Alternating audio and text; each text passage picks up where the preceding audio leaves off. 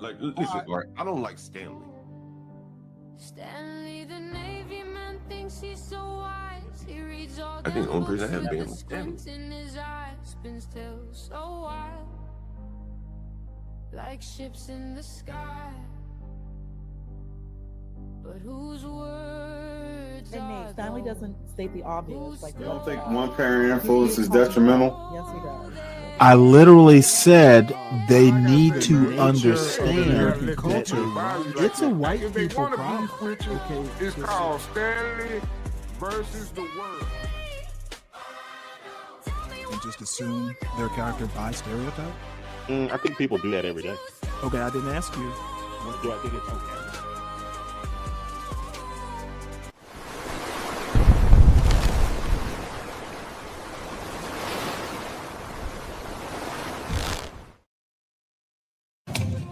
Good morning. It's Sunday, March 29th, and this is the Georgia Gang. I'm Russ Spencer, in for Lori Gears. The TSA says Americans endured the longest airport lines in history this week. Which party will pay at the polls? Rick Jackson says he'll spend as much as it takes to win the governor's race, and we'll talk about a new endorsement on the Democratic side. And making sure children learn to read is the top priority of House Speaker Burns, where his bill stands as we enter the last week of the legislative session. Kathy, Phil, Theron, and Martha are here this morning. The discussion begins right now. From the Fox 5 studios, the Georgia Gang starts now. More than 60,000 TSA workers spent another week without pay. And then in the early morning hours of Friday, the Senate voted to fund most of the Department of Homeland Security, with the exception of immigration enforcement. As many as 40% of TSA agents called out at major airports across the country this week, and some 500 have quit. Meantime, ICE agents who aren't trained for airport security helped with crowd control at Hartsfield-Jackson, but were helpless to alleviate lines that were 4 and 5 hours long. Travelers tell us they blame Washington and the failure to end the government shutdown for weeks. Democrats have been holding out for ICE reform. Specifically, they want agents to take off their masks and to enter private homes only if they have a warrant. Both parties had extra incentive, of course, to compromise since their Easter break begins this weekend. So the question, Kathy, who's going to pay politically? I have a feeling that when it comes to the midterms, obviously people forget, but this particular issue, I think they're going to remember. Well, if you had to stay in line at the airport for 5 hours, you will definitely remember it. And I think that Republicans will pay. They've had the opportunity to make the compromise in this. It's at a certain point, Democrats can't do anything about it other than present what the demands are and try to negotiate. So I think I think Republicans are going to pay for it for those who remember those lines. I imagine you feel differently, Phil. You were correct. Kathy, there were five funding bills that the Democrats held hostage over the last 40-some days. Come on, you forgot to tell the viewers that.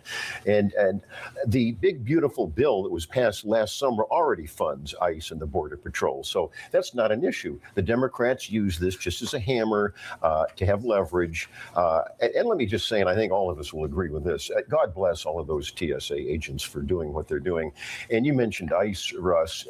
They are now being trained, as we taped on Friday, but they always were there to secure exits. I mean, we're talking security. And I saw, and you don't read this in the mainstream media, but one ICE agent in New York just saved a baby from suffocating. I saw it. Thank God that ICE agent was there. Right. So, but I think what's happening, and as you mentioned, Russ, we're taping on a Friday. I don't know what the House is going to do. We don't know that. Right. But I did hear, just as we came into tape, that the president was prepared to do an executive order to pay the TSA agents. Exactly. How do you see the politics of this?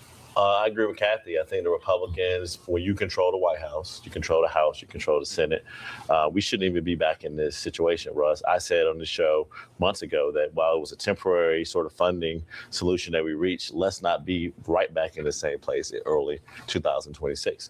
And we're here. But I also want our viewers to know that taking out the Custom Border Patrol and ICE out of the conversation and making sure that we fully fund TSA workers and have a robust conversation about the Department of Homeland Security was the Democrats' plan all along. And so one of the things that Phil forgot to remind us is that Democrats have been asking now for months to meet with the president, to meet with Republican leadership. Let's do exactly what they did at 3 a.m. on Friday morning. Now it goes to the House. I think that John Ossoff and Raphael Warnock have been out front telling the people what's going on here. But I also agree with you, Phil. I think the TSA workers, many of whom I spent a lot of time with last week, quietly passing out gas cards. A lot of them didn't show up to work. A lot of them have told me, Russ, even though if the president signs executive order, it's still going to take 30 to 60 days for them to get paid. And also, just want to remind you all, don't rush to the airport now because those lines are still going to be long. Sure. It's going to be a ramp-up approach. Particularly with spring break coming up. Yeah. Martha, I'm interested in your thoughts. And what do you think of Brad Raffensperger's suggestion this week that perhaps airport security should be privatized again? Well, they've done that in a number of airports, and it's worked very well. So I think it's something we should look at for sure. But I think there's blame to go around, and I think it's going to depend on where you're standing, who you're going to blame. In Atlanta, for example, we have 2 Democratic senators, okay, and they did put up several votes for specific TSA voting that was voted down. But last Monday, the White House came forward with a proposal that had 4 of the 6 things they had asked for, and the Democrats said no. And then the Republicans came back with a proposal, and the president said no. So I think it really depends on where you're standing, who you're going to blame. And what I saw when ICE got to Atlanta Airport was that the lines got shorter, that they started giving out water in the lines.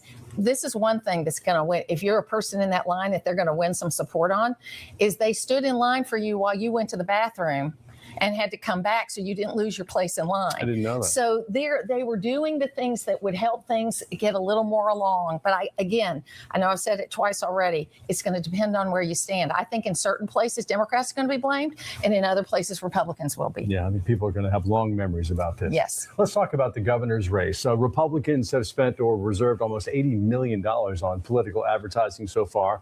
Rick Jackson, of course, accounts for most of that. Democrats, by contrast, have spent about $1 million, most of that by Jason Estevez.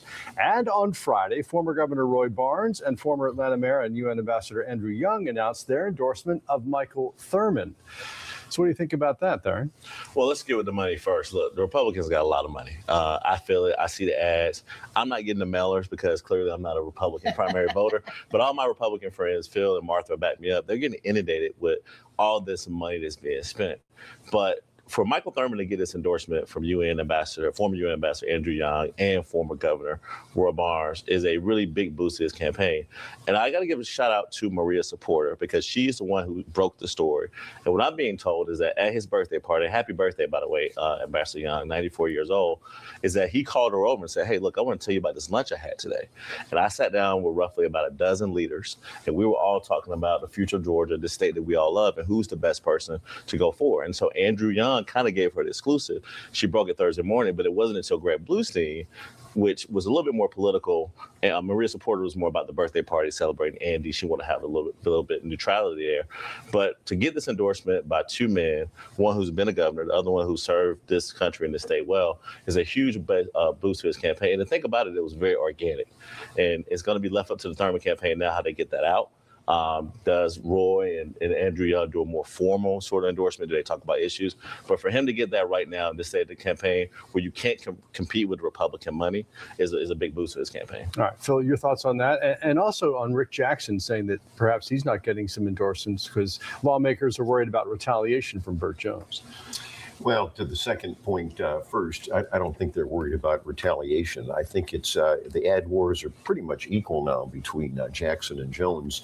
And one thing that people forget in a primary is in both parties, but in the GOP primary, Burt Jones has wrapped up over 60 some sheriffs, and he's got the endorsements of I think 3 or 4 of the GOP congressmen in Georgia and county commissioners. That helps. Rick Jackson is a newcomer, and he has to hustle in spite of all of his ad campaigns. But Burt Jones has fought back with the ads. There's a new one out there called the lie detector that Jones is doing, which again Jackson's going to have to answer about the lies and the so-called truth. But anyhow, I said this last week. I think both these GOP leading candidates in the primary must pivot now and go to kitchen table issues. As for Michael Thurmond, I think it's interesting because in the Democratic primary, Keisha Lance Bottoms supposedly is leading in most polls right now, but it's declining according to these polls.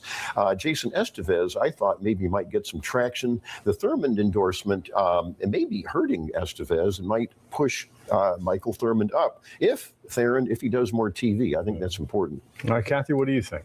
It's hard for Democrats to break through with the kind of budgets we have. I mean, and that's our own fault. I'm not blaming anybody for that. I think Democrats got to get better at raising money.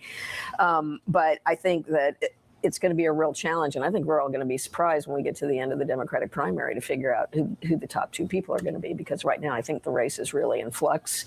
And I think it's going to force Democratic candidates to spend more of their money earlier to try to define themselves on TV, which they're not doing right now. For Republicans, my goodness, the negativity is just death-defying. I mean, it's horrible. And, I'm really looking for candidates who want to talk about public policy issues that matter to people. I am sick of hearing about the 6 transgendered kids that, somehow they need to pick on and spend millions of dollars bashing. I mean, it's ridiculous. It has nothing to do with the problems in Georgia. And I think we're all desperate to hear, real solutions to problems. All right, Martha, your response and your thought about. Welcome to Stanley versus the World, everyone. Good afternoon. That particular comment reminds me of a little brief snippet of my time on Nightish's panel today, and something I've been thinking about all weekend. We got to talking on Nightish's panel about basically Republicans doing, well, MAGA in particular, all they're doing is culture war. They're fucking up policy, Trump specifically, fucking up the international affairs, fucking up domestic policy, but they're winning the culture war. She's absolutely right. I think if you have good public policy or good international policy, a lot of these culture war type problems tend to solve themselves. I think Republicans and MAGA in particular love to pluck everyone's, their ire. These people want to legislate morality for starters, and those who don't, agree with them, legislating morality or attempting to, all of a sudden we become, un-American, or we become, whatever the insult of the day is. These guys are weak on policy. The MAGA blacks are weak on just general knowledge about anything political. They just hear, good moral sounding talking points, and then they want to demonize everyone else who doesn't agree with their very narrow points of view. Everybody, please make sure you hit the like button. If you're new to the channel, consider subscribing. It may be your cup of tea, it may not be, but check us out and support the show, folks, by supporting the host. Sovereign Beer Fund might be open early this week. We shall see. Burt Jones's tweet challenging Rick Jackson to a debate. Well, I think that the Jones campaign was really caught off their feet for the first few weeks of the Jackson campaign, and I think they're finally kind of getting back on their feet again. Generally, though, if you're the guy challenging to a debate, you think you're behind, okay? And that's generally the way it is. It doesn't matter if Democrats or Republicans. But as you know, I've seen some of the text messages, and I've gotten some of the text messages that have said, if you show up in a picture with Rick Jackson, you're going to pay. Unfortunately, there are people on the team, and this is one of the, I shouldn't give this advice for free because I usually charge for it, is that as a candidate. Good money? Yeah, good money. As a candidate, you cannot forget that nobody's going to know the name of the people that work for you. They're only going to know your name. And if the people that work for you get off track and start doing things, they can hurt you. All right. We'll leave it there. Coming up, we'll check the status of Speaker Burns' top priority, literacy. We'll be right back. Question or comment for the Georgia Gang? Email them at georgiagang@foxtv.com. House Speaker John Burns has been upfront about his top priority this legislative session, passing a literacy bill to make sure every Georgia child can read by the 3rd grade. The measure would provide for literacy coaches and rely on the science of reading, emphasizing phonics to teach children a skill that's essential for success. The bill sailed through the House, but is held up in the Senate with a week left in the legislative session. So, Phil, what's going on? Is this going to get done, do you think? Well, let's look in the crystal ball, because April 2nd is the last day of the legislature, and you'll have probably 4 working days left after this show airs. So as I look in the crystal ball, I think the election integrity bill is being written and rewritten. I think you're going to see that as a Senate GOP priority. And then, as you point out, the Speaker Burns and the GOP priority in the House is the literacy bill. I'm glad it's focusing on phonics. Just to kind of digress a second, that's what all of American schools did right up until the late 1970s. And then we got these new trendy educational companies that were selling, whole language and some of these other things that failed. And sadly, as we know, Georgia has a terrible, especially in the early grades, record with regard to reading. So I hope the literacy bill passes, and I hope that they can be a compromise to get some election integrity legislation. What do you think? I think, look, when you think about children literacy, it should not be used as a political football, and nor any part of public education should not be used to kind of go back and forth. But Russ, on this show, we have to keep it real. And I think Phil just really gave us some really good insight. What's happening right now in the state capitol, and Martha, you've been down there, Kathy, you lobby, many years down there with me as well. It's prioritization time. And so basically the Senate don't get what they want out of the House. They're going to hold certain bills in the Senate and vice versa. But I do believe that Speaker Burns, you watch him in the Capitol, he's working the halls, he's pushing this hard. And so I think it will get done. I agree with Phil. But when it gets done and what goes before it and what goes after it is going to really depend on the mood of the Senate and the House. Because right now, I'm telling you, I'm down there. I'm going back down there today. It is a lot of negotiations going on. And these guys are definitely making sure that they get their priorities met, too. Yeah, Speaker Burns has a lot invested in this. His wife, Ms. Dale, as well. What do you think is going to happen? So I serve on the State Board of Education. I represent the 9th District. And of course, we are watching this very closely. We just finished up our meeting this week. There have been some changes made in the Senate bill from the House version that's added some more money for the literacy coaches. I think the literacy coaches are important. My biggest concern is it's too bureaucratized. We passed the literacy bill 3 years ago. We still have not made the progress that we needed to make. And that I blame on the many entities that are a part of this literacy initiative. It's almost like too many cooks are spoiling it.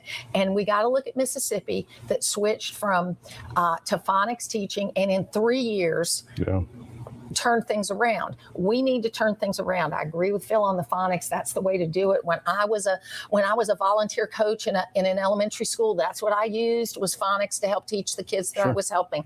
So I think we're going to get it done, to answer your question, in a long way. But I think that the most important thing is going to be the implementation, not the passing of the bill. Yeah, a lot of this is in response to a podcast by Emily Hanford called Sold a Story that was broadcast several years ago. I've listened to the whole thing. I highly recommend it.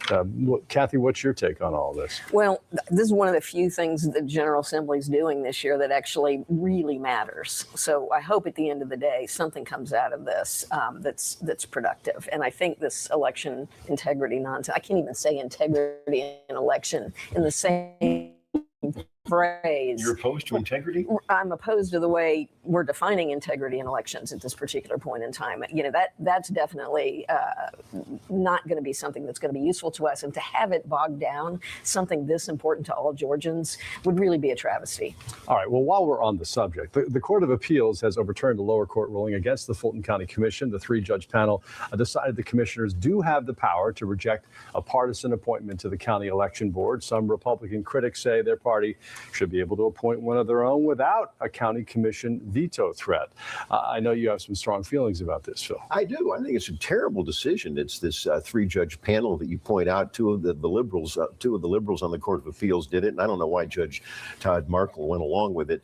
The law states that the county commission shall, that's the key word, shall appoint whoever the political party has as their appointees. Period. End of discussion. It's going to be appealed to the Supreme Court. It's a stun. I've talked to lawyers, both Democrat, Republican, and they were stunned at this ruling. Well, I think it's the right ruling, and I think it's the right interpretation, because what we have when county commissions and city councils appoint boards and commissions, particularly those that are getting paid to do particular tasks that would normally be used by elected officials, the county commissions and city councils have to have exercised their authority over those appointments. So what is preserved always and forever is that there are 2 Democratic appointments, there are 2 Republican appointments, and the nominees come from the respective parties. But those elected officials have the ability to accept or reject those. It will not change whether Republicans and Democrats get those appointments. But here's why this is important. When I was Fulton County Board of Elections chair, we had 2 Republicans. I worked very well with them. They were incredibly professional. We did not see things the same way, but what we did do together was to set priorities for the department and make significant improvements. And we were unanimous almost all the time. Almost all, I would say 98% of the time. What we see with these 2 nominees for Fulton County are people who are disruptors. They are not interested in identifying common problems and looking for solutions, and therefore they don't have the qualifications to be the people on those boards. That's not for the Democrat-controlled county commission to say about Republicans, and you're not addressing what I said about the law. I did address what I absolutely addressed what you said, and it is their authority to find out. Like I said, there are plenty of Republicans that would be great board members for the Fulton County Board of Elections. These 2 people have proven that they are not. No, that's ridiculous. Quick word from you. Could they just basically put up better people that can? These are fine people. Who are you to say that they're not good? No. Better people that don't have a history of like conspiracy theories. So look at the left wingers. This could be chaos around the state. You could have Republican county commissioners throwing off Democrats. In the spirit of Martha Zoller giving you all some free advice, just put up better candidates that are not as controversial, and you'll get them passed. All right, you last word. You know, I think that they need to follow the law on this, and I think that if the candidates don't work, then find other candidates. Okay. Coming up, a plan that would eliminate the time change in Georgia takes a big step at the state capitol. We'll talk about that when we come back. Join the discussion on the Georgia Gang Facebook page and watch past episodes on the Georgia Gang YouTube channel. The state Senate overwhelmingly passed a bill this week that would change Georgia to the Atlantic time zone, the same as Nova Scotia in Canada, to get around the federal law that bans states from moving to daylight saving time permanently. It would essentially do that. The measure goes to the House, and if passed and implemented, Georgia would be the only state on the East Coast not to turn the clocks back in the wintertime. Wow. Those 4.5 months or so, meaning the sun would rise after 8 o'clock, sometimes 8:30 most mornings in December. You know, as an old guy, I remember in 1974, I was 13 years old. We did this during the energy crisis. President Nixon did this in 1974. Everybody thought it was going to be a great idea. They cut it short because kids were getting on the bus in the dark, and they thought that it was a dangerous situation. Approval in 1974 went from 79% to 42%. How quickly we forget, right? What do you think? So my daughter's husband just got a job in Arizona, and they don't do daylight savings time. So I'm so confused about what time it is anywhere and anyway. But it is, I think, such a challenge is going to be. I just don't think you could single yourself out for one thing. I love daylight savings time. Don't get me wrong, but I don't like it dark in the morning. So I just think this is a waste of time. If you want to know the truth, just keep it the way it is. Well, State Senator Bo Hatchett, I want to quote him. He said, "Twice a year, we disrupt the lives of every family in this state." And so I hear what he's saying. And also Eric Erickson has something to say about this as well.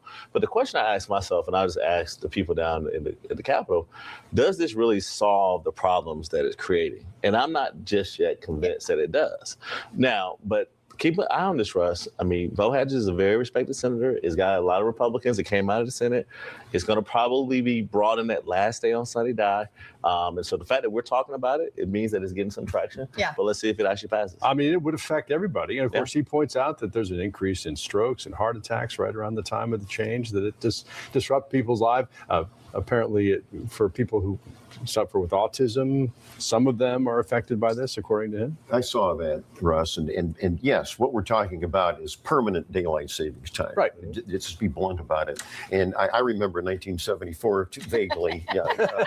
But I don't think it's going to pass. And okay, we need to be focusing on other issues. Thank you very much, Phil. I'm glad you're learning from me. I appreciate that. We all agree. But let's think about it. Do we want the world's busiest airport to be in the same time zone as Nova Scotia or Washington, D.C. and New York City? I mean, that's what we're talking about here. This is foolishness. Let's fund that literacy bill and get on with it. Okay, fair enough. Now, the suggestion being made by him is that if Georgia switches, that other states will follow suit.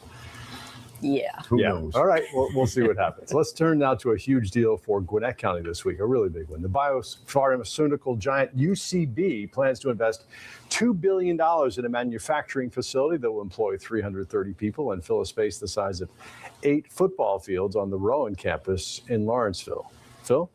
This is a really big deal. It was quite a coup the other day. This Rowan project is on the eastern part of Gwinnett County, 2,000 acres. And they got this firm is UBC is a biopharmaceutical plant, and it makes medicines for neurological conditions, which I was reading up on that. I do a little work on the project, and it's a big win for obviously Sachin Shailendra, the Rowan Foundation chairman, the governor, obviously, and then you've got Pat Wilson, the economic development team. You've got Gwinnett County, which was really supportive of it, and I could go on, but this is really, I think, a huge project for not just Gwinnett County, but for the state. Yeah, the state does seem to still be a magnet for business. Well, and I think for the country too, because this is an example of some manufacturing coming back to its new manufacturing, but pharmaceutical manufacturing, especially during COVID, we realized that we weren't making all the components here. And this is a great step forward to making something here in the United States, because the use of these types of drugs is only going to get more involved in our lives, not less over time. I think it's a good thing. Well, I think what it shows is that Georgia is still recognized as a place where you can get a skilled workforce in this state, people who are eligible to be available and candidates for these high-paying jobs. But anytime you're bringing jobs to Metro Atlanta, it's a good thing. I didn't check with the chairwoman out there, but I'm assuming she's good with it, Nicole Love Henderson. Oh, she's a big supporter. Big supporter of it. So if you got Nicole on board and the residents are there and it's going to bring jobs, Russ, I'm all for it. Ditto. Good jobs, good pay. That's what we need more of. And it's the first tenant. They're looking for more tenants. Fair enough. All right. Winners and losers are next. Time now for the week's winners and losers. All right, Kathy, let's start on your end. Sure. Well, my winners are going to be the tens of thousands of people who show up for the No Kings March here and around the country. I'll be participating and looking for my friends. I know they're all going to be there. There's only one person who's responsible for waste, fraud, and corruption in this country, and we know who it is. So show up if you're not happy with how things are. In terms of my losers, I got a couple. The city of Atlanta has a business tax that I voted for 25 years ago and pay every year. It's the hardest tax I can manage to pay. This year they changed to a new system, making it even more complicated, and they charged me a $191 transaction fee for a $300 bill. I'm still looking, Mayor Dickens, for how I'm going to get my money back, and I'm not the only one who this affected. Phil? Well, I've got a winner in all of this airport mess, and that's Ed Bastian and Delta Airlines. I'm so glad that they stopped this absurd policy of giving a pass to all of the members of Congress. They get ahead of all of us. Who are they to get ahead of all of us? The rest of that. So I understand other airlines are being pressured to do the same thing. And again, I hope the winners are going to be the TSA members and the others that have been really cheated out. You can argue both sides. I believe the Democrats are far more responsible for this, and I hope as this is aired, this is taken care of and these people are paid. Darren? I agree with you. Delta definitely was going to be my winner. Also, I agree with you, Kathy. All the people who are going to peacefully protest for the No Kings rally is going to be my winner. But also, just go back to these TSA workers. These women and men, Russ, go to work every day. Many of them don't have gas money. They don't have food. They don't know when they're going to get paid. So you guys are definitely my winners. But also, the airport staff. What we don't know is that the airport staff has to coordinate with the TSA, coordinate with the ICE agents, coordinate with all the people who come through with traffic. So I want to give them a big shout out as well. And then lastly, happy birthday to my lovely wife, China. Phil, Kathy, Martha, Rush, she's looking as sexy as ever. She's wonderful. So happy birthday, baby. All right, you left you 20 seconds. Yeah, again, Delta.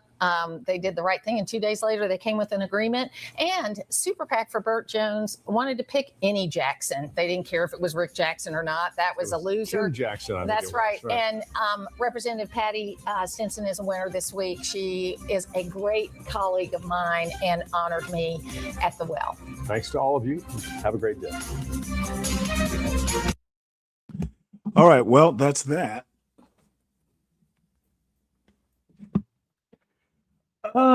Yep, that was oops. Oh Lord. That was very Georgia centric, but I enjoy watching that program. So hopefully you did too. So let's get into talking about Trump's folly. Hold on one second. Let me pick this up. All right. So Trump says U.S. may seize Carg Island and take Iranian oil, but deal could come very quickly. Oh man, this boy. Let's see, on yesterday, President Donald Trump told the Financial Times his preference would be to take the oil in Iran, raising the possibility of seizing Carg Island, the country's vital export hub, as the conflict entered its fifth week.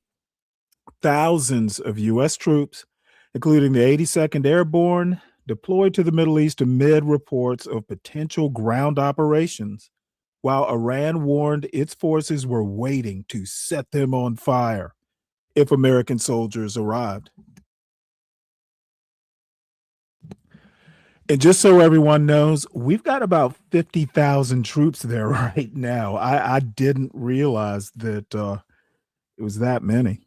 And I don't know whether that includes sailors or not. We'll find out. So Trump claimed Iran permitted 20 oil tankers through the Straits of Hormuz as a sign of respect and agreed to most of the 15-point U.S. demands, though Iranian officials denied direct negotiations with Washington. Energy prices surged sharply. Of course they did.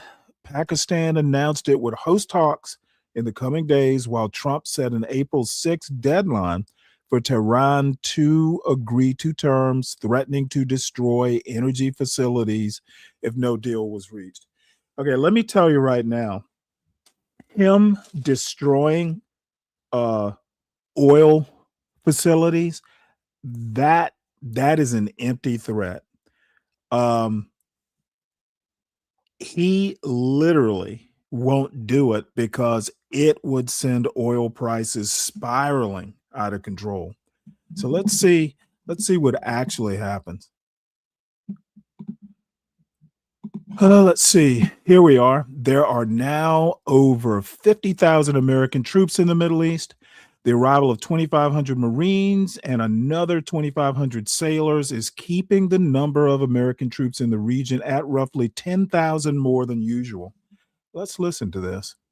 There are now over 50,000 American troops in the Mideast. This article is by Helena Cooper and read by an automated voice. The arrival of 2,500 Marines and another 2,500 sailors is keeping the number of American troops in the Mideast region at over 50,000, roughly 10,000 more than usual, as President Trump decides on his next step in his month-old war in Iran.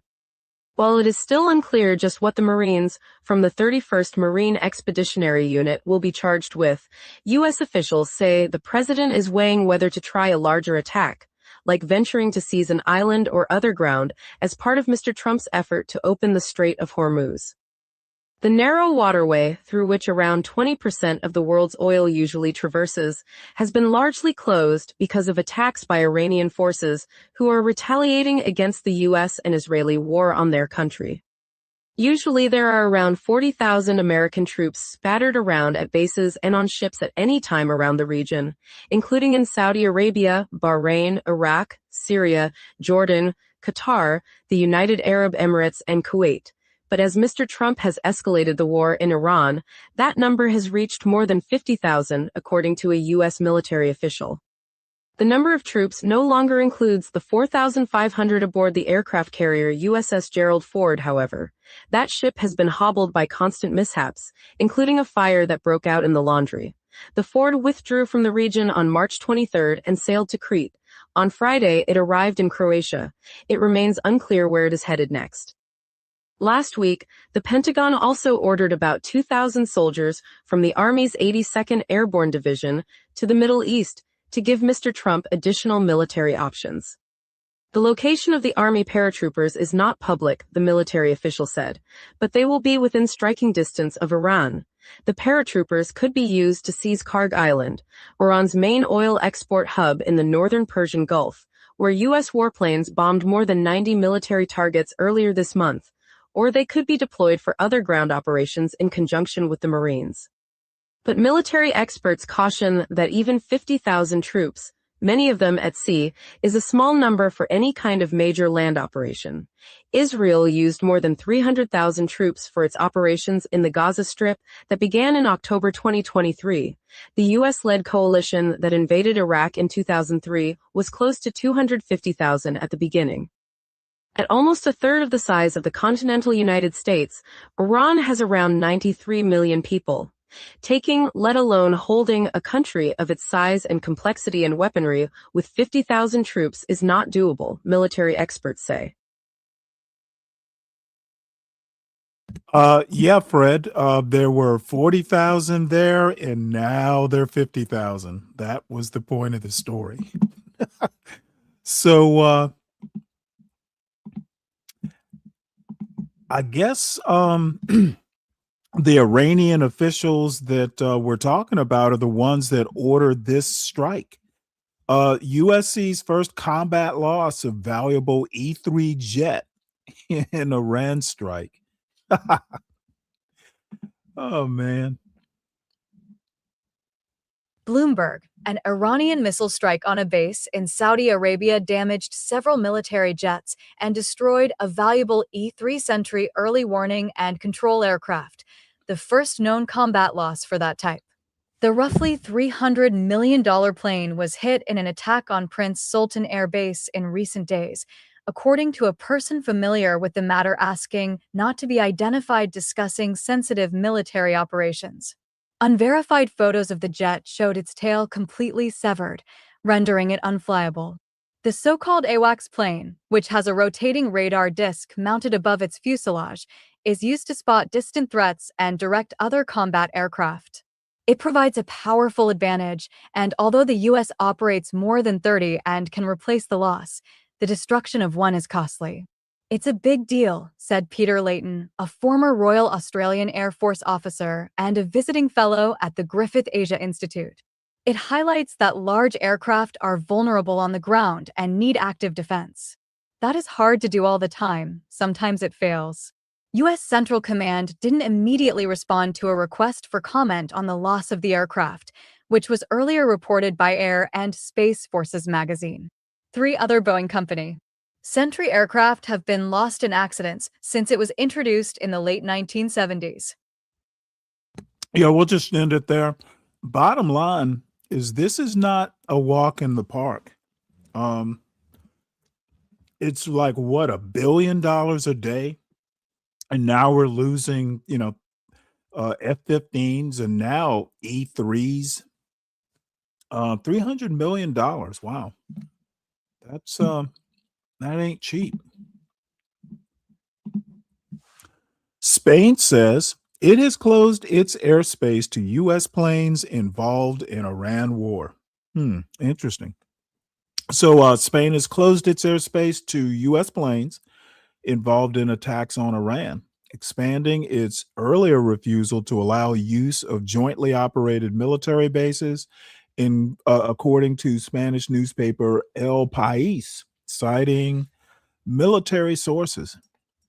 Spanish Prime Minister Pedro Sanchez opposes the U.S. and Israeli attacks on Iran, calling them reckless and illegal.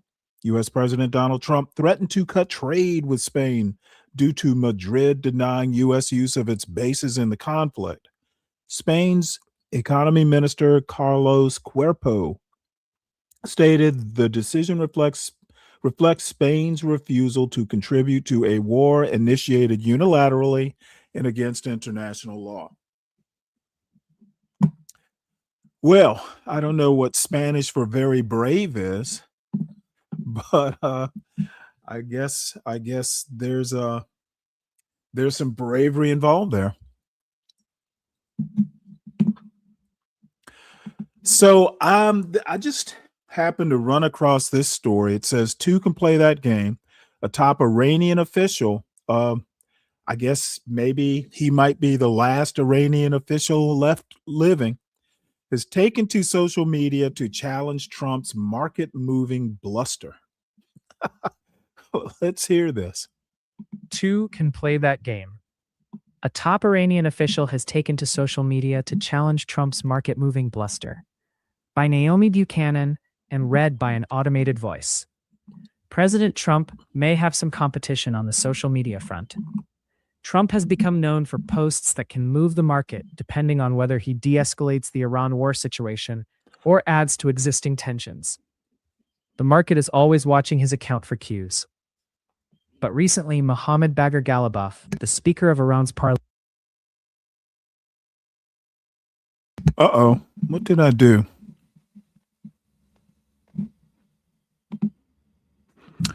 I think I pushed the wrong button here. Sorry about that. Has entered the fray.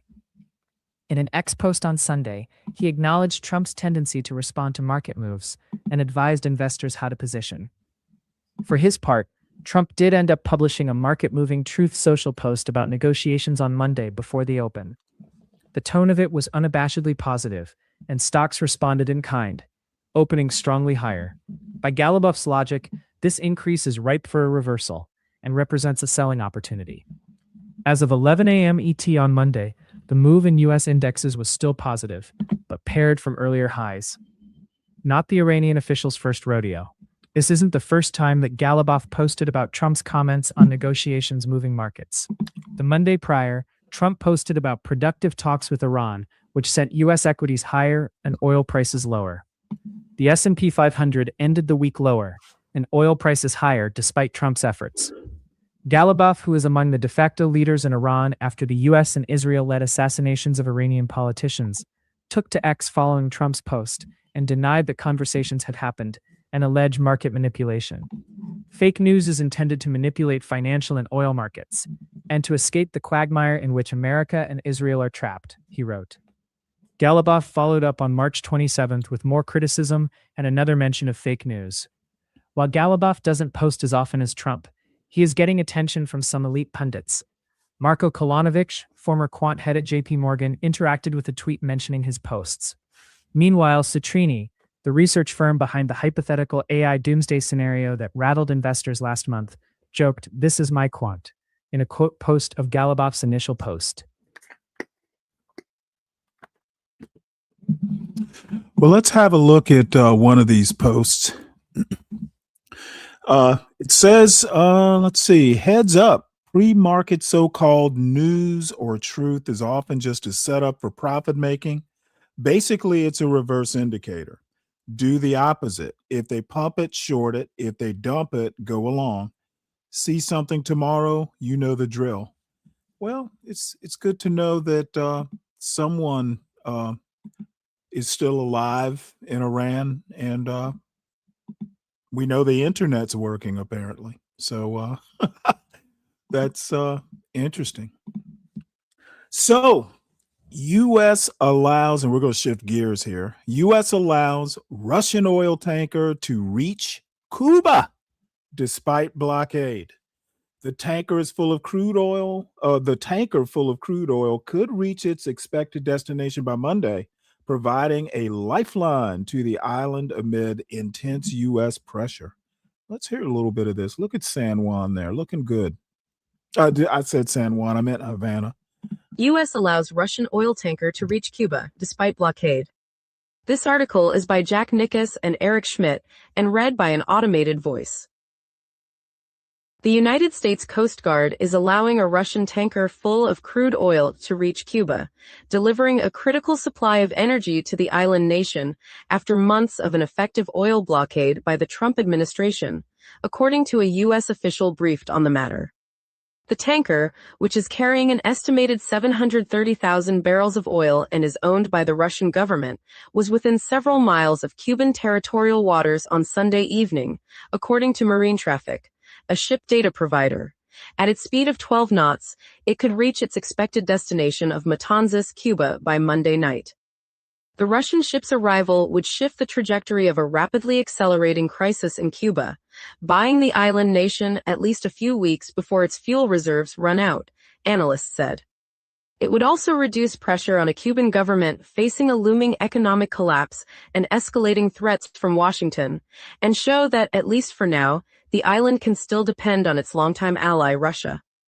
The Trump administration had been enforcing what amounted to an oil blockade around Cuba since January, threatening nations that had been sending fuel to the country and, in one case, escorting a tanker heading toward Cuba away from the island. The Coast Guard has 2 cutters in the region that could have attempted to intercept the Russian tanker, yet the Trump administration did not order those vessels to act, according to a U.S. official briefed on the matter who spoke on the condition of anonymity to discuss operations. Barring orders instructing it otherwise, the Coast Guard planned to let the tanker reach Cuba as of Sunday afternoon, the official said. It was unclear why the White House did not issue orders to block the tanker or whether it would allow future Russian oil shipments to reach the island. The decision avoids a potential thorny confrontation with Russia just off the coast of Florida. Asked by reporters about this article on Air Force One Sunday evening, President Trump confirmed it. "We don't mind having somebody get a boatload because they have to survive," he said. "I told them if a country wants to send some oil into Cuba right now, I have no problem with that, whether it's Russia or not." But he played down the benefit for Cuba. "It's not going to have an impact. Cuba is finished," he said. "They have a bad regime. They have very bad and corrupt leadership. And whether or not they get a boat of oil, it's not going to matter." The Russian embassy in Mexico said in a statement that the Russian Federation expresses its full solidarity with Cuba, considers all restrictions imposed against it to be illegitimate, including... I'm going to stop it right there. Well, looks like Russia doesn't give a fuck. Full solidarity. Yeah. They're feeling pretty flush right now because they're selling a shitload of oil to Asia. Trump, dude literally cuts off his nose despite his face. What else is he going to be able to do? Russia's talking shit, and not much Trump could do about it.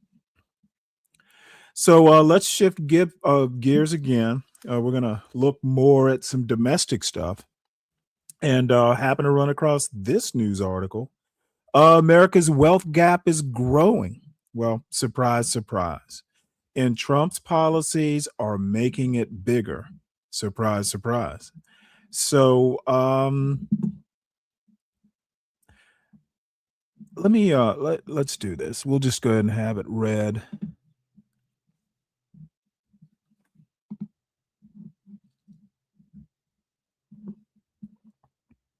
This article is part of Unaffordable America, a series examining rising economic inequality in the U.S. and the policies that drive it. How's the economy? Not bad if you're rich. Demand for luxury yachts and private jets is surging thanks to last year's tax law. Sales of $10 million-plus mansions are booming as stocks hit new highs. And the wealthy and powerful will get to enjoy a new ballroom for galas at the White House. What if you aren't rich? The typical American can't afford the median-priced home. To Fred's point here, speaking of Iranian hackers, did you hear that Iranian hackers got into Kash Patel's? I think it was the Iranian hackers got into Kash Patel's email. So, boy, is their internet working well. A new car is out of reach for many, with the average monthly payment exceeding $700. Food banks are seeing a growing number of people skipping meals because they can't afford groceries, and more middle class Americans are selling their plasma to make ends meet. Yeah, we've been talking about the plasma thing, TSA agents, having to take out loans for food. Yeah, this Trump administration is it's costing some people. The divide between rich and poor in America is the widest it's been in at least a generation and growing. The amount of wealth held by the top 1% increased at more than double the rate of the bottom 90% in the first 9 months of last year, according to Federal Reserve figures. At the very top, Elon Musk's fortune is approaching that of legendary 19th century businessman John D.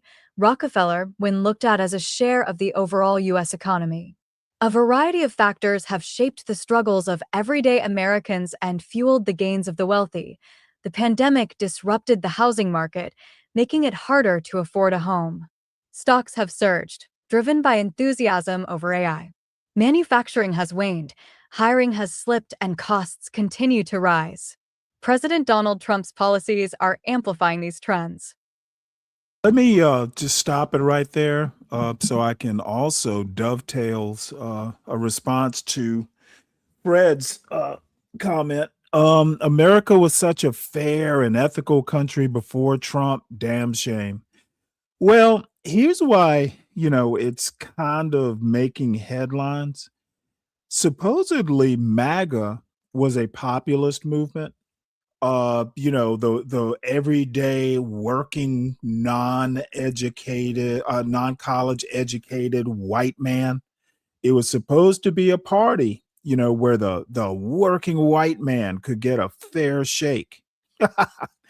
And all these people, they're finding out that nope, it's pretty much business as usual. So if the promise was that Trump would be able to help the grassroots to some degree, and that is not happening. Wealth gaps continue to increase. Uh, the wealth gap has always been big. This article basically says that the top 1% in 1990 owned 23% of America's wealth, and now it's up to what, 33%, 32%. So I guess the point is Trump isn't helping. The deficit's still growing under Trump because of all of a sudden, we've got $1 billion a day war, which is not going to help the working man. And something that Trump has done that did not exist, at least in recent American history, it's tariffs, which are a tax on America. So just the tariffs alone, that is anti-working man. Farmers, in trouble, soybean farmers, there are a lot of things, gas spiking. The only thing that's gone down that and I'm sure there are other things, but to my awareness, the only thing that's gone down is eggs and turkeys. I got a good deal on a Thanksgiving turkey, but prices are going up. Inflation, they're predicting it may be up around 4% at the end of the year. So if America has never been fair, equitable, and ethical, well, Trump is just a continuation in spite of his campaign promises. We got a war that was unnecessary that is tacking on more to prices, tacking on, to the cost of gas and, anything that's a petroleum product, eventually down the line, it's going to increase in price as well. So all I can say is thanks, Trump. Thanks for continuing a long-standing tradition of America not being not being ethical and not being fair. All right. And I talked about this last week, but I want to resurrect it in light of the last article. Young graduates face the grimmest job market in years. And Donald Trump does not seem to be addressing that problem. He seems to be a lot more interested in foreign wars than he is helping, young people get a foothold in life. So again, thanks, Trump. So let's hear a little bit of this. Artificial intelligence could reshape work. Don't hear the administration addressing that at all. Young graduates face the grimmest job market in years. This article is by Sydney Ember and read by an automated voice. In January, an administrator from the Career Center at the University of Delaware posed a question on a private message board for educators. Has anyone else noticed a decrease in employer fair registration for their spring events? Responses came swiftly. We are definitely seeing similar issues. It seems the current environment is not conducive to hiring. The struggle is real. The forum, which included administrators from schools across the country, encapsulated the intense anxiety gripping college students, recent graduates, and virtually everyone else who knows anyone preparing to start a career. They have reason to worry. This is the worst spring for young degree holders since the depths of the pandemic. The unemployment rate for college graduates ages 22 to 27 soared to 5.6% at the end of last year, according to an analysis from the Federal Reserve Bank of New York, up sharply over the past 3 years and outstripping the overall rate of 4.2% at the time. For those who were employed, more than 40% held jobs that do not typically require college degrees, the highest level since 2020. The appetite for hiring is definitely decreasing, said Allie Goosens, the Assistant Director of Employer Engagement at North Dakota State University. Fewer employers attended the school's spring career fair, she said, and some told her it was because they were being more conservative in their recruiting. It was just reduced hiring numbers, she said. They just weren't hiring quite as many.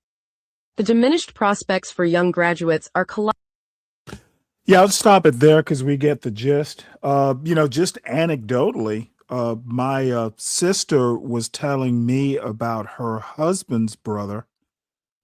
He's some sort of developer, software developer, and he wound up being laid off. So I am really, and maybe if anybody out in the chat, or if anybody on the replay of this know of an instance where the Trump administration is dealing with AI taking over, some white collar type or knowledge worker type jobs, please let me know. I don't want to shortchange the Trump administration if they've addressed it or had words about it. But, I consume a lot of news. I haven't heard Trump or his ilk make any comments. So let us move on. We're going to talk about No Kings and the protests this weekend, or rallies, whatever they're called. I didn't watch any of it this weekend. I was kind of busy, other than I know it happened, and apparently it was worldwide and millions of people did it. It seems to have had less impact, or less, it seems to have been less newsworthy this time around. But again, I was busy, so maybe my perception is skewed. But it says the war in Iran was a galvanizing force, but plenty of protesters focused on President Trump's immigration crackdown. Senate candidates in several key races joined the crowds. Well, boy, they should. So I guess the point is they happened. And Stacey Patton, me and Fred's favorite professor, 10 things white liberals can do now that another No Kings protest is over. Unfortunately, she did not read it in her voice. but we'll go ahead and I think I want to hear the whole essay because I haven't read it. So let's see what we got here.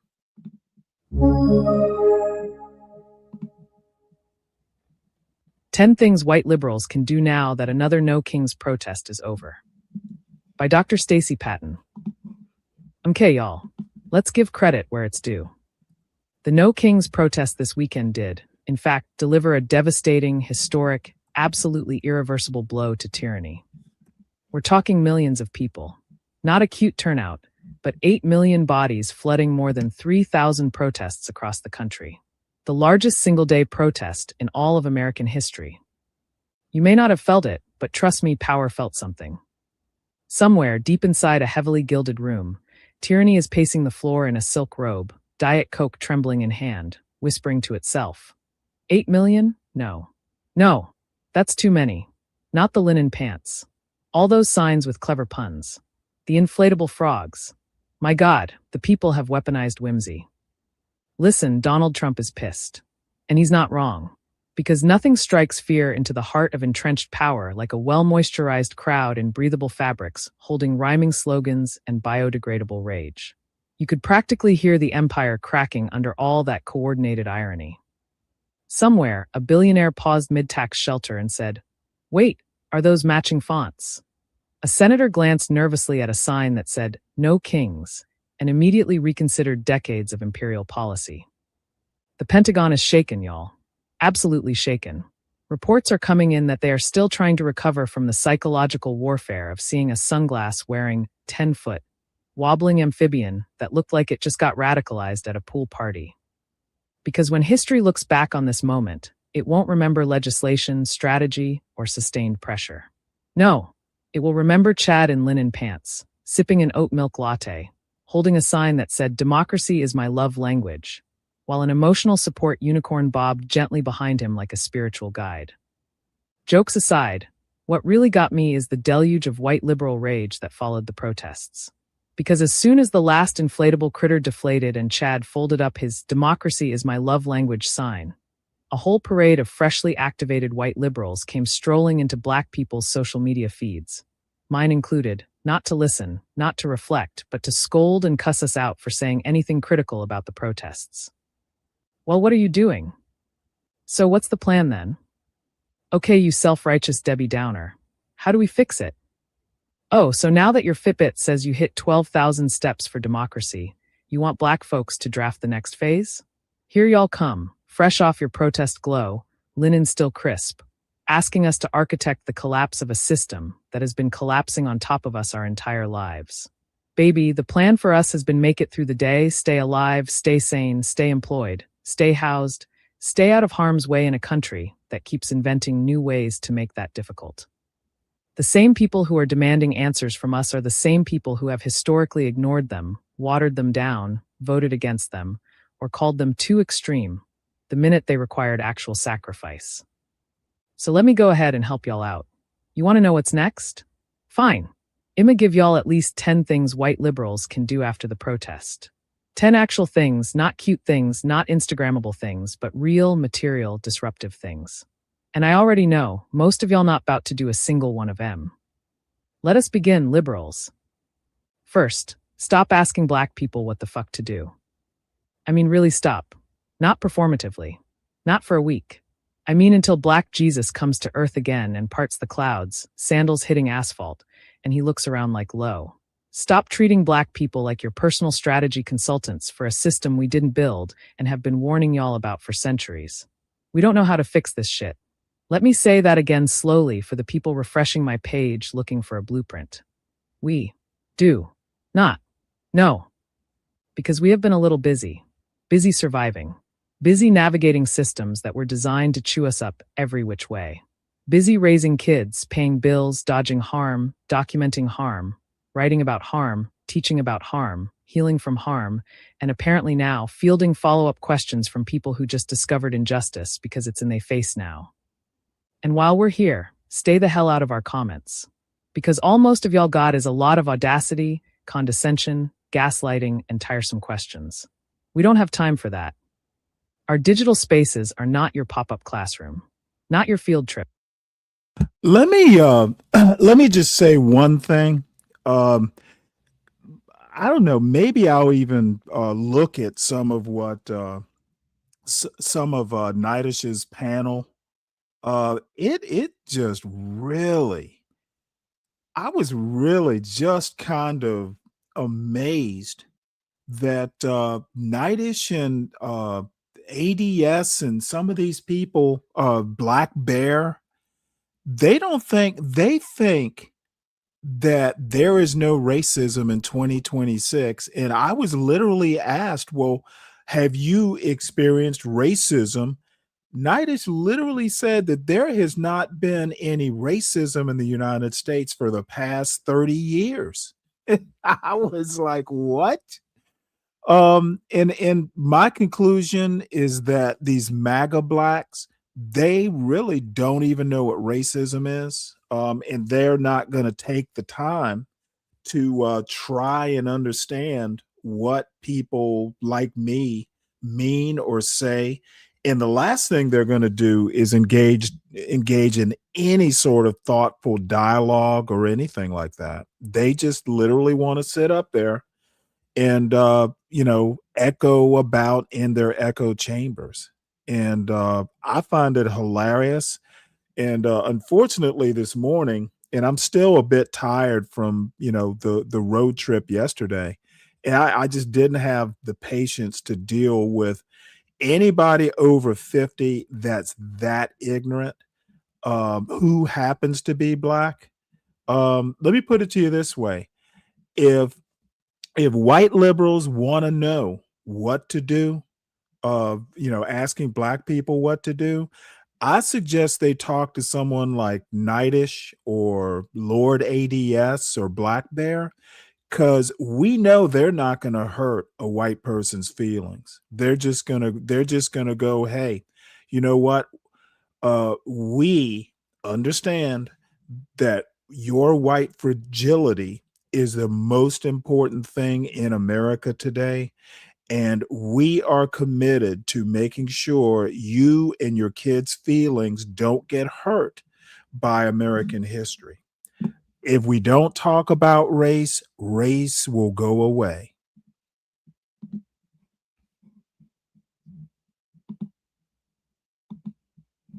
Uh-oh.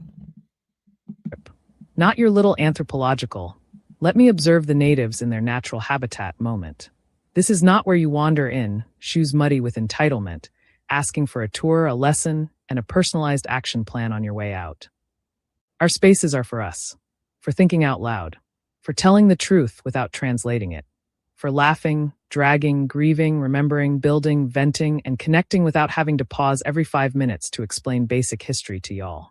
They are for community, for clarity, for relief, not to be fighting with y'all. Because what's wild is that y'all will march all day against oppression and then log online and immediately try to manage black people. Don't police us. Correct us. Demand optimism. Demand strategy. Demand gratitude. Demand that we package our reality in a way that feels productive to you. It's giving. I oppose the system, but I would still like to supervise you.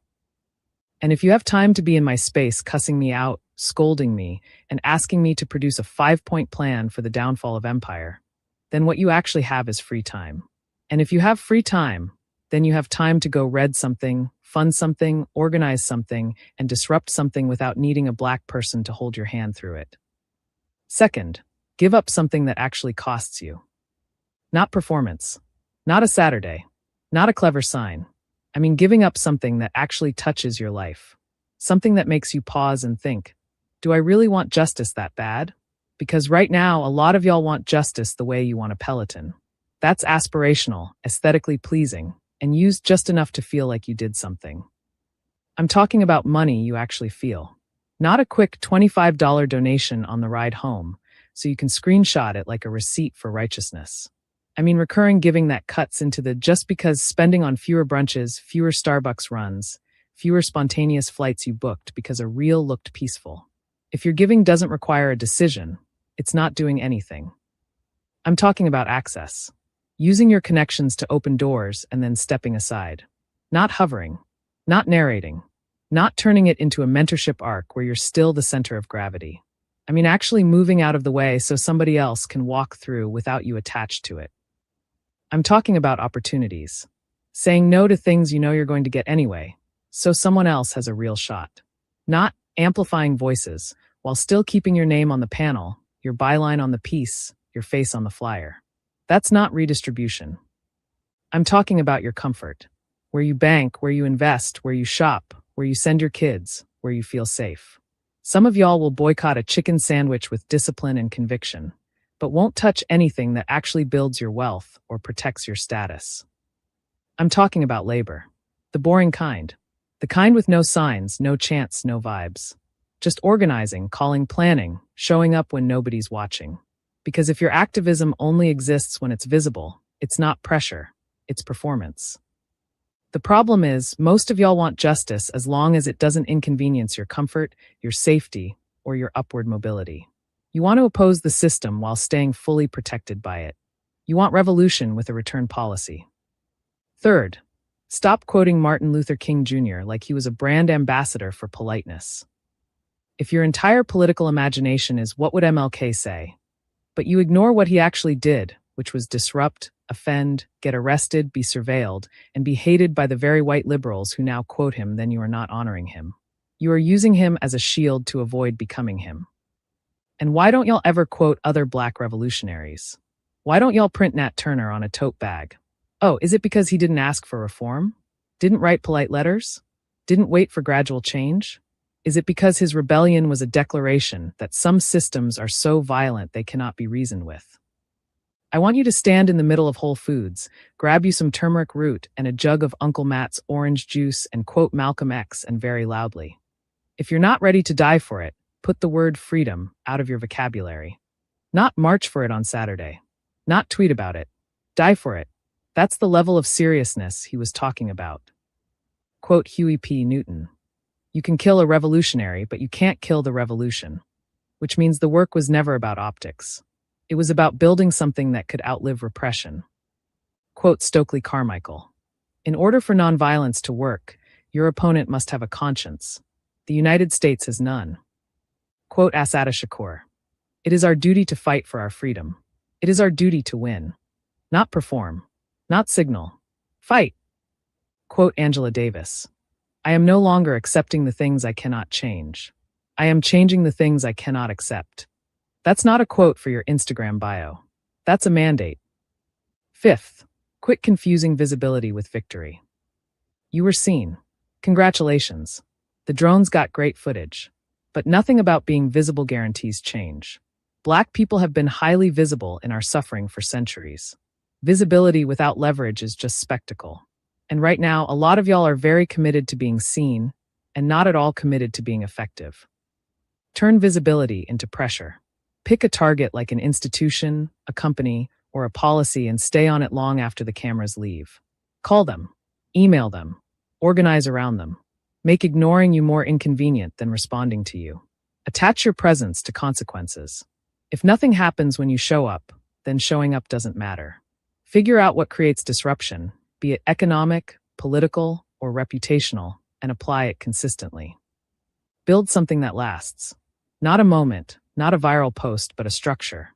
A fund, a network, a campaign that keeps moving when the crowd disperses. And most importantly, stay. Stay when it's quiet. Stay when it's boring. Stay when nobody is watching and there's nothing to post. Because that's where effectiveness lives.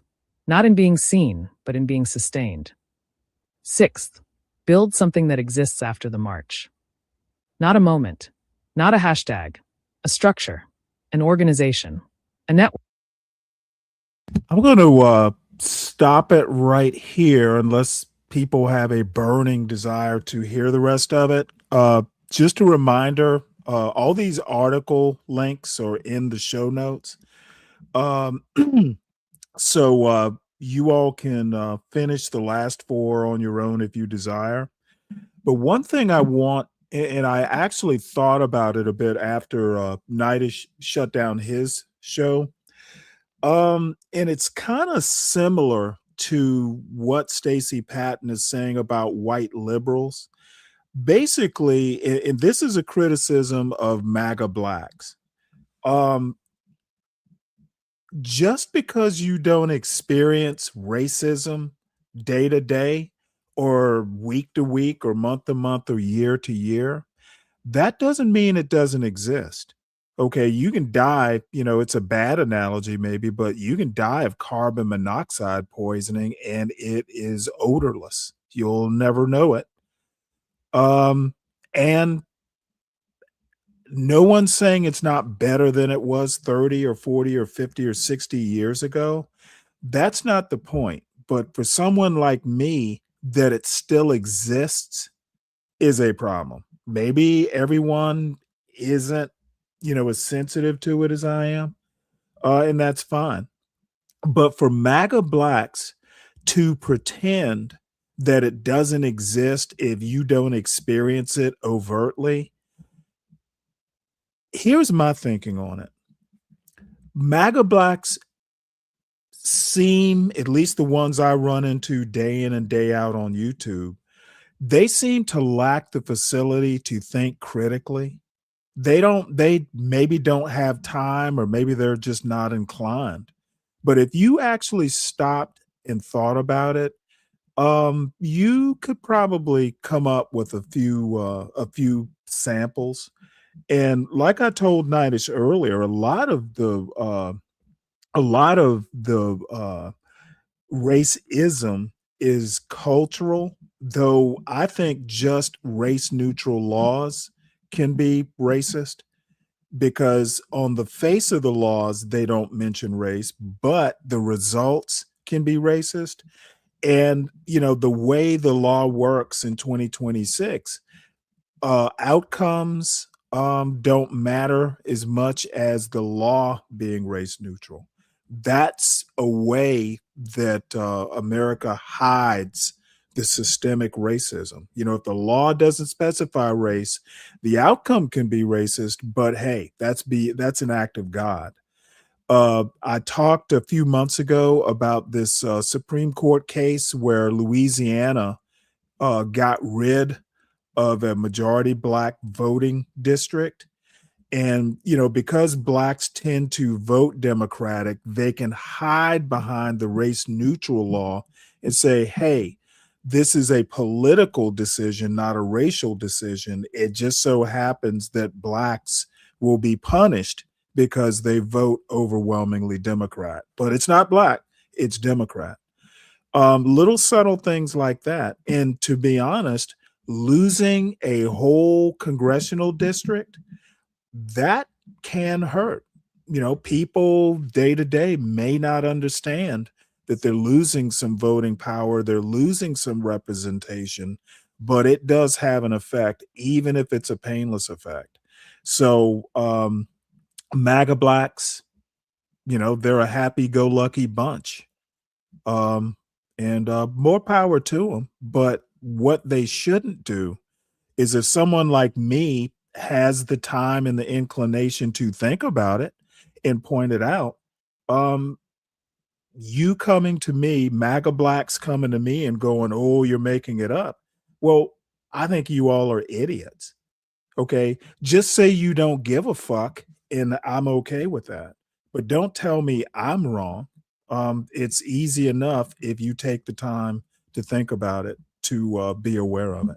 So MAGA blacks, stay blissfully ignorant, and the world won't end. All right, so let's move on.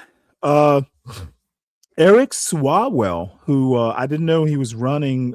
He's attempting to run for governor of California. He's a congressman from California. Apparently, Kash Patel and the Trump administration want to dredge up some hot water that he was in a few years ago, and he was found innocent, but they want to bring it up anyway. And of course, it's political. You air out dirty laundry, even if the laundry wound up not being dirty. So it says here, and this is from the LA Times, FBI Director Kash Patel is pushing to release files on a decade-old investigation into Representative Swalwell's ties to a Chinese spy. No charges resulted.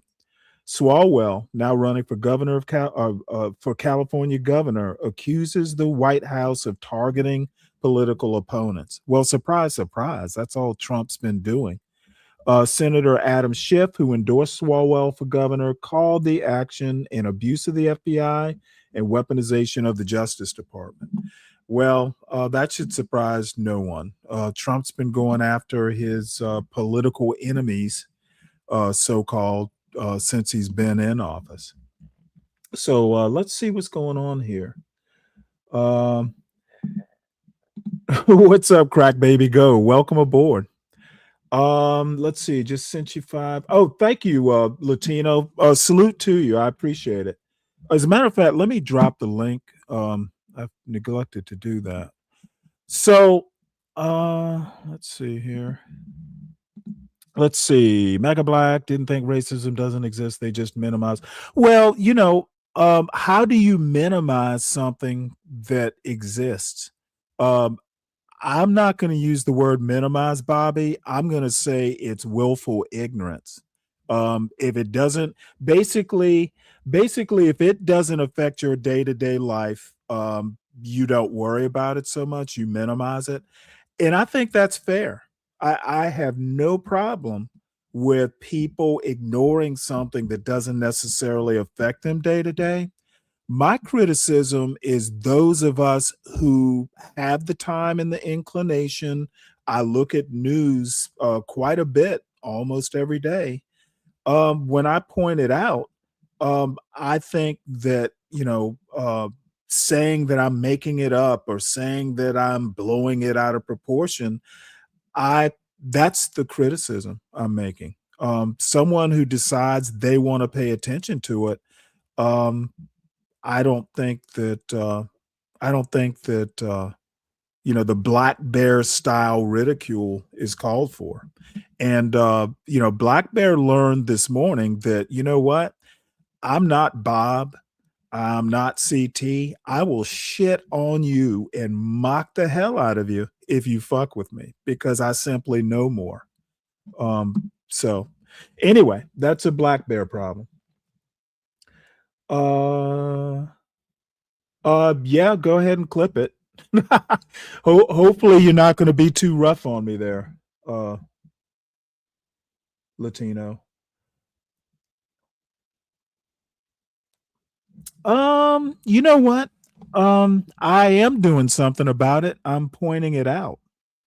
Sometimes just pointing out a problem is good enough. I'm not going to solve an existential, or what, not existential. I'm not going to solve a problem that America has had culturally since its inception. But I will point it out. So let me drop this link.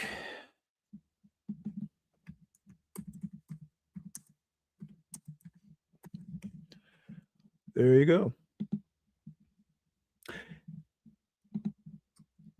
Let me pin it right quick. All right, so let's see. What else do we have here? This was interesting. In Florida, a Democratic electrician nabs a state Senate seat in Republican Florida. I saw a little bit of this a couple months ago, maybe, but apparently this Democrat working class guy electrician wound up getting into the state Senate. So I don't know, if Florida's a bellwether, it's not, I'm not going to say that this is any sort of definitive victory, but it is worth noting. A Democratic electrician nabs a state Senate seat in Republican Florida. This article is by David W. Chen and read by an automated voice. Democrats on Monday.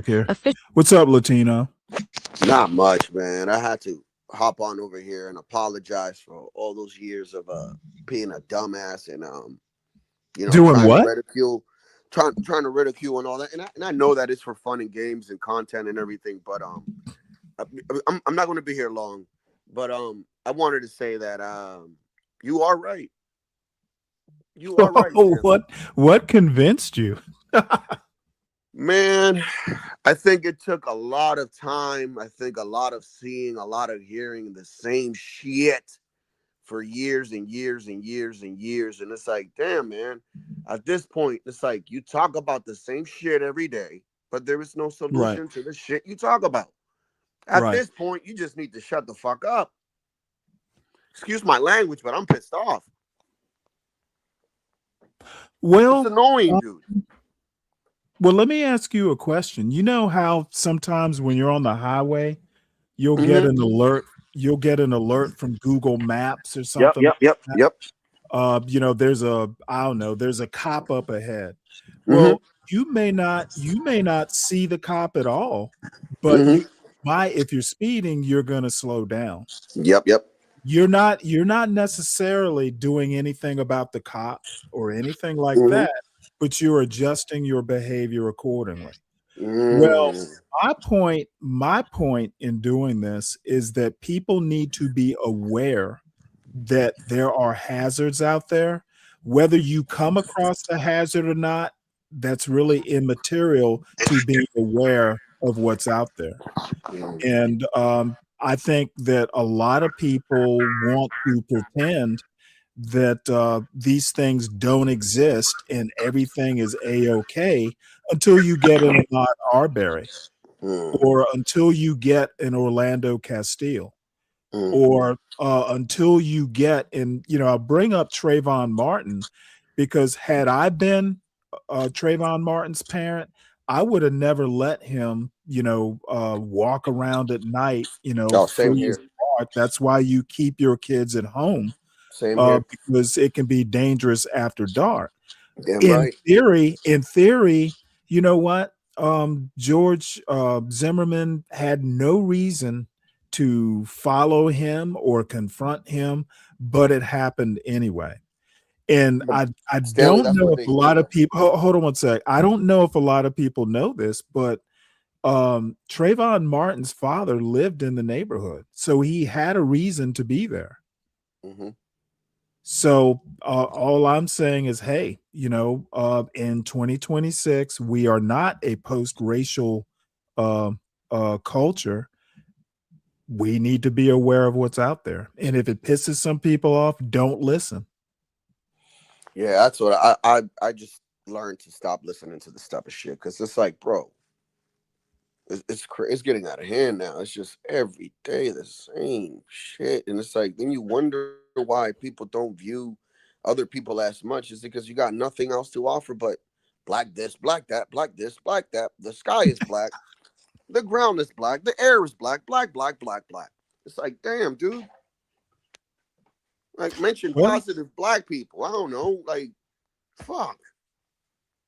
I gotta go, Stanley. But thank you for well, having me. I just want to let yeah, that no out. problem. Thank you for supporting the show. I'll be over there. No problem, man. Thanks. You do shows all like you don't have a set time, do you? I usually go around after 9 because that's like the best time after my kids are asleep and Yeah, I have right. no interruptions. But Well, yeah, that's what I usually do. everybody, you drop your link. Anybody who's a content creator, and you got a wrench, here, I'll give you one. Go ahead and drop your link. I don't have a problem with it. Yeah, me neither. Thank you, Stanley, again. Yes, sir. Bye. So, let's see here. So, anybody who wants to hit the link, feel free to do so. So this Democratic electrician, working man, we probably need more of that. I think that, I agree with Democrats have become a lot more quote PMC. Um, I think that this Trump phenomenon is going to wind up in an odd sort of way recentering the Democratic Party more towards paying attention to what's happening at a grassroots level. And I think Brian Nathan is going to, hopefully he's kind of a vanguard. I agree that the Democratic Party needs to be a little bit more earthy in its approach. We have become technocratic, and I'm technocratic. I guess you could call me that. I'm not going to change, but I do think that there needs to be a big tent mentality. So let's see what else we got here. Speaking of ostentatious and well, Trump's not a PMC, but he definitely is billionaire class. Trump's ballroom design has barely been scrutinized. Apparently, whatever Trump is intending on doing is just going to be a royal mess. Um, let's see. It says President Trump's ballroom has rushed towards construction with little time for public review of his major addition to the White House. Critics warn it still has many issues. Its portico is too big, its stairs lead nowhere, and its columns will block views from inside the ballroom. And that's just the portico. So it's basically the Washington Post actually has like a staff architect that does a column every now and again. So just grousing about the rush design and the lack of forethought that's put into it. And Trump has a shelf life. He needs to get it done in theory before he leaves office in four years. Putting thought into it takes time, and we know MAGA does not like forethought or critical thinking or anything of the sort. So this is interesting. Bank of America to pay $72.5 million to settle lawsuit by Epstein victims. So let's hear this. I'm interested to know what the lawsuit was about. Bank of America to pay $72.5 million to settle lawsuit by Epstein victims. This article is by Matthew Goldstein and read by an automated voice. Bank of America has agreed to pay $72.5 million to settle a lawsuit filed by lawyers representing hundreds of Jeffrey Epstein as sexual abuse victims, according to a filing in federal court on Friday. The tentative settlement, which requires approval by a judge, is the third payout by a big bank to resolve similar claims by the same team of victims' lawyers. An agreement in principle was announced this month, but the terms were not made public until Friday. The lawsuit, filed in October in U.S. District Court in Manhattan, claimed that Bank of America had financially benefited from its relationship with Mr. Epstein and overlooked signs that its accounts were being used to further his abuse of young women.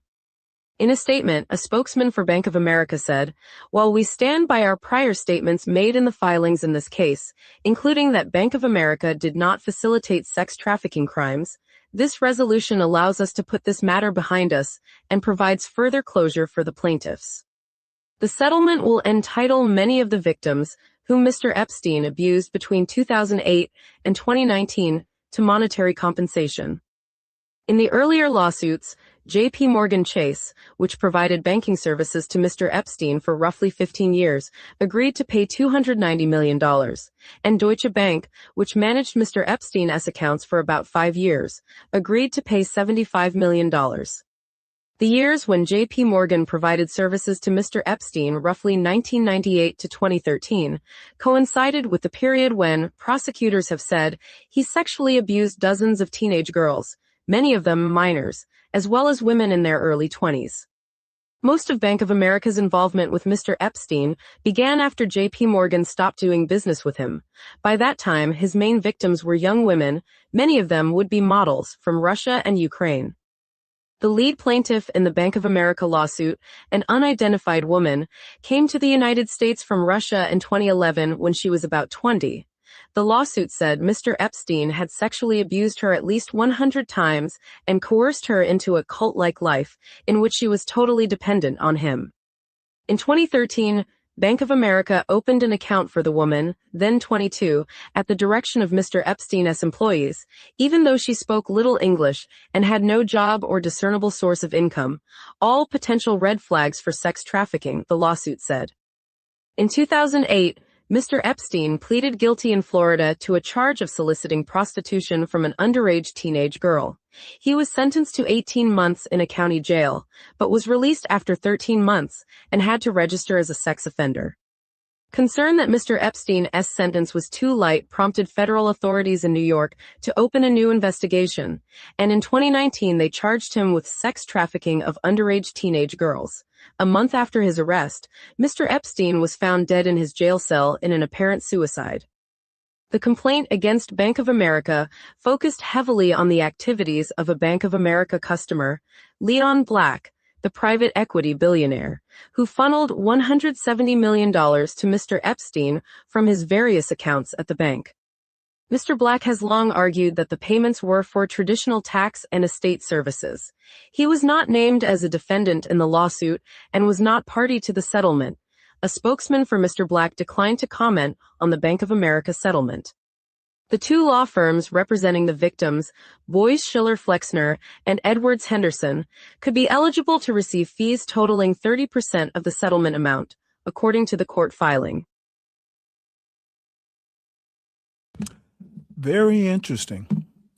That's the only Epstein news I've seen in the past probably a couple weeks. So there's that. Now, this actually made me do a double take. So he took Pelosi's lectern in January 6th. Now he's running for office. Adam Johnson has rarely voted and embraces his rule as clown prince of January 6th. Floridians will decide whether a man who tried to upend democracy can help lead one. Well, you know what? Why not? Trump got elected and he tried to upend democracy. So why not, a normal guy? So here he is on January 6th. He grabbed Nancy Pelosi's lectern. I can't remember if he took it with him, but I'm looking for the guy who went into Pelosi's office and put his feet up on her desk. I'm looking for him to run next. He's got his little lapel pin with a silhouette of him in the lectern. So I think that if he was going to run anywhere and stand a good chance of getting elected, it would be Florida.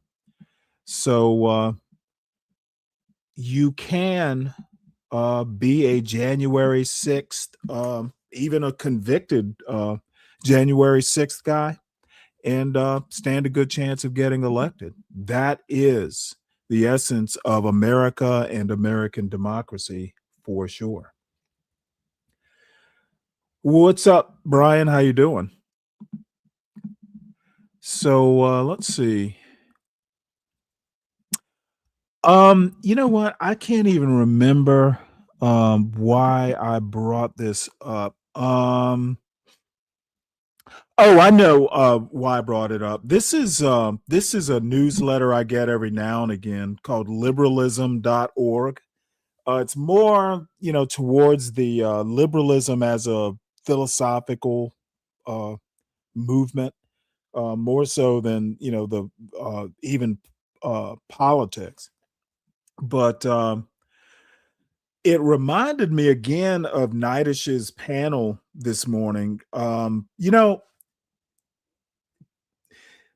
Generally, it's understood that rich people who can afford fancy lawyers, tend to get a fairer or better shake in the U.S. justice system. OJ, Donald Trump, even. If you're a millionaire or a billionaire, you're going to have a better time, depending on what the crime is, of course. But I mean, Epstein is a good example. The first time, I guess, back in the early 2000s, he got into hot water and he wound up, with a really light sentence and, that sort of stuff. He lived to, be Epstein again, up until the end. Um, and I wanted to talk about, thinking of something like racism or, systemic racism. I think systemic racism is actually a redundant phrase. Racism, the ism implies systemic, but if Black America has a wide gap in generational wealth, that just implies that most Black people are not as wealthy as other demographics. And if you're not wealthy, you will not be able to afford, the high caliber legal representation. And if you wind up having to deal with a public defender because you can't afford a lawyer, you're pretty much cooked. The public defender system at the federal and the local level are stretched thin. The caseloads, from what I understand, are really high. So if you are not, very rich, you will wind up, not getting the fair share. And because the wealth gap between the Black demographic and the white demographic are there for historical reasons as well as others, I guess, you will that's a good example of systemic racism. It's not that, if you don't get in trouble and don't need a lawyer, it doesn't affect you. But what if you do get in trouble? It will affect you.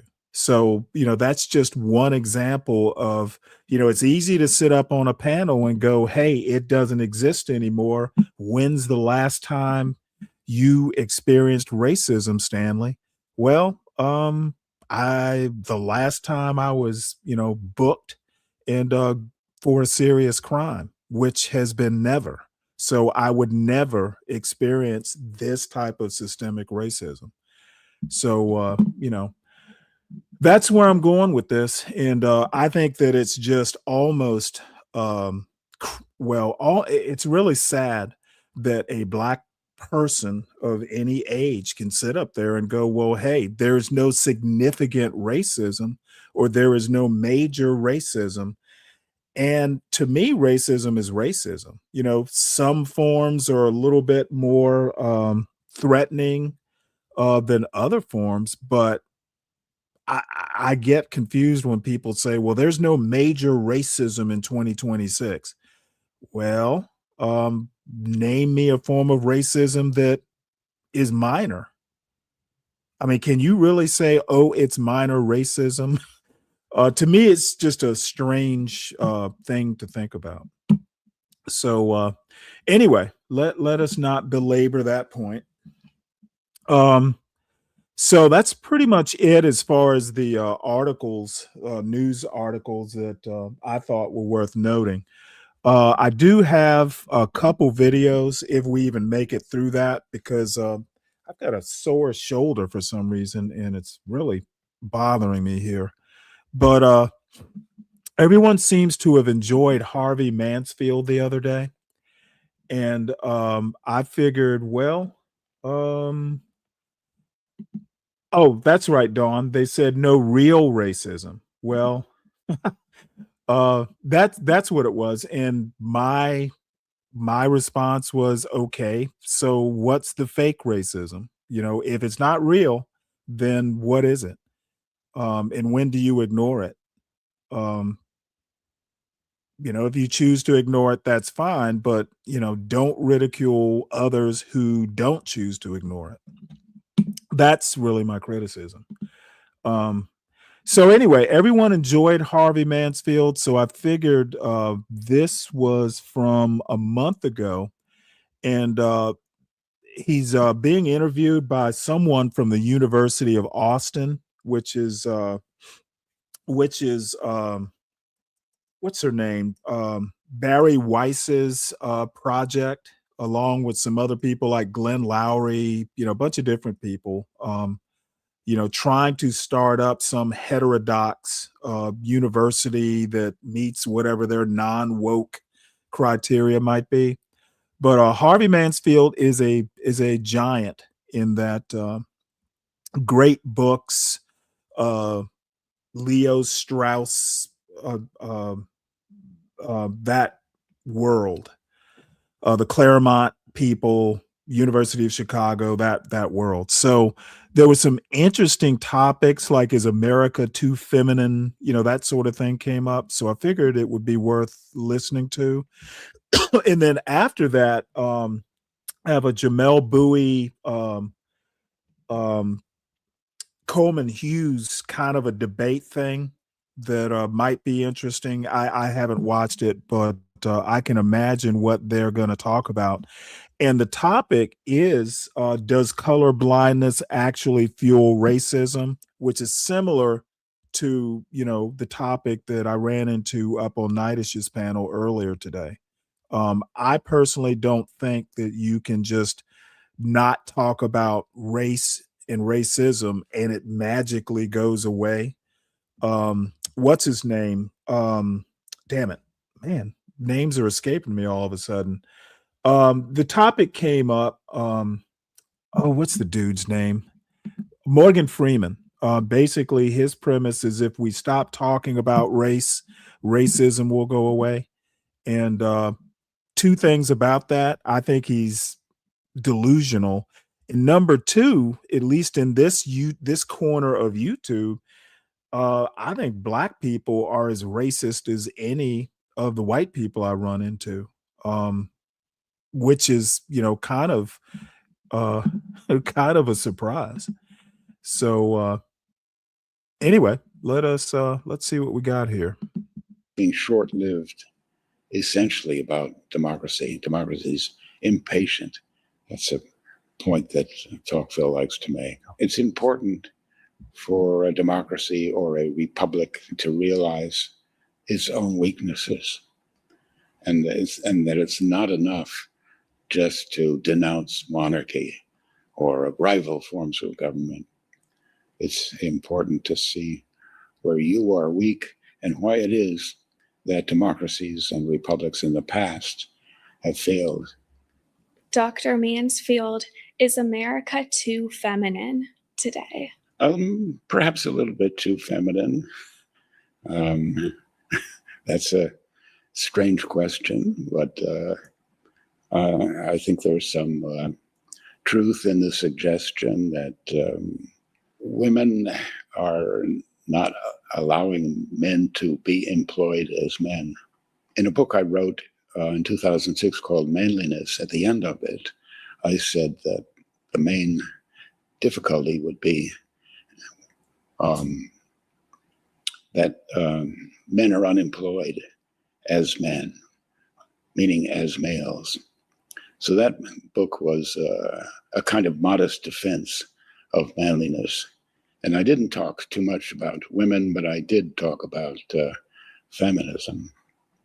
Feminism is an opinion that there's no serious differences between the sexes, meaning that your sex doesn't give you duties or rights or status in any way different from the other sex. So that's a kind of equality that feminism wanted, which means that the two sexes are pretty much the same. In the 19th century, feminism was different. In the 19th century, women declared that women were superior, not just equal, but superior to men, especially in morals. And this was an opinion, a traditional opinion, long time to be seen. You can see it in Tocqueville's discussion of American women. And since women were more moral, if they had the vote, they would improve our politics, and they would take us out of the corruption of big city bosses and parties and male voters getting drunk. So and that to some extent succeeded because we did give women the suffrage in the early 20th century, and but that wasn't good enough for Simone de Beauvoir, so the author of our present day feminism. She wrote a book called The Second Sex, and which she meant that women come after men. And this is a situation which must be improved or corrected. Right there in that title, I think one might raise a question as to whether it's always best to be first. Women have the advantage of, in the older view, of allowing men to take the initiative and then they judge. Women are judges in this view. They think and decide. Men are simply attracted, usually for beauty, and often for superficial qualities like that. Whereas women think more, or at least have the opportunity to think more of what it would be like to be married to this person. So women are more interested in the long term. They like relationships than women, and men are more interested in quick results, as Donald Simons, a sex sociologist whom I much like, said with men, lust comes before love, and with women it's the opposite. Love comes before lust. So that's a way in which one can understand the two sexes are different, and therefore the harm that might come when women do or try to be the same as men. And they try to be imitation men, you might say. And I think that's what still is the ruling doctrine. Now, let me make one point. A lot of people, I think I confuse a lot of people. I tend to be, center left politically, but I actually get a lot out of listening to people like Harvey Mansfield, who is not a far right person. He is a reasonable, conservative.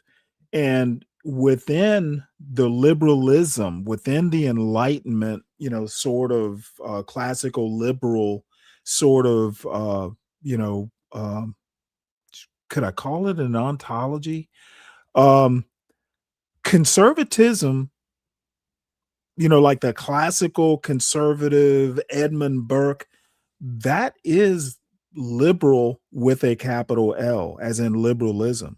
A lot of people don't seem to understand that. This liberal conservative dichotomy in American politics is somewhat unique, in that American conservatives would probably be considered leftists in some European countries. So, and this is what I mean. When I get up on a panel and I hear people talk about, the liberals this, the liberals that, half the fucking time these people know nothing about political science. They don't understand how it works.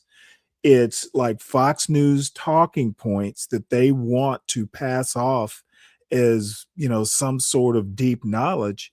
And I just happen to know better. And it pisses a lot of people off. ruling doctrine isn't always practiced right now. There are a lot of women who are uncomfortable with being called feminists. And every woman is a kind of feminist in the sense that you want to defend your sex and what you've been given.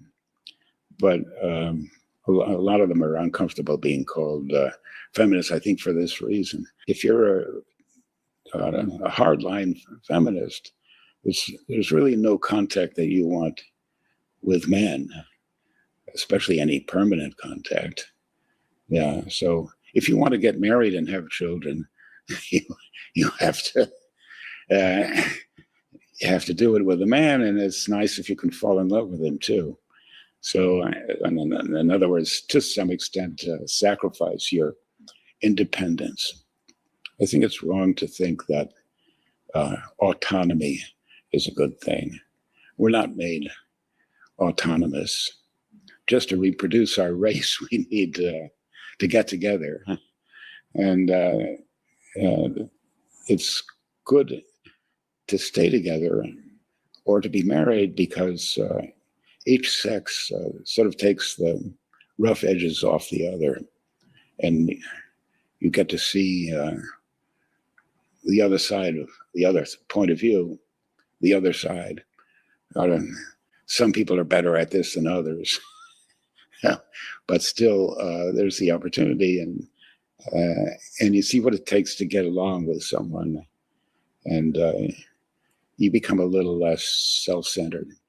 And this is especially true for men, who tend to be more self-centered, I think, than women. So this is a long speech to say I agree with the question that America is a little bit too, let me say, feminist instead of just feminine. Well, one of the themes of your book on manliness is just your extraordinary and I think correct respect for both sexes. There's such conscientiousness and respect woven throughout your text. And I wonder, for those who haven't yet had the chance to read your book, tell us, what is manliness and how was Margaret Thatcher manly? My quick definition of manliness is taking charge of things in a situation of risk. So manliness is a quality, sometimes good, sometimes bad, of those who seek to take charge and handle dangerous situations, or at least tricky situations, and don't hang back or just watch or sit and ponder and judge things. So manliness is a quality of a very few men, not of most men or all men. I think that's why I distinguish manliness from masculinity, or what's called toxic masculinity. There is a certain toxic masculinity that goes with being a male, but manliness is an attitude. I agree 100% with that point, and that's why many of these old YNs that I run into day in and day out on YouTube don't fit the bill. They will prattle on about their leaders. No, they're fucking not. They don't take charge. They only take charge on YouTube panels. Especially of those people who are manly against those men who aren't. It's not so much against women, because they're excused from being manly. After all, they're women. But manliness is just for the few. So it's not the same thing as being a gentleman. Hey, Untrackable. Which is being. Give me 1 sec. I got to run clear an alarm. Just got done baking some bread. Be right back, like 2 minutes. Gentle, though strong. And a person can be manly without being very gentle or being gentlemanly. So there are kind of levels of the quality of manliness. Yeah, but it's also the case that there are exceptions and overlaps between men and women. And Margaret Thatcher is an example of a woman who sought risk and suffered it in a manly fashion, very bold and very durable. The Iron Lady. Yes. Exactly. Well, one of our sophomores just started a gentleman's society on campus here to practice manners. But I want to ask you on a slightly different topic. Right now, many on the right are arguing over whether unity matters more than calling out extremists on their own side, especially when the left is seen as the bigger threat. From a Burkean view about party politics, how should we think about this problem? Unity versus disunity. Exactly. Within one party. Yeah. I'm a little in favor of disunity. I don't think that conservatives need to speak in unison, all in the same voice. And there's Hear that, folks? One of your own ilk. I once again agree, dude. There is nothing wrong with conservatives disagreeing or liberals disagreeing with liberals, et cetera, et cetera. Moderation in all things, and extremists, they tend to take movements too far. And their history is rife with extremists just kind of crashing, whole movements. some who are have a greater sense of the need for pluralism and thus a certain tolerance for the other side, as opposed to those who are gung-ho. So any comments on this so far, Intractable? Well, yeah, for sure. Have you ever? No, go ahead. I'm sorry. Yeah, toxic masculinity, in my opinion, is denying the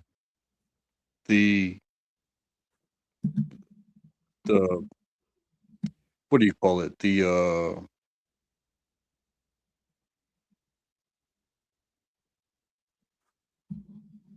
Oh, I'm at a loss for words. But when you need, so if you deny as a man that you need a woman, so toxic masculinity is when it's like all I need to be is a man, and all I need is to create and provide. But who are you providing for?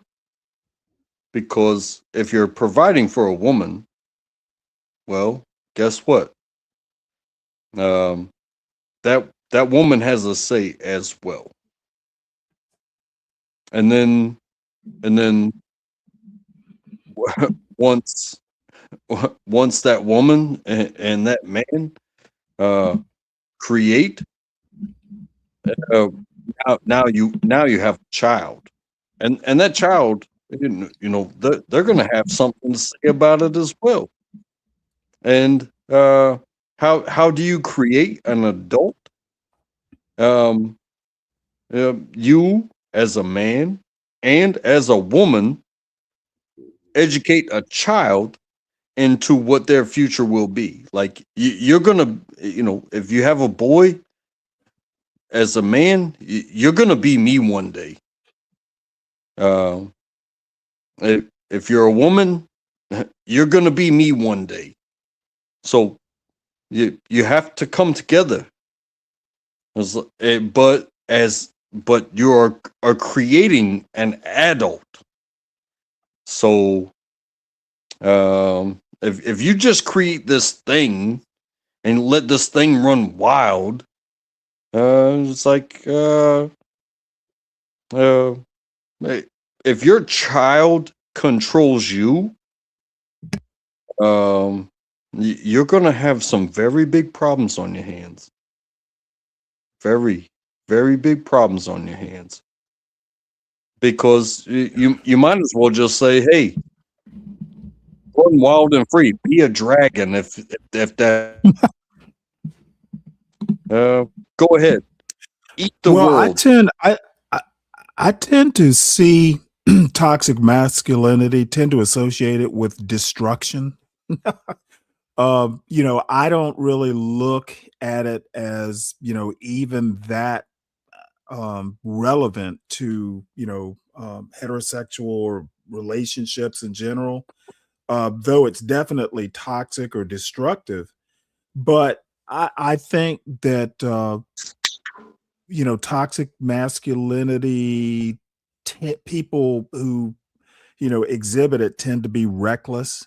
They'll take unnecessary risks just because, hey, you know, I need to prove I'm a man. Well, So it doesn't destruction, even have recklessness. it doesn't even have to be that way with the masculinity or the femininity or let the child do whatever they want. Toxic is toxic. So role play your role. If I am due to be in charge of you, you understand this from rank structure. So if if I fail at my rank structure and I am you know, the heavy lifting and whatnot, and you fail at your order giving and being like, hey, you will do this, that, or otherwise the weightlifting will come down on you. Then the child will do whatever it wants to do, and the child will become this dragon. Does that make sense? And the dragon will set on fire whatever it wants to, but it will come back to you as parents. Right. So Don, I don't know. We might actually do a video tomorrow. Excuse me, 1 minute. I'm addressing Dawn. Maybe because other than she was um, Jean Paul Sartre's like love interest at some point. And I think I actually read an article talking about her life. I've never actually read her. So I downloaded the PDF that Claris found. So it's probably not a very long read. I can probably read it and do a video or something like that. Because I'm interested now that you bring it up. Go ahead, Untrackable. no, I'm not trying to. I'm not trying to change anybody's minds. Hmm. I go through this every single day, and you know, if my ability to stop this child from doing what it's doing, because like, hey, children they have their moments, but if I stop you and mommy or the community stops me from stopping you, that's a thing. Um, but if they stop you, whether it be mommy or the community, and I back you up on you stopping them, but then you switch it up and you don't back me up on stopping you. Uh, it's like this child has no bearing, and I think you understand the word bearing. It's like Right. they have no direction. They have no solid bearing. And when somebody tries to correct them, It, hey, they're just gonna go their own way, and then until they're 18, you you can say, "Hey, don't do that. Stop right there. Don't move another inch. Stop doing that. Don't be in this direction." But once they reach that limit, it's like, all right, don't come don't come crying to me for help. Right. Well, let's It's get. I'm sorry. Oh no. Let's get back to this. Let's see what else Dr. Mansfield has to say. In favor of conservatism and always want to win. I'm a little bit on the former side, but especially in present conditions where we have two parties that are hyper partisan and also very close in strength.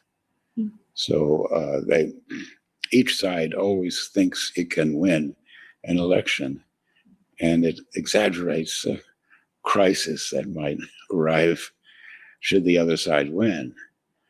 And I think that gives us a kind of Well, this is a month ago this interview took place, or at least that's when it was posted. Unfortunately, this time I think the Democrats actually did not exaggerate what could happen under a second Trump administration. And I think what's going on right now uh, with Iran, I don't think that's exaggerating how destructive Trump's toxic masculinity can be. He's just gonna all of a sudden we're gonna take Karg Island and we're gonna take Iran's oil.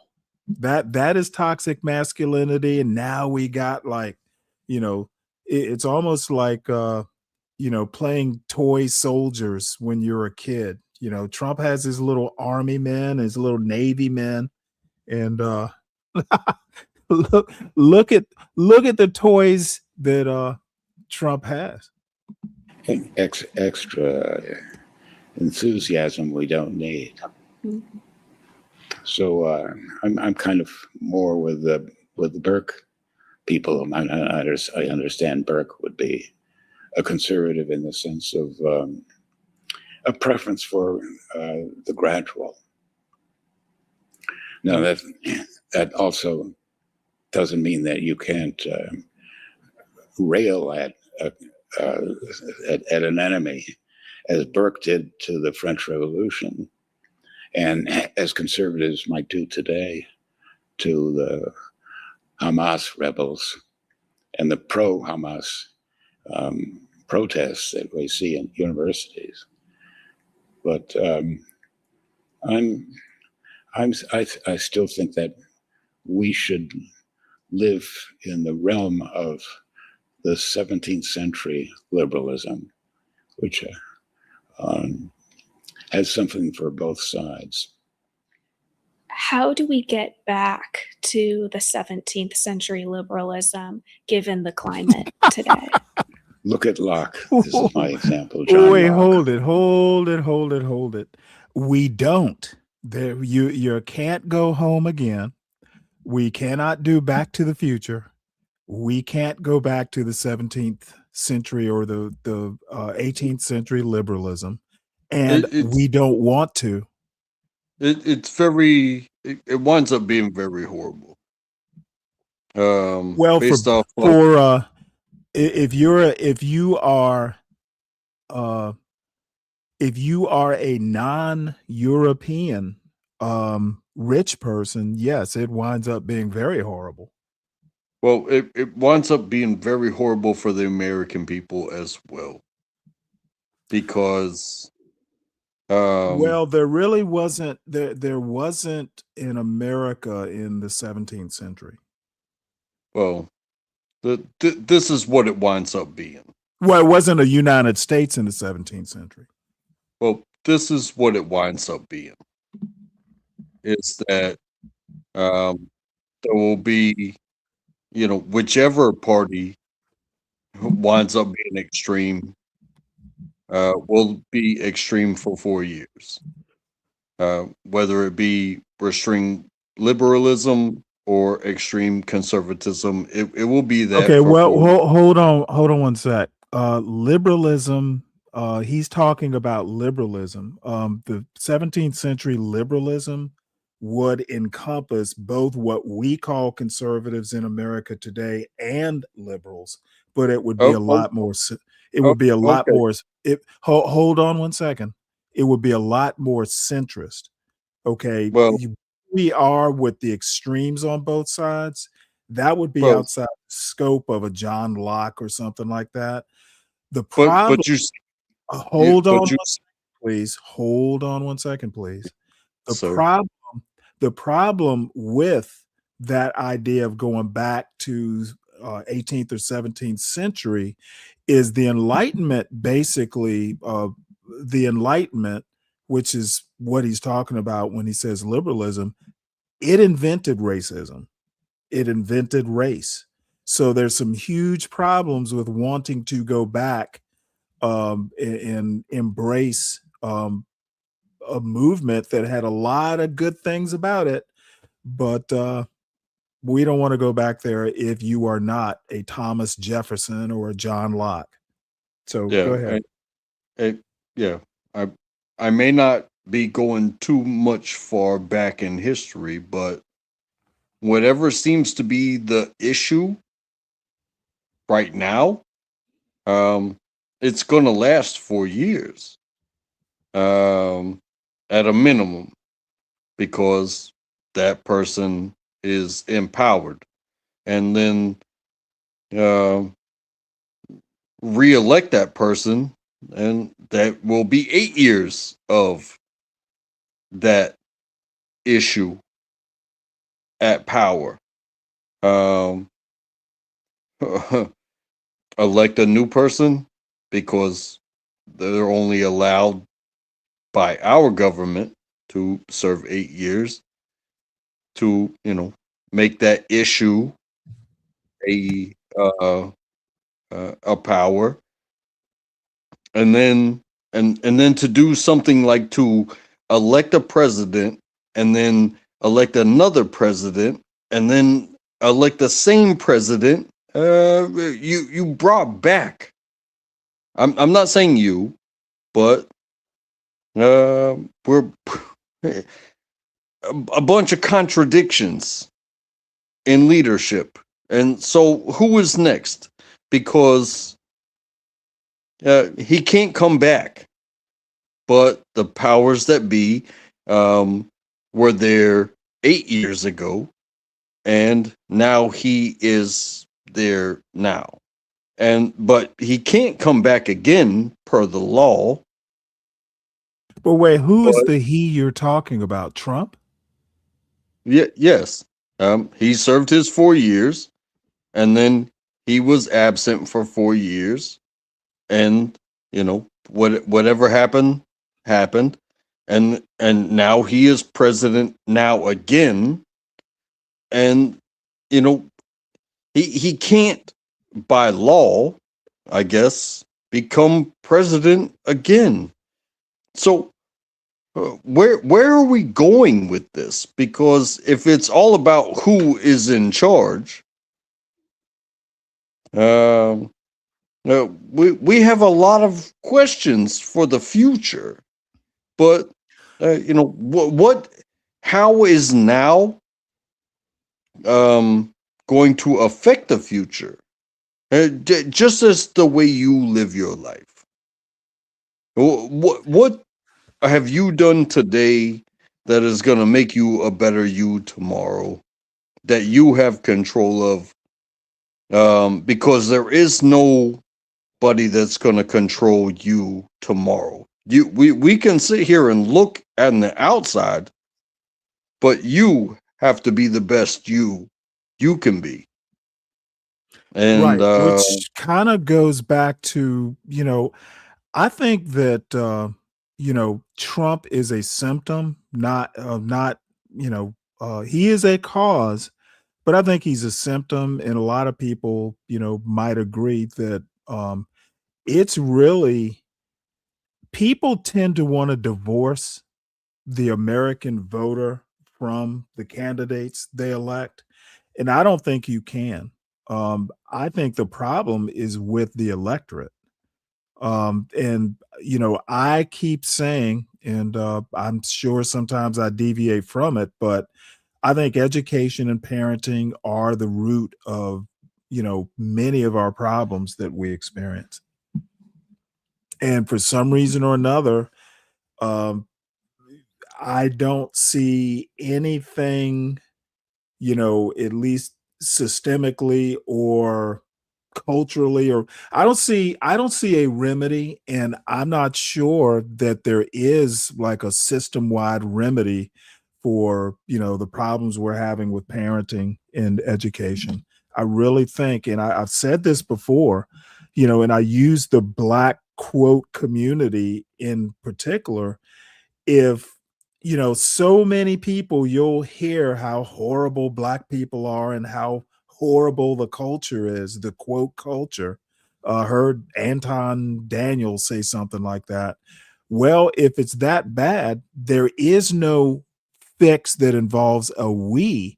That is literally a problem that can only be fixed at the grassroots level, house by house, block by block, neighborhood by neighborhood, community by community, etc. There is no system-wide fix if indeed the culture is messed up. And I don't agree that there's a uni culture. I think, there are many cultures within, what we would call Black culture. But that's Yeah. kind of Well, besides the point. The hey, main point being is you can't divorce, in my opinion, you can't divorce the electorate from the candidates they elect.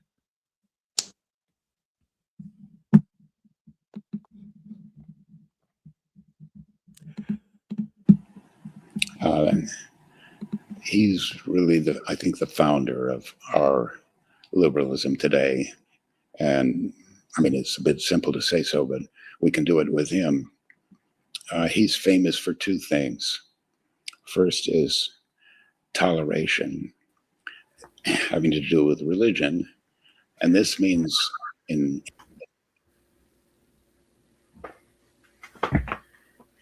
Oh, hey, Ruthless. what's up? What's up, Oh, nothing much. Mr. Stanley Cross? You got any commentary on the video? So I see. I'm Yeah, I sorry, I mean, didn't hear you. I heard you guys talking about the war. Trump. Can you hear me? Yes. Can you hear me? Okay. Yes. So I heard you guys talking about the Trump, the elections, the way of the society, the culture, right, of war and all this stuff. And it's like, I just don't see what the big deal is, right? I really don't see what the big deal is. And I understand why people are kind of, because war raises things, and the economy, people are struggling right now because of the rising prices. But the war itself is normal. War is very normal in this way of life, right? It's just a way of life. It's always been this, been the way since the beginning, and it's going to be that way till pretty much to end, And this is what happens when you live in a great country like this, right? With all this power, money, and military, they're greedy, right? They're greedy. They won't take shit over, right? This is how the Romans did it, and we can keep going, right? On many levels, this has always been a appropriation when you're dealing with a lot of power, right? You just can't. Greed is a disease, and it eats you up sometimes. Okay, well, the problem with that is Romans didn't have power. Individuals in Rome had power. This is not like, this power thing you're talking about is not like a group power. We have individuals, in this case, billionaires or oligarchs, whatever you want to call them, who exercise power. You and I don't have the power that, say, an Elon Musk does. nor do we have access. So And exactly making this a group, making American Power a group project, the we, I don't think that holds water. Americans don't have power. The billionaires in 2026 have power, and they're getting more and more of it daily. I never said it was. I wasn't talking. I said this what comes with being in a powerful country. That's what I said. I did not include America. Okay, well, again, powerful country. Powerful country is a euphemism for those in power. Donald Trump, I don't know that he's ever actually said it, but it's been alluded that he is America. As president, he has the mandate. He keeps talking about this mandate and what Americans want him to do because he won in a landslide. No. It's a pretend mandate. He did not win a majority. He won a plurality. And there is no American power in 2026. I think it's Trump and his billionaire boys club that actually have the power, not the people.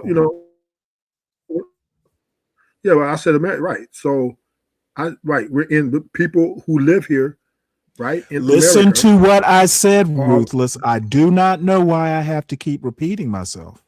This is not American. The American people, the American people did not attack Iran. I'm not saying I'm not. It's not when you're not listening to me. I said no. I'm listening to son. No. You're not on Nidish's panel. Okay, we can have a constructive dialogue, but you telling me what you didn't say is not constructive. As I said, America does not have power, and I don't think America is a powerful country. There are leaders in this country who exercise power in the name of America. Okay, that's actually how it is. We're having America is the country. Americans. America is a country. It does not have countries don't have power. The leaders, you're thinking in euphemisms. Okay, when you say America has power, that is a euphemism. It is not reality. It's not how actual power works. Countries don't have power. Leadership in a country has power. So when I went to the feds, right, and when I got indicted and convicted, it said United States of America versus Callum, right? Me. So you think the United States, the country. Okay, what that really means, again, it is a euphemism. When they say the people say versus Ruthless, the people, most people have no clue who Ruthless is. It is lawyers or the Justice Department or whoever acting in the name of the people. It's not the people themselves. It is a euphemism. I didn't say the people. I did not say the people. That's the state. I said federal, right? The case was listen to what I'm saying, Ruthless. It is people. It is whoever the law enforcement, the feds, the state, it does not matter. It is a specific, in this case, it'll be the Justice Department, and it'll come down to whoever the specific prosecutor is acting in the name of the United States or the people or whatever. It is one person acting on behalf of a collective. No, it's a collective, right? You got the it doesn't work that way. You don't have 330 million people in that courtroom convicting you. Oh my gosh, you're not listening. Okay, dude. No, I don't need to listen to anymore. I did not. I'm telling you how it works, and you just want to be obstinate. Why are you yelling at me, Stanley? I'm yelling at you. Yeah, you're yelling. Are your feelings hurt? Am No, I'm I just saying. hurting We your have the feelings? conversation. I just think, Stanley, I'm a little bit more knowledgeable you in the You dealing in the federal court system. keep thinking that. I don't give a fuck if you've been in the federal system. I'm telling I should have you, more knowledge. 330 million people were not in that courtroom I didn't. prosecuting ruthless. I know that. That's why I said there's a difference, right, between the state and the federal level, right? The state Okay, level you're is not getting people. my point. You're I'm not just getting breaking my down. point. No, I'm just breaking down the court system so you can understand what I'm talking about, right? When I Okay, say, I understand what you're talking about, no, you and don't. what you're talking about is an incorrect perception of reality. All I'm saying is, on the federal level, your indictment reads the United States, that's the federal government, not the Is people. so you think the country was prosecuting you? Yes, the U.S. attorney. U.S. attorney, yeah, they represent the government, the federal government. The federal That's government. Let me be exactly clear. what I said. So it's one person, the U.S. attorney, who is representing or doing the prosecuting on behalf of the United States. You won't see the U.S. attorney's name. Well, it's probably on the indictment somewhere. But when it says Yes, the United States, it is represented by one or two, it's represented by the no, prosecutors. no, it's represented by a group of. There's a U.S. attorney's office, right? They got the case goes to the U.S. attorney office, which has supervisors, right? They the ones appoint the assistant U.S. attorneys to go and say, okay, we're going to sign you, but they do all the. It's a group of them, right? And then they go into Correct. the judge, the federal judge On behalf of the United States of America, right? And they That's can. the only So United States I know of. Yes, yes. So therefore, I'm not talking about the 330 million people.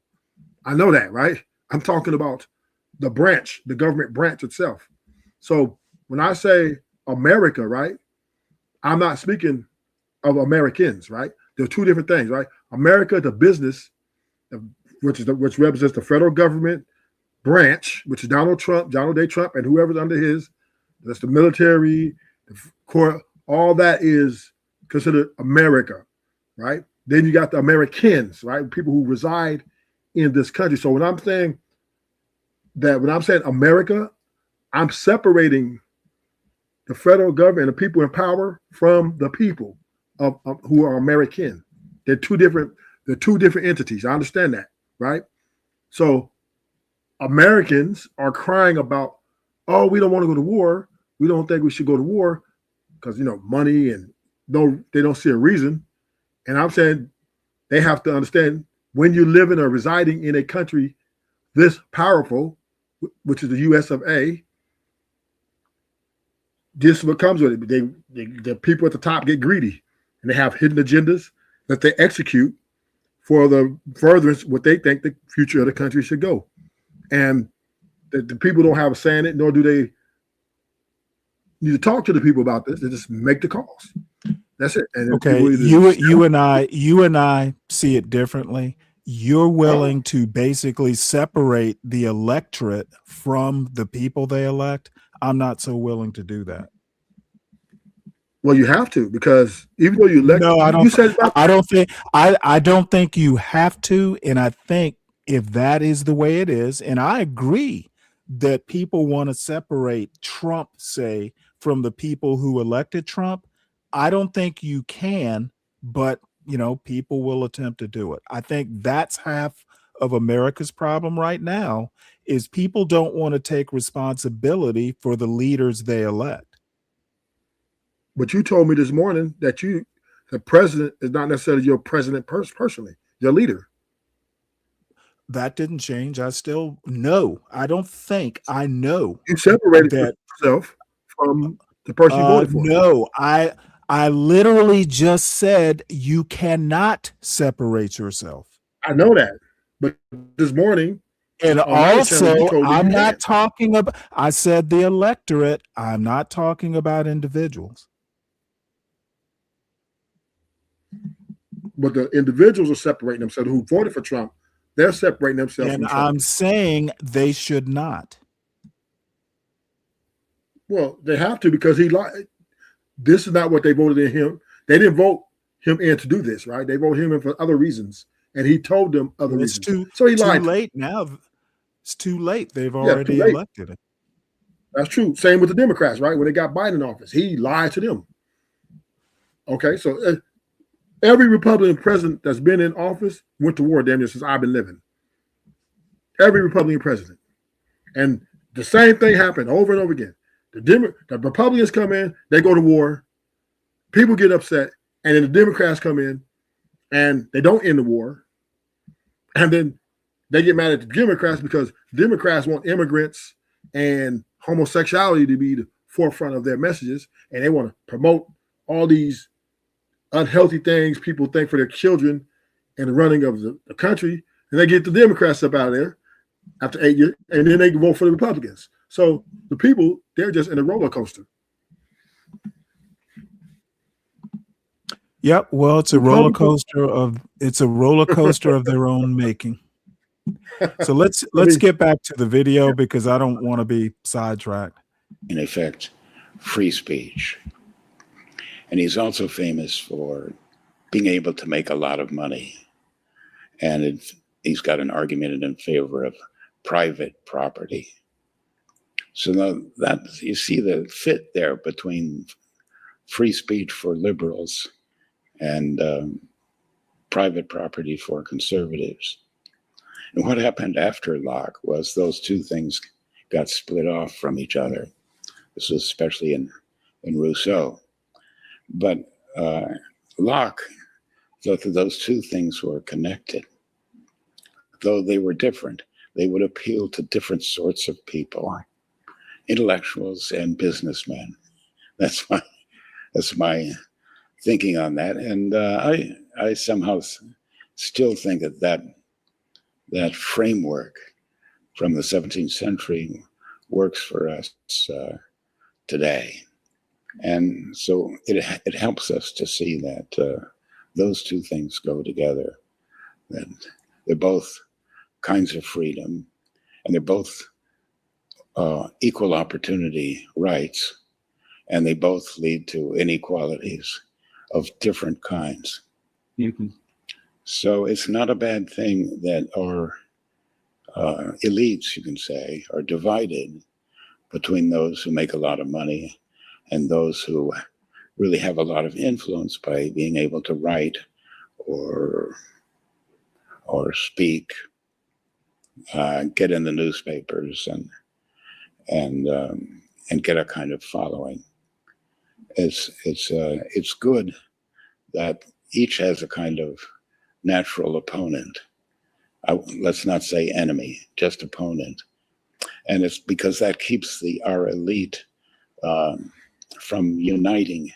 Uniting can be bad if it's in some bad cause. So there's life and there's help in pluralism, or at least bipartisanship. Right.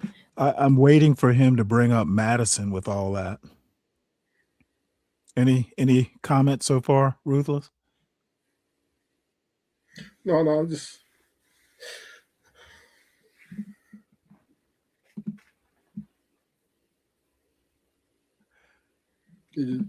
So Bobby's asking me, can I review Tariq Nasheed videos? Well, Bobby, usually I'm amenable to reviewing stuff that people out in the chat might want to talk about, but in this case, you will have to pay me to review it.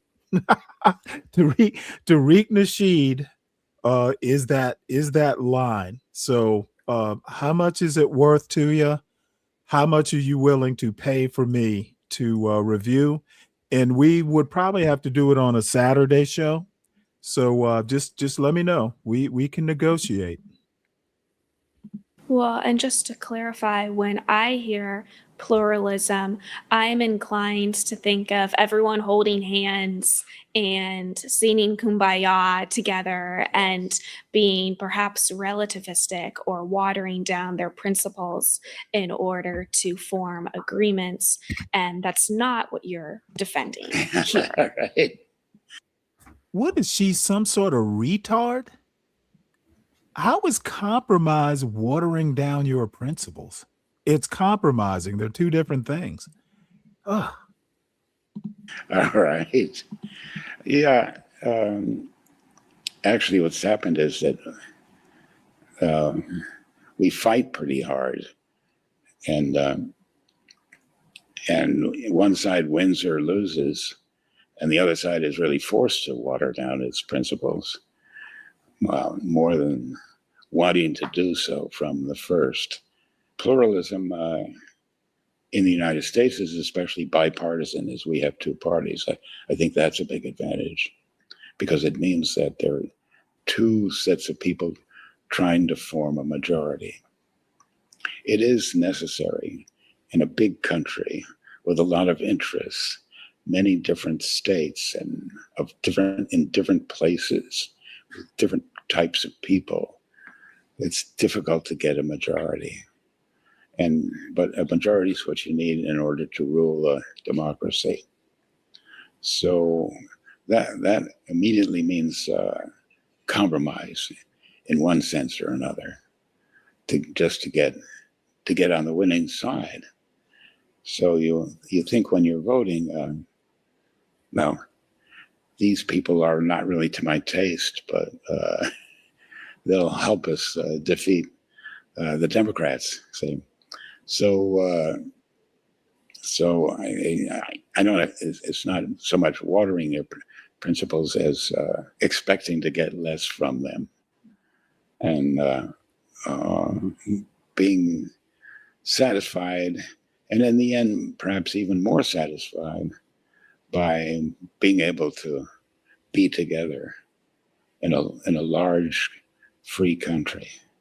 We wouldn't want it smaller, and we wouldn't want it less free. So you have to deal with people that, because it's a free country, don't agree with you. Exactly. So yes. So I say, in the first place, it's not necessarily watering your principles, because if the principle is keeping freedom and keeping it secure in a big country that's heterogeneous, and in the second place, you can't get everything you want. Which is such a smart point that we need to be reminded of sometimes. And I wonder, how have our elites failed in recent years? And also, what do populists get wrong today?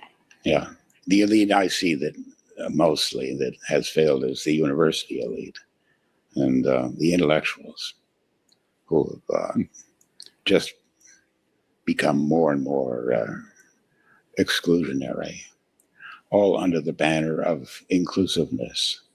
They want to include you, but only on their terms, which have turned out to be woke or political correctness. The taking the word diversity and abusing it, so that it now means people with the same ideas as you, but a different sex or a different race. And that's what the universities have been, that's their principle, the way they've been operating on, what they've been operating on for some time now. And it came to a climax at Harvard and Penn and other places, but especially in Harvard, where a president was, a woman was made president, who wanted to leave the ivory tower behind and make Harvard part of society. No. And she discovered, to her dismay, and I mean, feel sorry for her too, that being a part of society meant getting dressed down by another woman in and the House of Representatives. So, which leading to events that after which he soon had to resign. So that's a picture of the failure of America's elite in the universities, which is, I think, where the main failure has occurred. That's where we get our thinking from. And if our thinking is just this monolithic so-called diversity, that's not good enough. It's so obvious that it's not good enough. You know, one thing about, and I'm not going to talk, I'm not going to castigate what Mansfield is saying right here, but a lot of this complaining about universities or, bastions of liberals and stuff like that, it is literally whining. Okay, these people are pissed off that they have not been able to present their viewpoints or their ideas or their philosophies in a way that's appealing to young people. That's a Mansfield problem, not a university problem, not a student problem.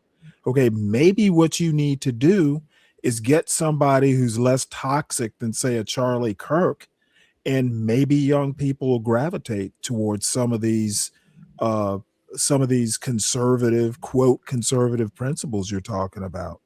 It's fucking whining.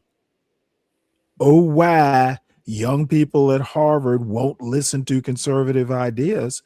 Well, that's because the people that are presenting the conservative ideas are either unappealing. It's either the messenger or the message, but either way, kids are not obligated to listen to a message that doesn't appeal to them.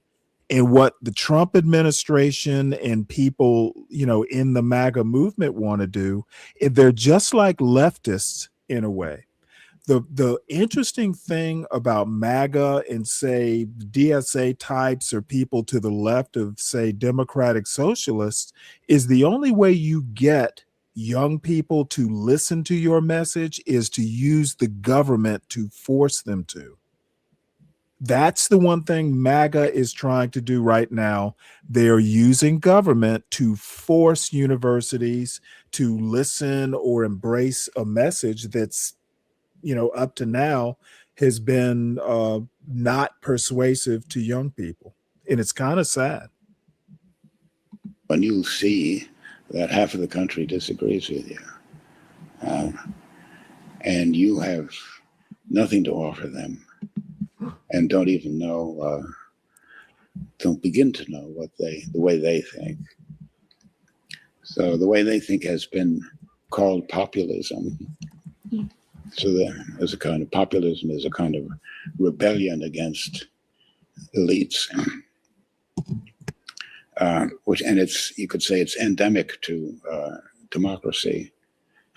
Democracy means rule of the people, and so you're certainly going to have populism a lot, but somehow we can't get away from the need and the existence of the elites. That's the trouble with democracy. Even a democracy would need to have experts. So some people are carpenters and plumbers, and then others not. So you have to make sure that you have plumbers and carpenters. And to do that, you might have to pay them a little bit more than others, or at least give them more recognition, so that it comes to be a violation of equality, if equality means that everybody is simply the same. So even to make itself work, democracy needs people who are experts, who are better or more skilled, more thoughtful, more inventive, more beautiful too, and even athletes.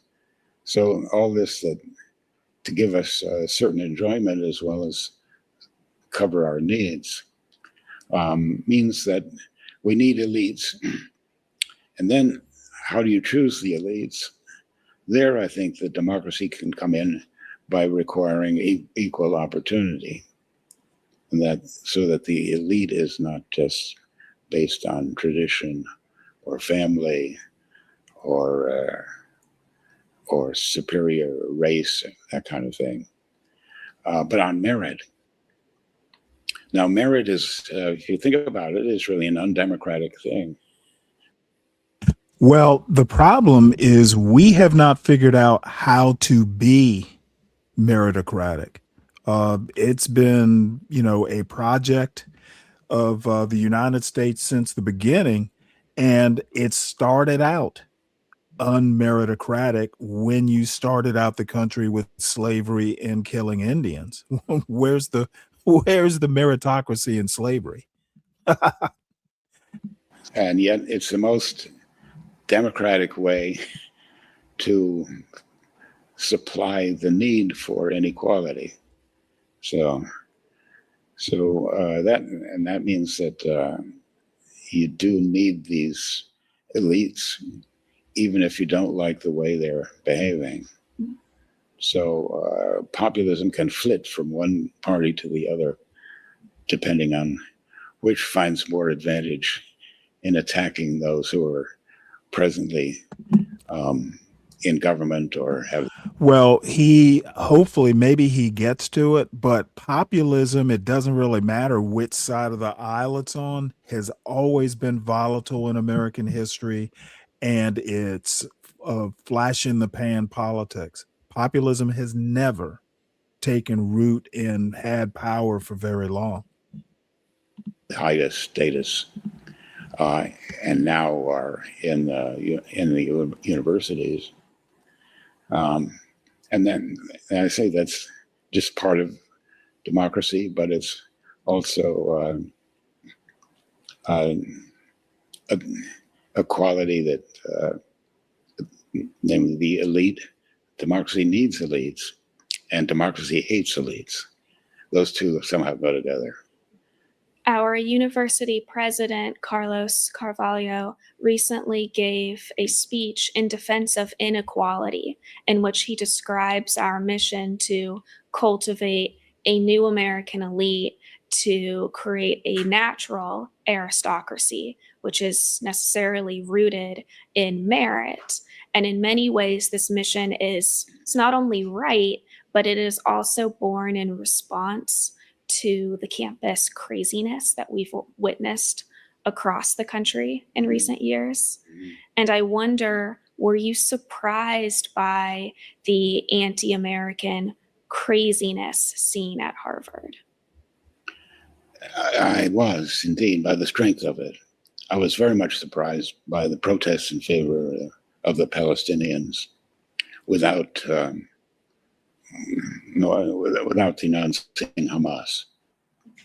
Hamas performed a massacre of primitive savagery, which it really, for the sake of starting a war, and for the purpose of showing Israel that it couldn't defend its own women and children. So that was an atrocity. And to defend that, to be on the side of that, it struck me dumb. And I think I didn't realize how that kind of sentiment had built up on the left. And so we had the protests. Zhang, you're correct. The New Deal was a move towards populism. So what is your point for bringing it up? Because I have an answer. And the answer is encompassed by what I said. Let's see if you remember what I said. So thank you for pointing out, because I did say populism, and Mansfield just said populism can be on either side, but it does not last for very long. How does you pointing this out change anything that I said, because there's a reason. Maybe what I should have said is populism doesn't last without the government coming in and forcing people to abide by whatever, program or idea. That's the part that you're missing. People aren't going to naturally, continue uh, in some sort of populist mode without the government enforcing it. They're not going to do it without the government coming in and ensuring the longevity. So maybe you missed that part. In favor of the Palestinians after October 7th. And that was insupportable for me. I couldn't tolerate that. And I think it was by showing a lack of revulsion that our president, Claudine Gay, lost her job. It wasn't that we had forgotten the ivory tower, although we had, but that when she came to take part in society, which is what she said she wanted to do, she couldn't find it in her to denounce those protesters. So I was very much disgusted with that.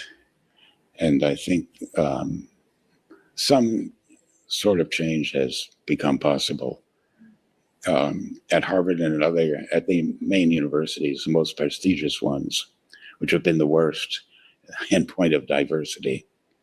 I think now that there is some chance, now that they know that they have to face the opposition of Republicans.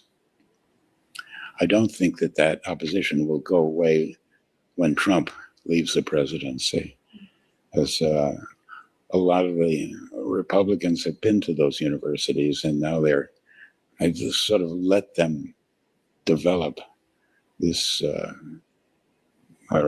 ridiculous one-sided character, and so they're after them and won't forget it. Therefore, since they're the situation of living in a bubble, as people say, living in one-sided paradise, not even aware of who you are and who's disagreeing with you, I think that really has changed, and it will be very difficult to change the universities because of faculty tenure and the fact that almost all the faculty, not just almost all the faculty is liberal or left. But even to a point of view, and again, why is that? Oddly enough, the military, I was going to say universities, but that probably I shouldn't say that. The military is probably the closest we get to a meritocracy as far as American institutions. And again, I'm going to go back. If the universities have, an overwhelming majority of people you would say on the left, that's a person on the right or people on the right problem. Make yourselves attractive, and things will solve themselves. It's a messaging problem. Maybe it's a messenger problem, but it all comes out to sound like whining. These so many leftists, the leftists have taken over the university. Well, say something that kids want to hear, and maybe that trend can be reversed. I think a few conservatives or few Republicans will show that the trend is away from this sort of monolith character, and and change the thinking and outlook of my ex-colleagues whom I now look upon from retirement. Well, the Alder Tree Charity Foundation just funded a chair in political philosophy in your honor, but they did it here at UATX, which we are so honored by. Why? Well, you named a chair or a school after Mansfield, but Mansfield doesn't teach there, at least as far as I know. Why UATX, not Harvard? Oh, well, Harvard has, so to speak, given me no honors. And that's the same is true with my profession, the political science profession. And the few honors I've had come from Republicans and from conservatives. And I'm used to that. And but I also agreed with just suitable respect a university that makes an honor for me. Who is the best thinker to help us understand the mob takeover and campus craziness that we've been witnessing? You could distinguish the best thinker, that's what you asked, just from the best present day reporter of events, and leaving that aside, and which newspapers to read and which podcasts to listen to. The thinker I would choose is Tocqueville. I think his now 200-year-old book has the most to say. If you read it, it's the most comprehensive treatment of American democracy from the point of view of a friend, but not a partisan. And he sees best our strengths and our weaknesses, and I think gives the best analysis. It's important for a democracy or a republic. The Federalists spoke of a republic. Tocqueville speaks of democracy. It's important for that form of government to realize its own weaknesses, and that it's not enough just to denounce monarchy or rival forms of government. It's important to see where you are weak and why it is that democracies and republics in the past have failed and come adrift and gone to disaster. That's always possible. There is something short-lived, essentially, about democracy. Democracy's impatient. That's a point that Tocqueville likes to make. We have two attitudes that are sort of in tension. One is a can-do attitude. We can do it. We can find a way.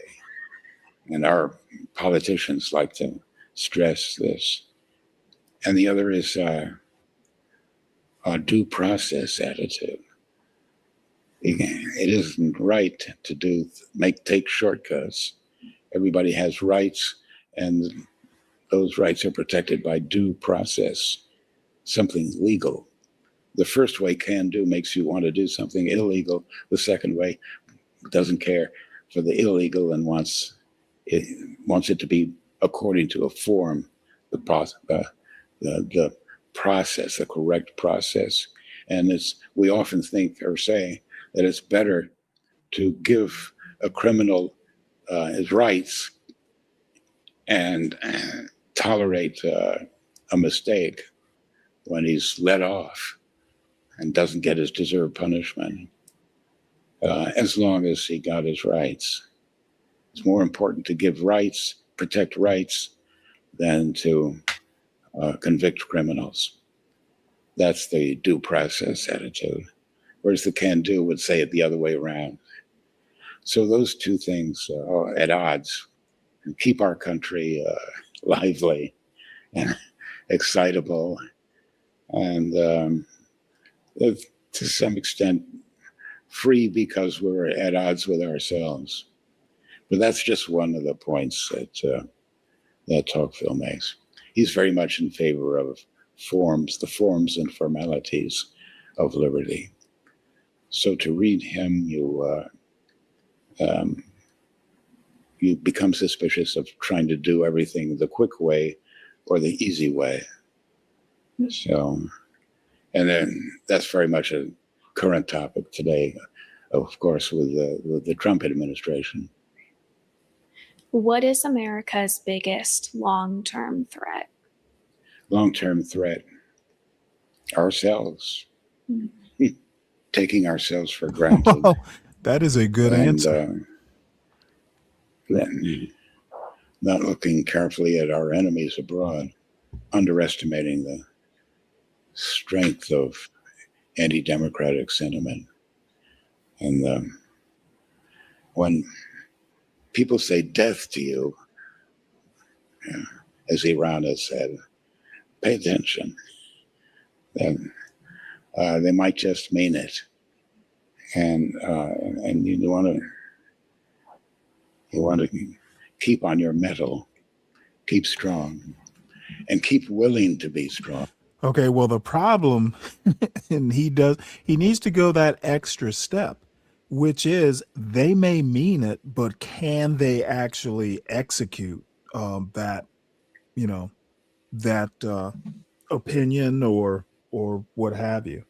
I find that particular point pretty substandard. Doesn't matter if they want us dead, can they do it? And if the answer is no, they can't, then you just keep an eye on them, but you don't need to, start a whole war and get people killed over it. And that's the part where, I'm sorry, go ahead.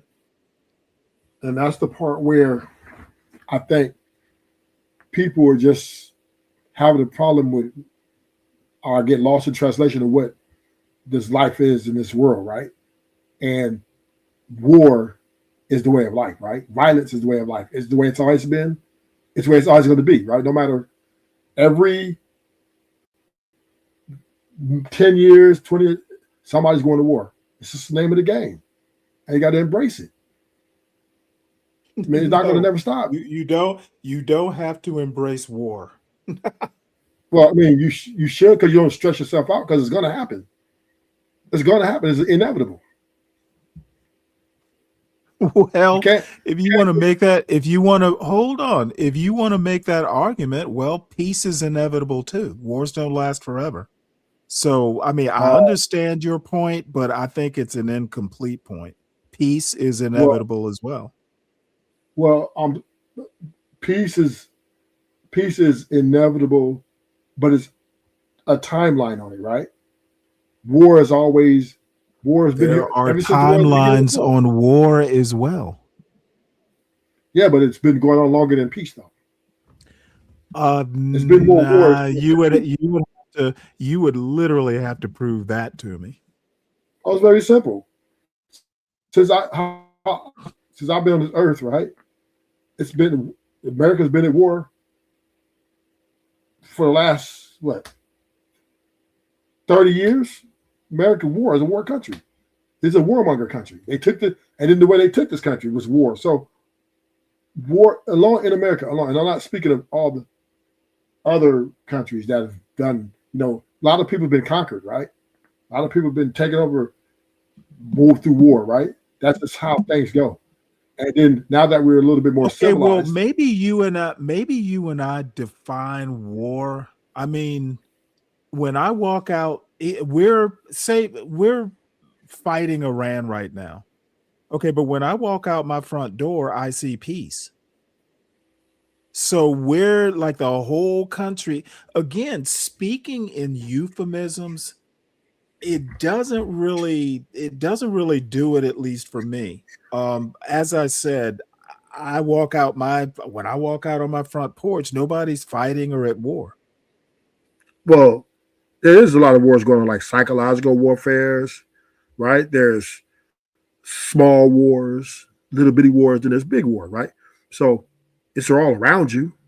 You hear it, you Well, let see it. me Now you ask may you not a be. question. Mm. I mean, is it a precision of language problem? Because I mean, next year, when during a football game, we compare all kinds of conflicts to, we call them wars.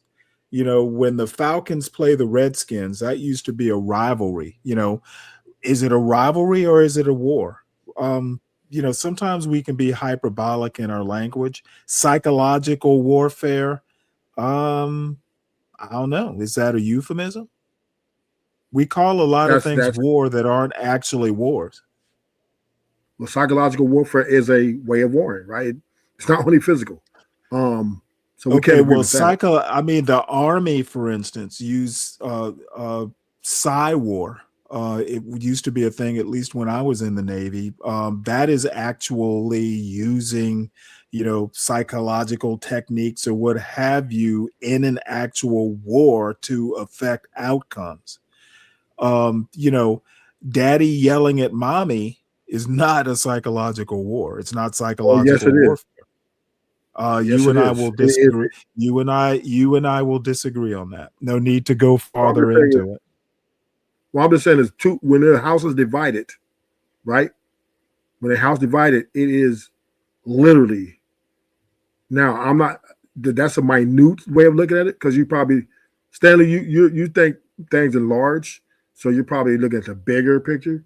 But there are a bunch of small wars going on, gangs, um, drug wars, all kind of wars going on, man. Just unbelievable, right? It just Okay, so well, many I wars. think I think we tend to call things wars that aren't actual wars. So you don't think a drug war is a war?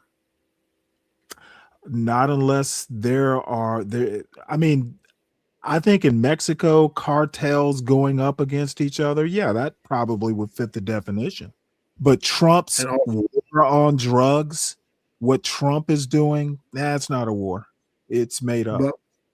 but we the ones with the Reagan brought in the war on drugs, where he brought in the federal government That was an to, actual war. I think he was being yeah, dramatic.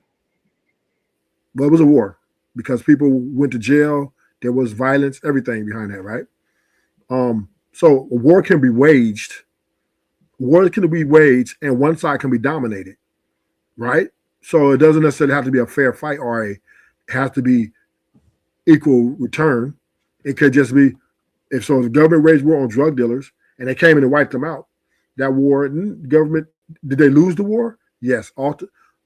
Ultimately, America lost the war on drugs, but in retrospective, they dominated the people who got caught up in the war on drugs. But it was a war, right? It's a war. You Well, can't do it. what The can reason I why you say? can't We will just have to agree to disagree on this. Your definition of what war is not quite the what. same as mine.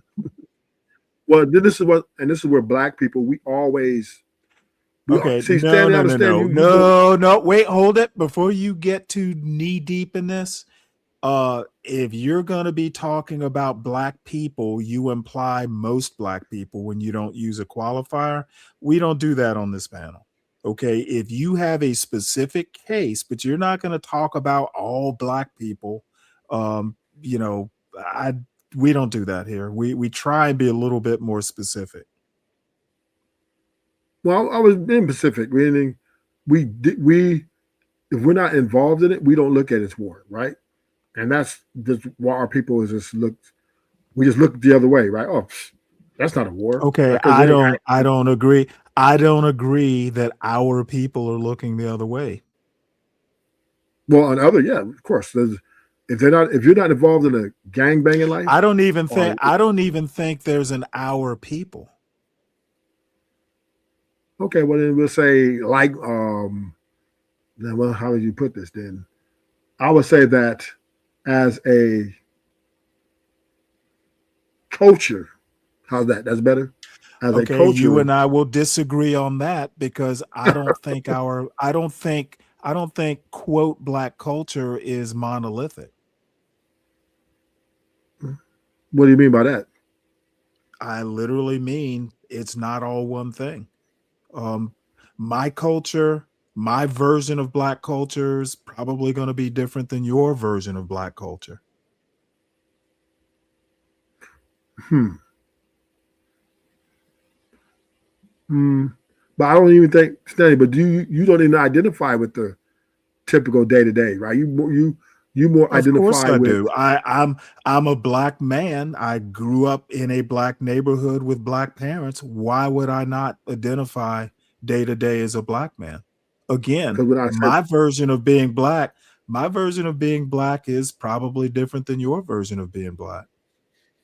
well, I only have one version of being Black, and that is my skin color. Right. Now, And you and I will differ because skin color is one thing, but there is no one skin color of being Black in the United States. There are all kinds of different hues and that sort of thing.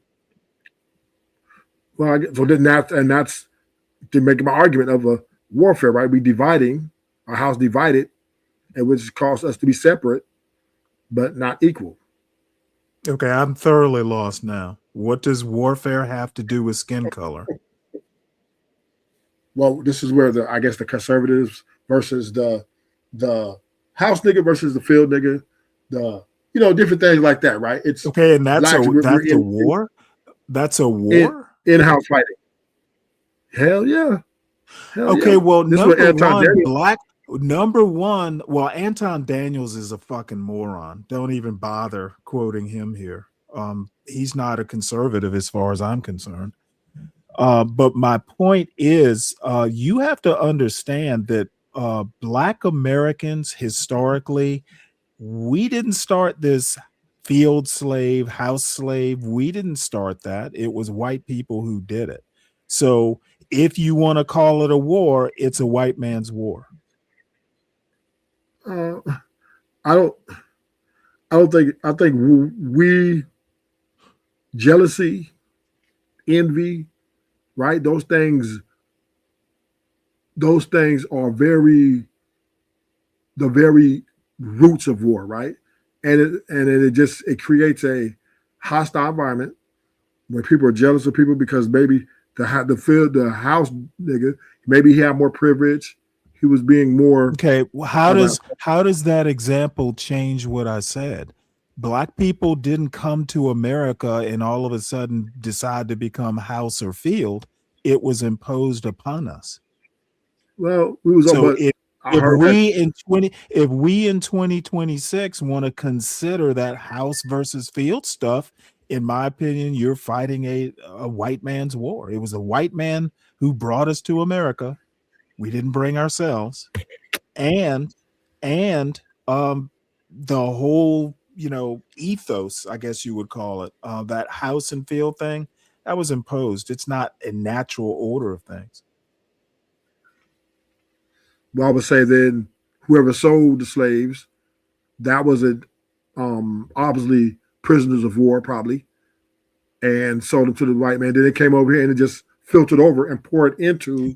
Okay, well, if you want to go that route, there's a buy side of the transaction and there's a sell side. If you want to hold Africans, way back in the day as responsible as the white men who bought them, that's a you thing. To be honest, I guess you could actually make that argument, but I don't live in Africa. I live in the United States. I'm on the buy side of the transaction.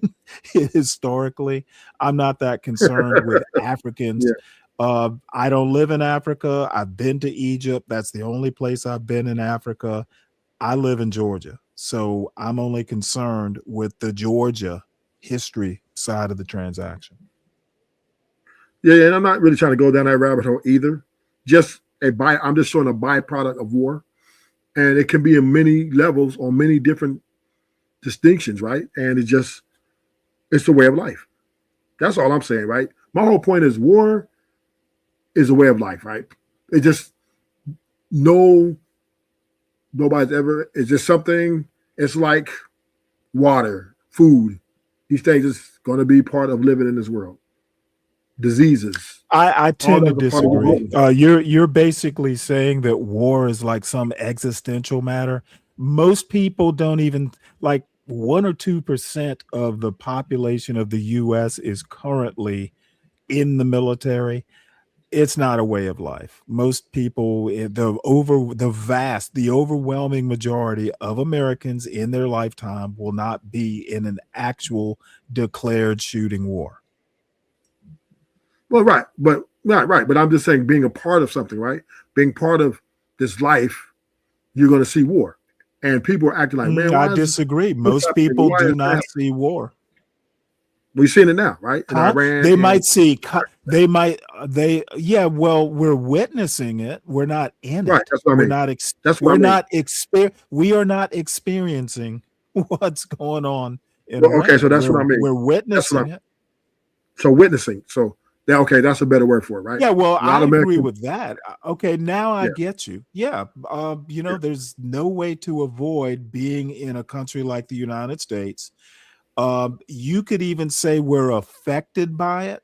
Even knowing that it's going on and reading about it in the news is going to have an effect, but effect is not necessarily experienced.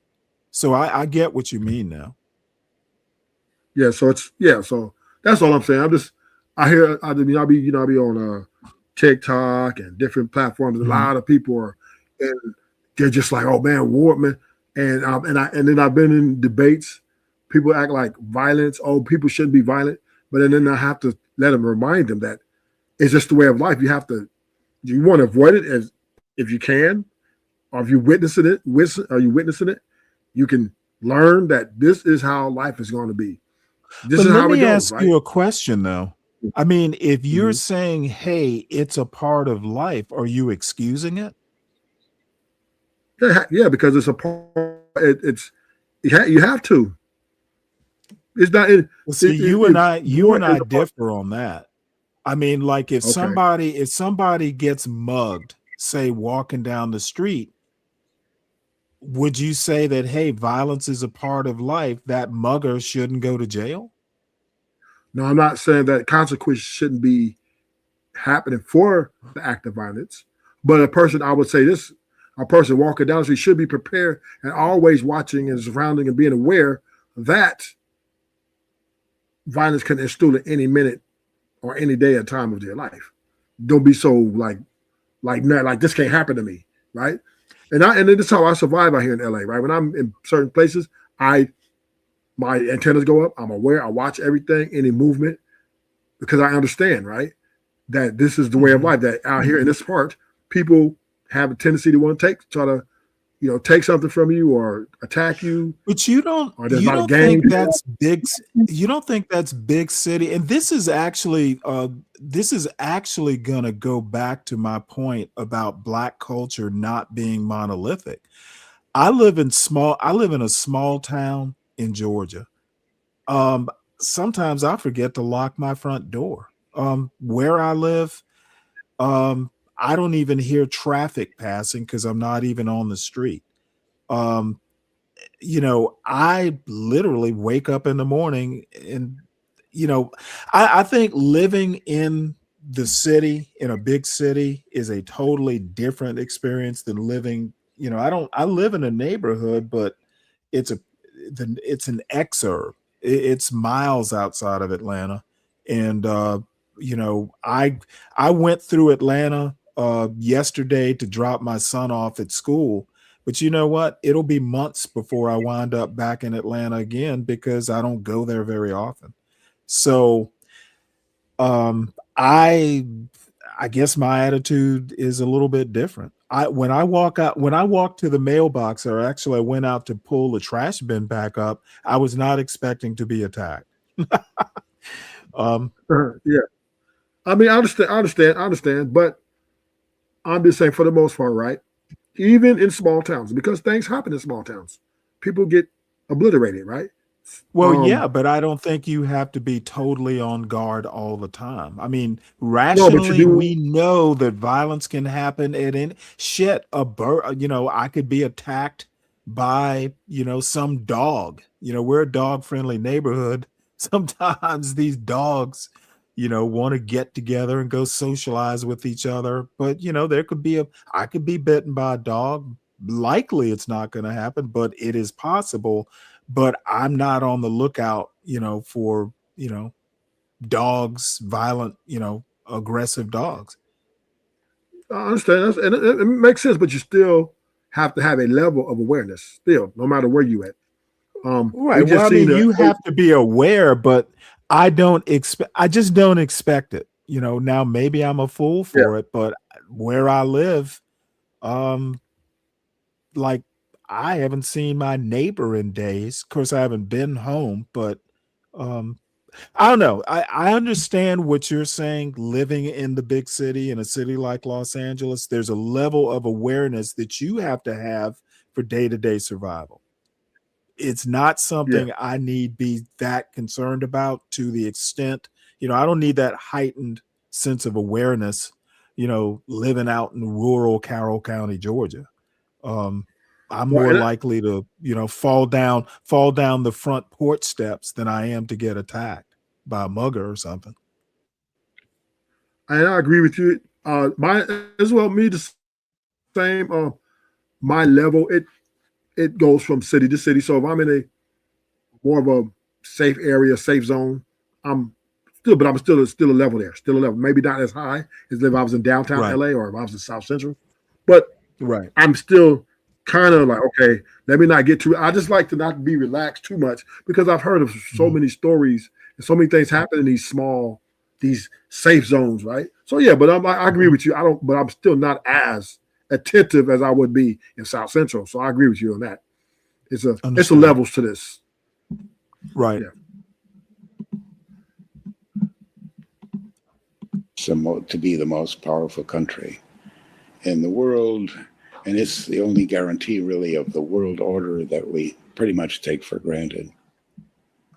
So I'm not talking in terms of foreign policy, and that maybe this is the biggest threat, but it becomes the biggest threat through internal domestic politics, because our domestic politics can become too demanding and too self-centered and not sufficiently aware of the dangers abroad. So it's a kind of combination of domestic inattention and foreign opposition. Who was your most formidable intellectual foe? Most formidable intellectual fellow. Foe Well, or enemy? that's certainly Leo Strauss. But I can't call him a fellow. He was far above my weak mind, and he was the most intelligent person I ever met in my life.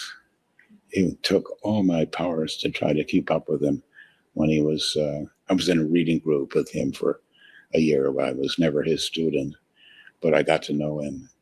He treated me with a mock equality because I was from Harvard instead of from Chicago. And so all the other people that were there, they were all from Chicago, and they were his students. Whereas I had already had my PhD from Harvard. I must be equal to him. So he would tease me that way. And I never teased him back. And who was your intellectual enemy? Who was the opposite of Strauss for you in your career? Never one as powerful as the friend. You could say that Strauss's most powerful enemy was Heidegger, a German philosopher. But in my work, I would say that my most powerful, not enemy, but opponent or adversary would be Quentin Skinner, the head of the Damn, I thought he was going to say John Rawls. So that's a disappointment.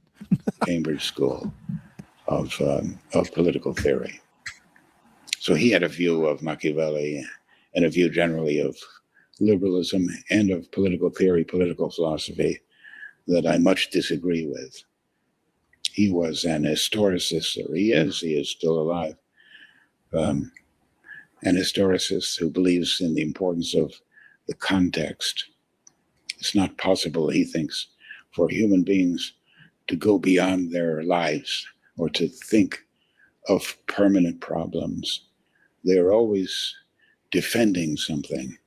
That's what thinkers do. They defend. They don't seek or analyze or try to understand, but they defend, and they defend against the enemies they see in their own time around themselves. So their whole meaning is wrapped up in their own time, and which he calls context. So that you could call his position contextualism, and which is a form of historicism. And I think that's a grand intellectual enemy of political philosophy. In one of your many books, you observe that the germ of the Enlightenment was a conversion of peoples away from faith in God to faith in human control, led by philosophers of the type we now call intellectuals and oriented against priests. And this is part of a larger passage on Machiavelli. Tell me more about the legacy of Machiavelli. Well, I'm just bringing out a book called The Rise and Fall of Rational Control. And it's a book composed of the lectures I gave in a course at Harvard on modern political philosophy, the history of it. So I think that Machiavelli began modern political philosophy with the notion of what I call rational control, what other people have called rational control, meaning that life should be lived by reason rather than by prejudice or tradition or superstition. Those are the three enemies of reason. So it's possible to make a rational society that knows how to deal with our irrationality. It isn't that we're all going to be good reasoners, but rather that our prejudices, our superstition, and so on, which are in a way natural to us, will be made to serve our reason, even if it can't be made rational. So that's rational control through the control or the manipulation of the ways in which we are irrational. So, and one of the ways, and the main way, is through religion, according to Machiavelli. Religion is based on a wish and not on the true effects that we get from our wishes. So the true effect is what he called the effectual truth. And he used that phrase once in the 15th chapter of The Prince, one of his two main books. And that, I think, began modernity. And it was continued, developed, and sometimes opposed or even transformed by other philosophers, all the way from Machiavelli through to Nietzsche.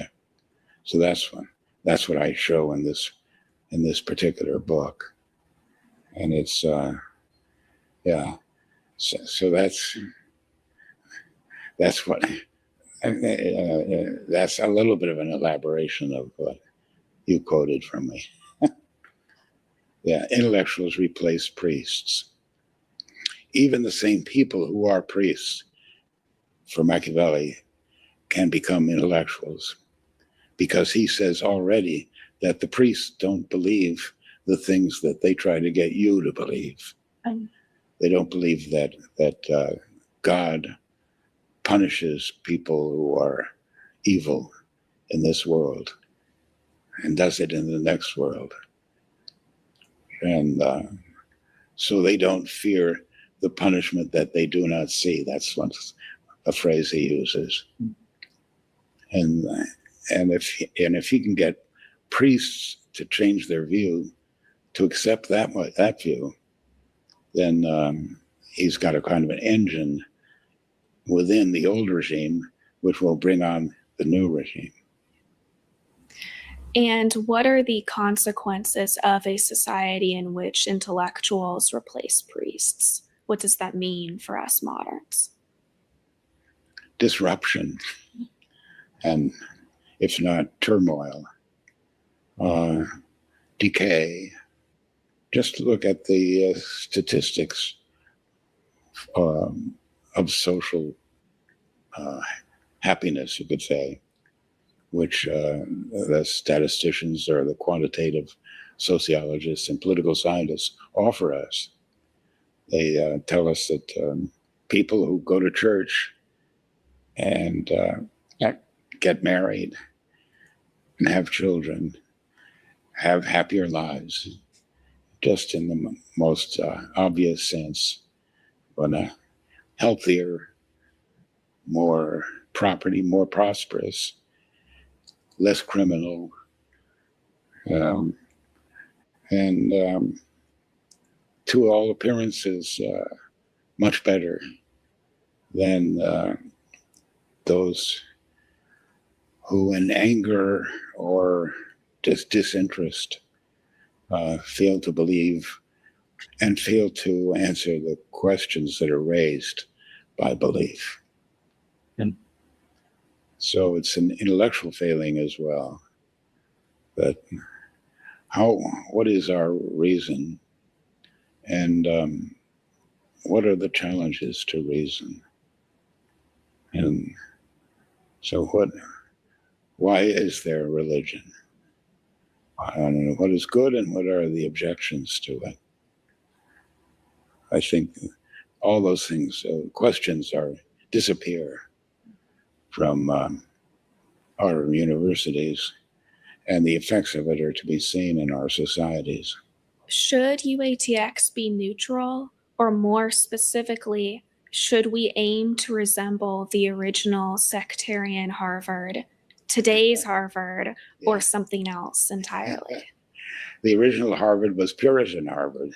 I like to say that when the Puritans came here, the indigenous people, the so-called Native Americans, a misnomer, I think, but the so-called Native Americans didn't have a university. So the Puritans were forced to make one for themselves. And you can, a startup university like yours, the UATX is something in that situation, except that the surroundings are perhaps more hostile than the Native Americans were to a place like Harvard. You see, that was 1636. You see how soon that was after the Puritans first came, the Pilgrims, in 1620. So, and I have a country place in Ipswich, which is near, near Cambridge, but it was founded in 1635. Wow. So there is something of a resemblance between the UATX and the starting of a Puritan university. However far distant the beliefs behind the two are. What has been the greatest waste of time during your career? The greatest waste of time is one of my greatest love, watching sports. I'll leave it at that. Awesome.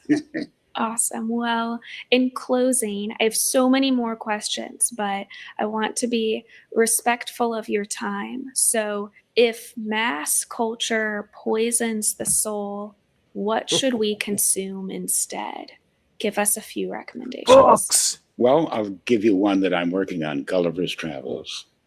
That's a children's book, but no, it wasn't. No. unseemly. Gulliver's Travels was not a children's book. Jonathan Swift would be offended. It's a satire. What is unseemly? What is shame? And how can we understand it? So that's one book. I'll mention Tocqueville's Democracy in America, as I've said this in print, the best book on America and the best book on democracy all together in one. And Don Quixote and all of Shakespeare. Awesome. Awesome. Well, Dr. Mansfield, thank you so much. My pleasure. It's good to be with you. Likewise. Thank you. All right. Well, there are some Mansfield fans in the audience, or there were. I don't know if Brian's still here, but well, while I'm at it, let's do the commercial. Everybody, please make sure you hit the like button. If you happen to be new, please make sure you subscribe to the channel. Fair warning, it's not for the faint of heart sometimes around here. So check us out, kick the tires. You can always unsubscribe. Sovereign Beer Fund might be open. I want to actually, while I'm thinking about it, I need to make sure Latino for Trump. Thank you, Latino for Trump, for supporting the show. We'll contribute that money towards the weekend show, which if Bobby wants to pony up, we can do Tariq Nasheed, but I'm not doing it for free. If you want Tariq Nasheed, Bobby, you're gonna have to sponsor the show. You simply will have to. I can't do that for free. Latino for Trump. So what I want to watch next is my buddy Coleman Hughes. That's a joke. And Jamel Bowie. And it kind of touches on a panel that Ruthless Truth and I were on earlier this morning about color blindness, racism. Morgan Freeman saying if we don't talk about race will cease to exist. This is Coleman Hughes's new YouTube channel called Epic Argumentum, which I guess he just wants to sound pretentious. The topic is, does color blindness perpetuate racism? And it's 2 hours, probably won't make it through the whole 2 hours because Coleman Hughes is immensely boring. But hopefully Jamel Bowie, who can be a little dry himself, maybe there'll be fireworks, when the two butt heads. They're both nice kids, so it won't be too bad. But I'm interested, especially Coleman Hughes, because he's a big advocate of color blindness, which I think is just I'm gonna be blunt. I think being colorblind is basically letting America off the hook for the historical wrongs. It's basically forgiveness, basically saying, hey, look, don't worry about slavery, which, you know what? Even if you just say, hey, slavery was legal, which a lot of people do, hey, they were just following the law allowed it. How do you explain Jim Crow, which I think Jim Crow is a much better argument for reparations, because after ending slavery, it was extremely intentional, especially after Reconstruction, where, Black Americans started making headway, getting into elected office, accumulating wealth, that sort of thing. The rug was pulled out from under the feet of newly freed slaves, freedmen. And the other thing that I hear a lot from MAGA blacks is that, oh, hey, the Republicans, the Republicans, it's the Democrats. The KKK was Democrat. The Democrats caused Jim Crow and all this. These are MAGA blacks who don't read books. Okay. How do you think the Democrats got the power and the freedom to institute black codes and Jim Crow and that sort of thing? Compromise of 1877, where Republicans basically said, hey, we will end Reconstruction, we'll pull the troops out of the South, y'all can run your own show because we want the presidency. Okay, it was Republicans who did the compromise, in my opinion, just as culpable as the Democrats. So enough about that. Any comment before I start this, Ruthless? No. Okay, so if this gets boring, I'm not wedded to it, but I've been, this is from 4 days ago. I've been actually eager to see what these two young have to say. Today's episode is a recording of a debate that occurred a few weeks ago between me and Jamel Bowie, who is a columnist for the New York Times.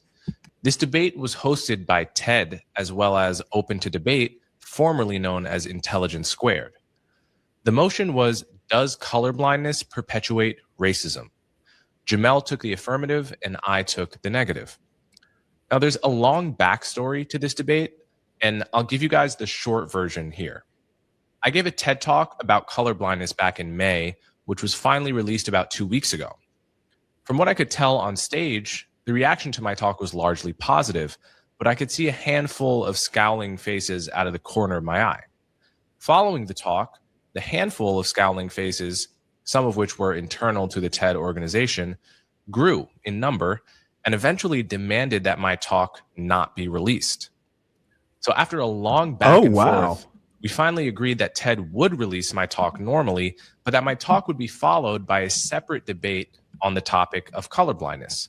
Now, as you all know, I am more than happy to debate these topics, and I have actually actively sought out debates in the past. For instance, I offered to debate Ibram X. Kendi several years ago and donate all the proceeds to a charity. Let me,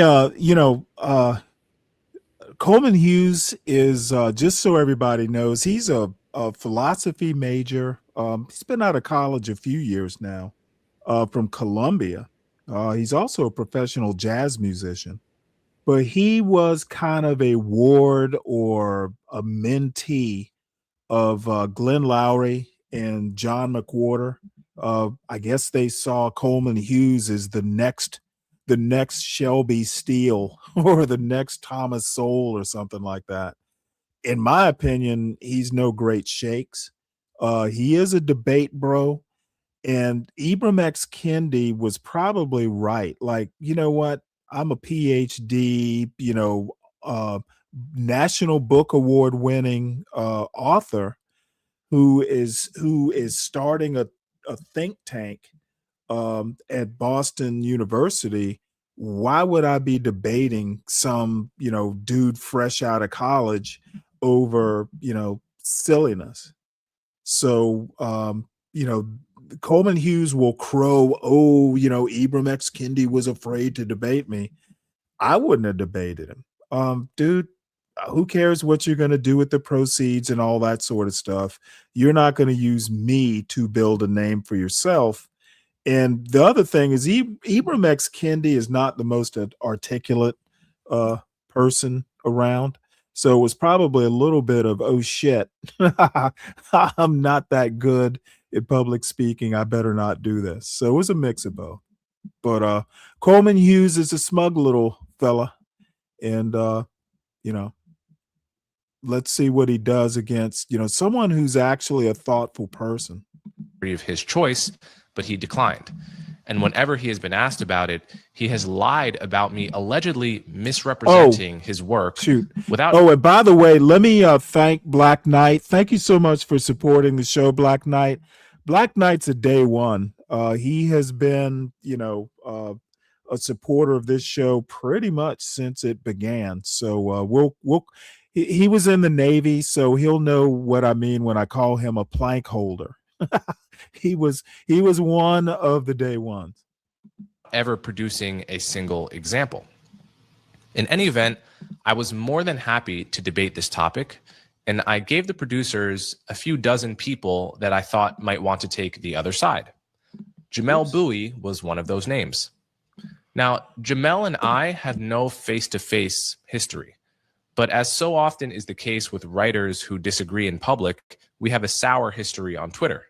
I think it was 4 years ago that I wrote an op-ed for the Wall Street Journal called Martin Luther King, Colorblind Radical.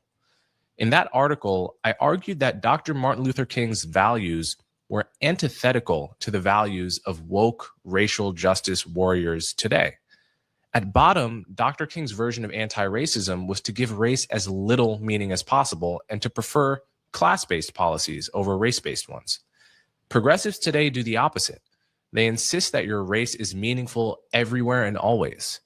And they want racial discrimination under the euphemism equity to be injected into nearly all of our social policy. I missed that. So in any event, let me backtrack this a little bit.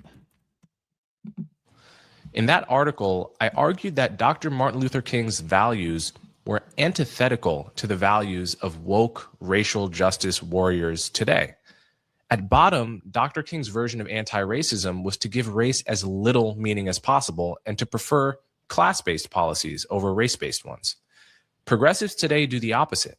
They insist that you're Okay. Well, let me help him out. Maybe he forgot the part about, King regretting or worrying that he was leading us into a burning house. I thoroughly disagree that race back then, the civil rights movement was knee deep in race. I don't see any evidence that that Martin Luther King wanted to minimize race. What he wanted was equality, at least under the law, and for race, the racial attitudes to be tempered by the law. Where he's getting this, and I haven't read the article or paper or whatever it is, but he's dead wrong about that. race is meaningful everywhere and always. And they want racial discrimination under the euphemism equity to be injected into nearly all of our social policy. So in any event, Jamel didn't like my Wall Street Journal op-ed, so he resorted to the age-old tactic of calling me a, quote, grifter. Now, I'm not one to anger easily over these kinds of Twitter spats, but I remember this one got to me years ago because it just made no sense and it felt like punching down. At the time, I was a college student earning maybe $400 a month by writing, and he was a New York Times columnist making God knows how much money. Yet somehow I was the grifter. Now, years later, Yep, here we go. Now, Coleman Hughes, I've never really, had any huge enmity for Coleman Hughes. He's a kid. So, kids grow. But here he is acting like a victim. Dude, if you want to go national speaking this black conservative stuff, you got to be willing to take your lumps. And yeah, Jamel Bowie had words about it. Stop whining about it. It was years ago now. This is what these MAGA blacks do. And Coleman Hughes, I don't know that he's that big a MAGA fan, but I suspect he probably voted for Trump.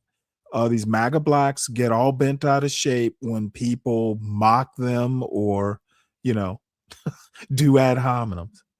In a different Twitter spat, Jamel backpedaled and claimed that the word grifter was not an accusation that I was in it only for the money, even though that is literally the definition of the word. Anyway, suffice it to say, there was no love lost between Jamel and me prior to this debate, but I'm nevertheless grateful to Jamel for agreeing to participate, and unlike his prior snipes on Twitter, he was nothing but respectful during this debate. In the end, it makes you wonder how many unpleasant interactions occur simply because the venue is social media rather than real life. So in any event, this is a formal debate with opening and closing arguments, and I really recommend that you listen to the whole thing. I'm John Donvan for welcoming you. And just so everyone knows, I am not a debate bro. I think formal debates are a waste of time. Though, if you have extra time, why not? Now let's see what 12th man is prattling on about. You do know that white is a color, don't you? Or did they not teach you that in grade school with your Crayolas? Casper was cool, except humans are not ghosts. Oh boy. Sorry, I read that. To this special debate where we are taking on the question, does color blindness perpetuate racism? We're going to get into the topic in just a couple of minutes, but first I want to explain a little bit more about the context of today's debate and today's program. It's being co-hosted by my organization, Open to Debate, but we're also doing it in partnership. I am delighted to say with the organization we all know and love, and that is TED. So to kick things off, I would like to invite the head of TED, Chris Anderson, to join me for just a couple of minutes. Hi, Chris. How are you? Good to see you, John. It's very nice to be with you and with everyone today. We've actually long admired Open to Debate and your mission. I think the world needs more discourse around divisive topics. So that's what you do. And it's really very meaningful for us here at TED to get to partner with you on this one. So if I may just say, hello to the TED members joining as well today. It's great to have you here. It's an important topic, matters a lot to so many of you, and so it's great to have this experience with you. John, perhaps you could just tell us a bit more actually about Open to Debate, and because some of our community aren't familiar with you. Sure, and I want to say we're also delighted to welcome the TED audience. We are thrilled to have you joining us today, and to talk about Open to Debate, I'll make it very brief. We share a mission with TED where we share the view that hearing ideas is an important thing, that it matters, that ideas have power, that ideas live. But we also recognize that very often ideas are going to be in conflict with one another. Ideas held by people who disagree, but in good faith. And our goal is to get those people together and to get them into a forum where they can test their ideas against one another, to do so civilly and to do so respectfully. And for the audience who is watching this conversation unfold, for them to understand why a point of view they may disagree with, which are the hardest ones to hear sometimes, why those points of view are held by somebody in good faith. So we like to explore that by asking our debaters to come here with facts, with data, with logic, with critical thinking, but basically to explain why they may disagree with somebody else. And what we like to say is, let's be open to something like that happening. Let's be open to listening. Let's potentially be open to changing our minds, but let's in the end learn that we can disagree with somebody without having to think that they are our enemy. And in that way, we hope to advance the cause of civil discourse. So I know civil discourse is so much of what TED has always been about. So Chris, I just wanted to ask you, how does this idea of healthy debate kind of live up to TED's tagline of ideas worth spreading? Well, I think it's integral to it, and should be even more integral to it. You know, we believe in ideas, and because of our format of these short talks, it's easy for someone to conclude that we think that an idea can just come packaged neatly in 14 minutes or 12 minutes or whatever. And we actually don't think that. I think most ideas don't arrive in the world fully formed in a sort of neat cut and packaged. They actually need testing, and they need exploration, and they need nuance, and they need defending, and they need critiquing. And sometimes at the live conference we get to do this, and the talks online people don't see that as much. And so it's actually very exciting to have this chance now to dive in deeper.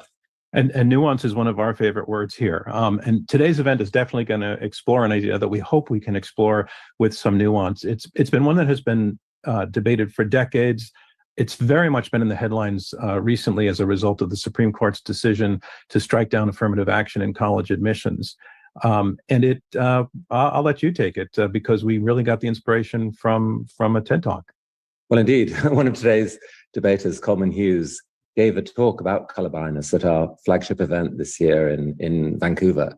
It's a powerful talk, and it sparked a lot of emotion, a lot of reaction, a lot of pushback, a lot of discussion, a lot of interest. And so I think it's going to be, it's a wonderful chance to dive deeper into that issue. And it's a test on something that people feel so passionately about whether we can do this, John, whether we can actually, debate it in good spirit and in good faith and so forth. I'm excited to see how this goes. Well, as you say, it inspired this program we're about to do now. And again, we're very glad to see how this works out, the first time that we're partnering this way.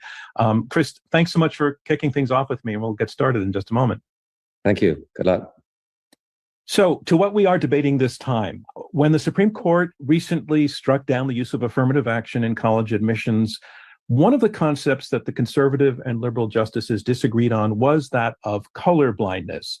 The idea that not using race to determine either one's judgment of another person or how to offer opportunities to another person is the most fair way to proceed and amounts to treating everyone equally. But colorblindness defined that way also has many critics who say that the concept overlooks the realities of racism that persists in our society, and that not taking race into account in many situations is the opposite of being fair.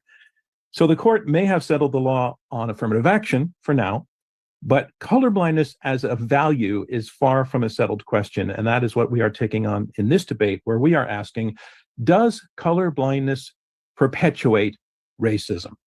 So let's get to it and meet our debaters. Answering yes, in arguing that the answer to that question is yes, I want to welcome New York Times columnist Jamelle Bouie. Jamelle, welcome back to Open to Debate. It's great to have you here. Thank you for having me.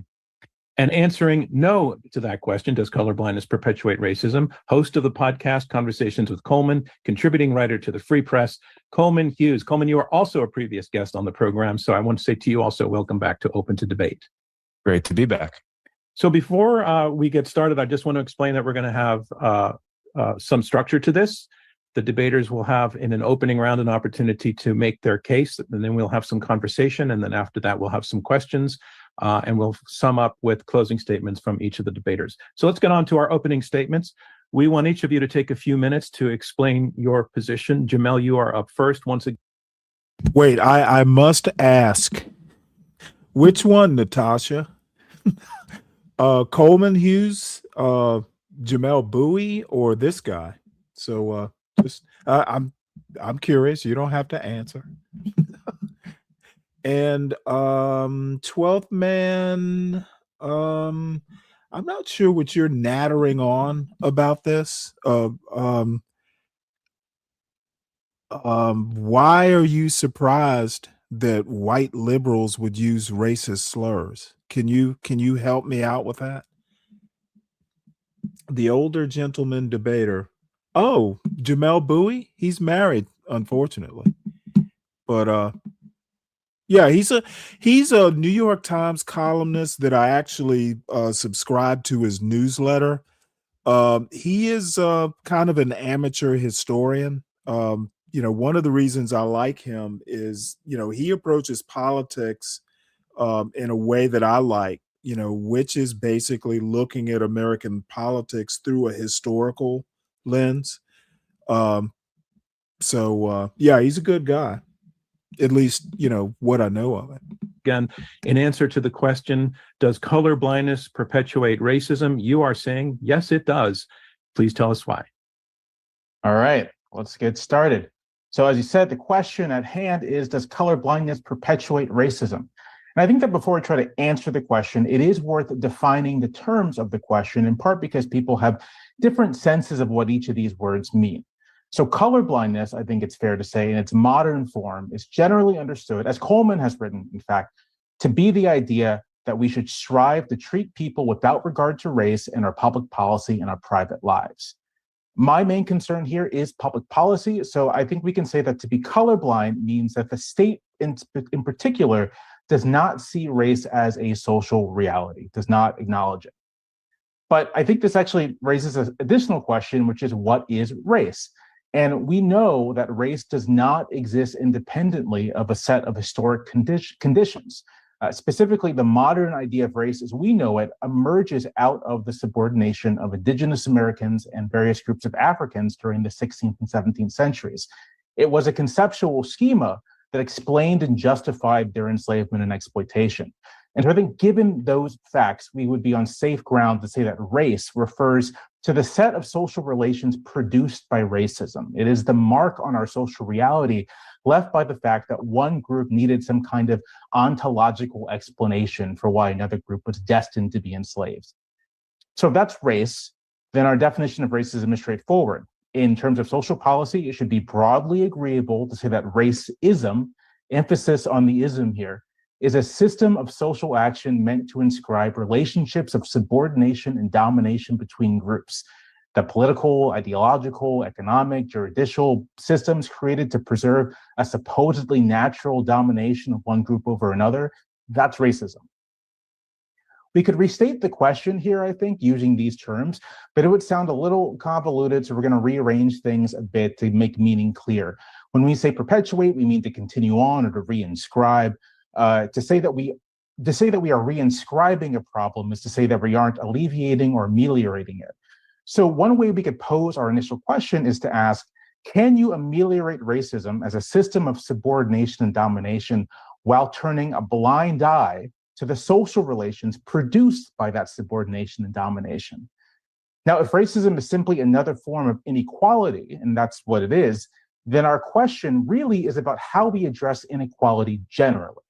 So I think we can substitute inequality for racism in the question and pull it up a level of abstraction to this. Can you ameliorate a system of inequality without reference or attention to the social relations produced by that system of inequality? And I think the obvious answer is no. Consider class. Class is not simply a question of income. It is a relationship between two groups or multiple groups as it relates to production. And as a result, we mostly recognize that to reduce or even end class inequality, we have to also take account of class domination.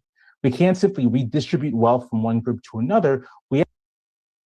This is gonna apparently it might even get above my pay grade in this description of class, but I want to point out that America, in my opinion at least, is fairly unique in that race and class intersect, and I'm not even sure that you can do one without the other. Race is, it's in the warmth and the weft of the American fabric. You can't rinse it out of your hair, as it were. So I've always found, I do agree that if America could become magically more class, if America could just automatically do a class analysis, it's kind of a way we live, a lot of racial issues would be solved. But we're America. We didn't adopt the metric system, even though it is superior to the English imperial or whatever it's called. We're not going to become a class-based society anytime soon. We have to do something about the relationship between laborers and owners of capital and everyone in between. Otherwise, we end up in the same place that we started. And so back in the 1930s, when we began to really tackle class inequality in and by the way, we passed both the Social Security. Feel free to hop in here, Ruthless. You have a high tolerance for boredom. Act and the Works Progress Administration, but also the National Labor Relations Act, aimed directly at reconfiguring the relationships between workers and non-workers. We recognized that it was not simply people who were disadvantaged, it was workers, and we acted accordingly. So unless racism is a special kind of inequality, then the same goes for it as well. The way to address it, to ameliorate it, is to at least take note of and respond to the social relations that structured and continue to structure its ongoing existence. And that would put us against an idea of colorblindness. Thank you very much, Jamel. Coleman Hughes, you are up next. You are answering no to the question, does color blindness perpetuate racism? Here's your chance to tell us. Yeah, I'd like to thank Ted and Open to Debate for setting this up, and Jamel for participating. This is an issue that is near and dear to my heart, so it's a privilege to have the opportunity to speak about it. Our question today is, does colorblindness perpetuate racism? And my answer is an emphatic no. Colorblindness historically and today is actually the best way to fight racism. Colorblindness doesn't mean pretending not to see race, right? We all see race, of course, we can't help it. It means that Stanley? race, we still commit to treating people without regard to it, both in our personal lives and in our public policy. Colorblindness is the antidote to the poison of racism. Now, there's been a very dishonest but effective PR campaign against. Go ahead, Ruthless. Yeah, that's unrealistic. That's unrealistic. I think colorblindness means to see all people the same, right? More or less, it's more like pretending race doesn't exist, in my opinion. But yeah, it's a way of basically, ensuring all people get a fair shake. Well, that definitely is delusional, right? Because once again, it's just I still hold the same argument. Mm-hmm. People are always going to think they're better than other people. People are always going to be envious or jealous, or people are always going to want more with greed. And race comes into play because when we as humans, we operate in a group fashion, right? We how you say it, we assimilate under skin color, whether you like it or not, right? So when you go to Okay, well, hold on before you go farther. Are you saying that race is kind of? I don't buy the argument, and I'm just asking. I'm not saying you're saying this, but I'm asking. Are you saying that race is like a natural, like everybody's racist? Yes. It's human nature to be. Okay, well, you and I'll disagree on that. But there's extreme, then there's moderate, right? That's where you get when you get to the extreme, and because of the history of America with whites and blacks, it kind of took a whole different enlightenment. But it's just a bit like it's all about winning, right? And people assimilate with people who are like skin color than like minded. So it goes like this. If there are a group of, let's say there's 100 people, right? 20 of them Asian, 15 of them black, another 10 white, another 10 Indian, and the new guys coming. There's another 20 extra people added, right? And they're all these. The people are going to identify first by the likeness of the skin, right? And then from there, then it clicks up again to ideology, right? But race identification is the way people move, right? Like when it's just the way it is. So racism is inevitably going to be a byproduct, because when one race assimilates, they kind of want to keep within their own race a lot of times, and sometimes some of them or a lot of them could think, "Oh, my race is better than your race," or "We deserve to be this," or "We want to rule over." Particularly in America, right? You don't really have this much problem in Asia in them because they don't. It ain't not a whole bunch of indifference. China is a whole bunch of Chinese, right? No, Europe, that's actually that's actually not right. Well, it's a whole bunch. I just say it's all. It's a Well, minority. I think just look at the Uyghurs. Technically, from outside looking in, they're all Chinese, but within China. But let me respond. Number one, race is not. Race is something that's taught in the state of nature. Man is not race based. That is basically a product of the Enlightenment. Now, that's not to say that people don't notice differences, but race is literally something that was made up out of whole cloth.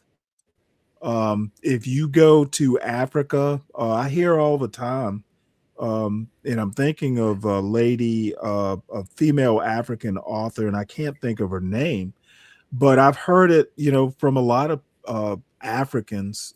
They don't think racially until they go to Britain or Europe or the United States. They think in tribes. It's a tribal thing. It's an ethnic thing. It's not racial. People are taught race. They're taught the concept of race. It's not something that a child will notice differences, but race is not something that that's natural. It's not a human instinct. Well, this is where I'm going to have to disagree with you. Of course, the Africans in Africa, if you're around the same like-skinned people, then it becomes ideology. And Well, that's then what you prove my argument. If everybody's the Oh, same color, so- race doesn't right. exist. But right, that's exactly. So you make my argument. But there is different races. There is different colors. So once There are differences. There are not. Race again is made up. Race. I'm People not saying notice differences, but race and racism as a concept, it was literally made up. all racism is one person or a group of people thinking their race is superior to another race, right? Yes. Yes, And and the that's reason normal. is it at one point in time in the United States, the law said that. People believed it Yeah. because that's how the culture and the law and all that worked. You literally have to teach a child, like growing up, your kid, your 2 or 3 or 4-year-old. Like my wife was white. I'm black. My son really didn't, I don't even know that he was aware until kindergarten when one of his little friends called him a mulatto. He came home and asked what a mulatto was. I honestly don't know if he knew about race until kindergarten. It was taught, But it was taught to him. It wasn't something he grew up with. you maybe, well, I'm have to I'm gonna have to disagree, right? Because I was never taught racism, but I knew. Okay, well, you do realize that kids I learn automatically from more knew than their that white people kids were learn different. more from their parent. They don't. You it. You, like I Can I said, say this? it was never discussed in the house. He literally learned it at school, So so he was taught. so like me, right? My mama wasn't a racist. She was drunk all the damn time, right? So, well, and I didn't have. When I went to school, I didn't have a lot of friends, right? I had one Hispanic friend, but my teacher, it was a trap elementary. I never forget it. My teacher pissed me off. You know what I did? I called him a honky, and they took me to office. They started some psychology. They had me see a therapist, whatever. And I did that out of instinctively, because I didn't come in. I didn't come up in a, a bunch of blacks, but no, it was me and my mom. We moved everywhere, and for some, just instinctively, I would say things about white people, just instinctively. And I'm not saying it was right, but my point is naturally humans through skin color. Now, not all blacks will think like me. Some blacks are unified. Hey, if you're a white person, they won't get disrespectful like that. They'd be like, "Oh, how you doing? You're human." You know what I mean? But there is always a level of I'm black, you're white, you're Hispanic, you're right. We're all still Well, if you grow up in the United States, yes, but we're a racist culture. Yeah, but So if you of go, course, what you're calling natural is learned behavior. no, but this is how countries are, right? This is how societies are formed, right, through skin color first, and then No, ideology. actually, that is literally not how societies are That formed. is literally how it goes. Okay, you know what? Other than recommending a bunch of books, um, I guess we'll just have to agree to disagree. Well, can we look at it like this? Asia, Russia, European, right? All these people Okay, are well, none of majority. those are race. None of those are racist, to be honest. Yes, they I are. mean, Asia. Yes, they Well, are. Asia. No, Because- European is not a race. Asian in the United States, I guess you could call it a race because it's on the census. But even it's. Let me put it to you this way, and I say this all the time. In America, you have to work to not be a racist because it is the default that the culture raises its kids in. Um, you everybody's subject to be a racist if you are born and educated in the United States. It's just our culture. But is it by What's up, coincidence? MOT? Is it by coincidence that all Asians? No, it's deliberate. if I- America is a No, I'm talking- racist culture. right. But I'm just saying. Let's take America out of this, right? Let's take America out of this. Is it coincidence? And this is a question: is it coincidental that Asia is separated from the Europeans, right? Through skin color, they are different and they assimilate differently, right? They won't deal with each other just on the premise of skin color, right? But then once you get into Asia, and then once you get Well, wait, Europe, hold it. You're confusing me. So you're talking difference? Okay, yes. difference is not race. I mean, race is a construct. Difference is natural. Difference is biological, but race is something assigned to the difference. But the I see first, right? So the Asians going over to Europe. You know what I mean? Like when we start off with a bunch of groups, the skin color, the like of similarities is what we're going to assimilate first. Then we're going to get into ideology. Okay, I'm lost again. What do you mean assimilate? Yeah, assimilate means when you come together. I hate to use this, but I'm gonna use it prison, right? It just I don't. What I'm gonna use is prison. Yeah, it just when you come into prison, when you go into jail, right? Wait, hold it. Before you go farther, you do realize that prison is not an imitation of life. That's about Yes, as it is. artificial. That and the military. No, I They're mean totally what he's trying different. to say about institutionalize is, I'm like, what? No. I'm not saying. That's why I didn't want to really use it, but I'm gonna have to. What I'm saying is, when you walk into the prison system, right? The first thing you're going to identify with is people who look like you. First, Well, that's for number one. survival. Yeah. I mean, But that's it's a bit- classification, so that way there could be less problems. No, understand. But you as a person, you're gonna. Well, wait. My point. Hold on one sec. My point is that's not natural. It is literally imposed upon you. Yeah, purposeful. No, it's natural. It's natural because you don't. It's not natural. It's a not more choice. natural. Going to prison isn't natural. So I'm gonna give y'all a good example here. So there are black guys who grew up with Hispanics and adopted their ideologies. So when they come in to the prison system, even though if you're blacks approach them, they say no, we with the Mexicans, and the Mexicans accept them as in the gang life, right? This is one of ours, right? So my point I'm making is you don't have to assimilate with your color. You can go wherever you want, where you accept it if you agree with the ideology. But 99.9% of people going to prison are going to identify with people who are like them, look like them first, and then as conversation excuse, But the prison is a big picture of the world. Look at the words you're using. You're using words like ideology. Ideology is not something you're born with. It's something you learn. Yes, agreed.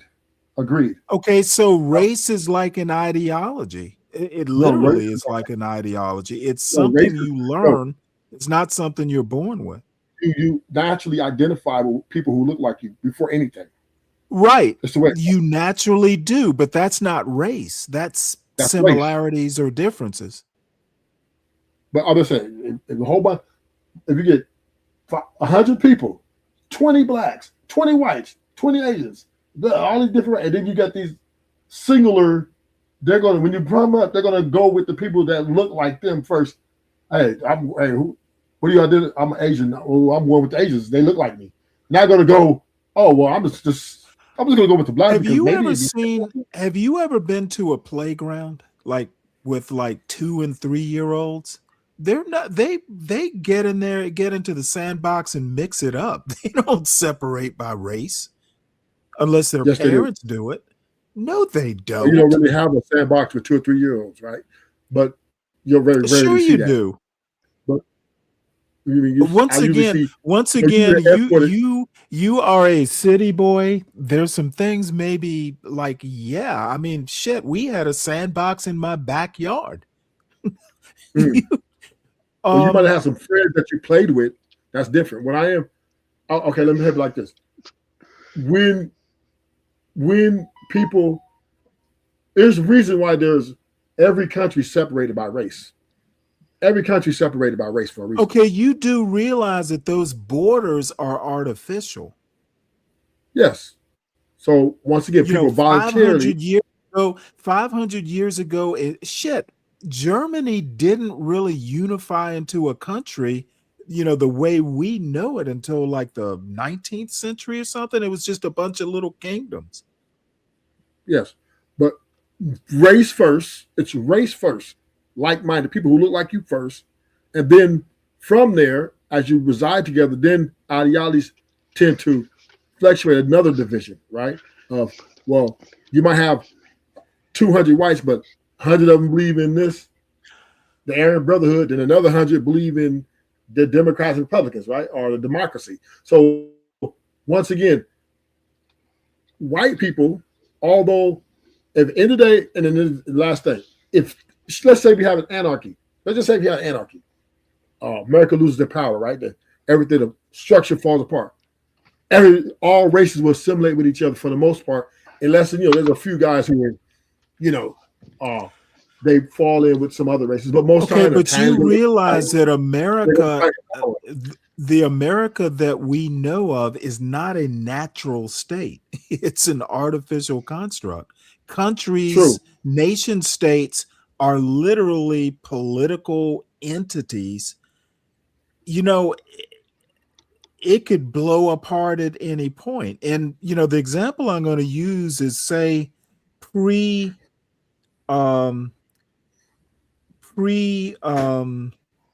Enlightenment Europe. I think that's right. Where there were just a bunch of little kingdoms and fiefdoms and stuff like that. White people used to fight white people.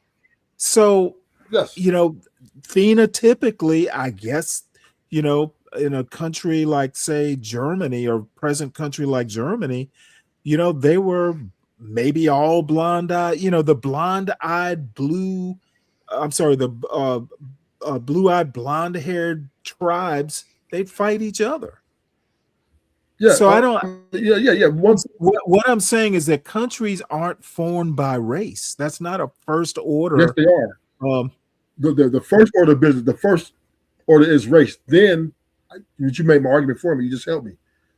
They were all no. Actually, you must have misunderstood my argument.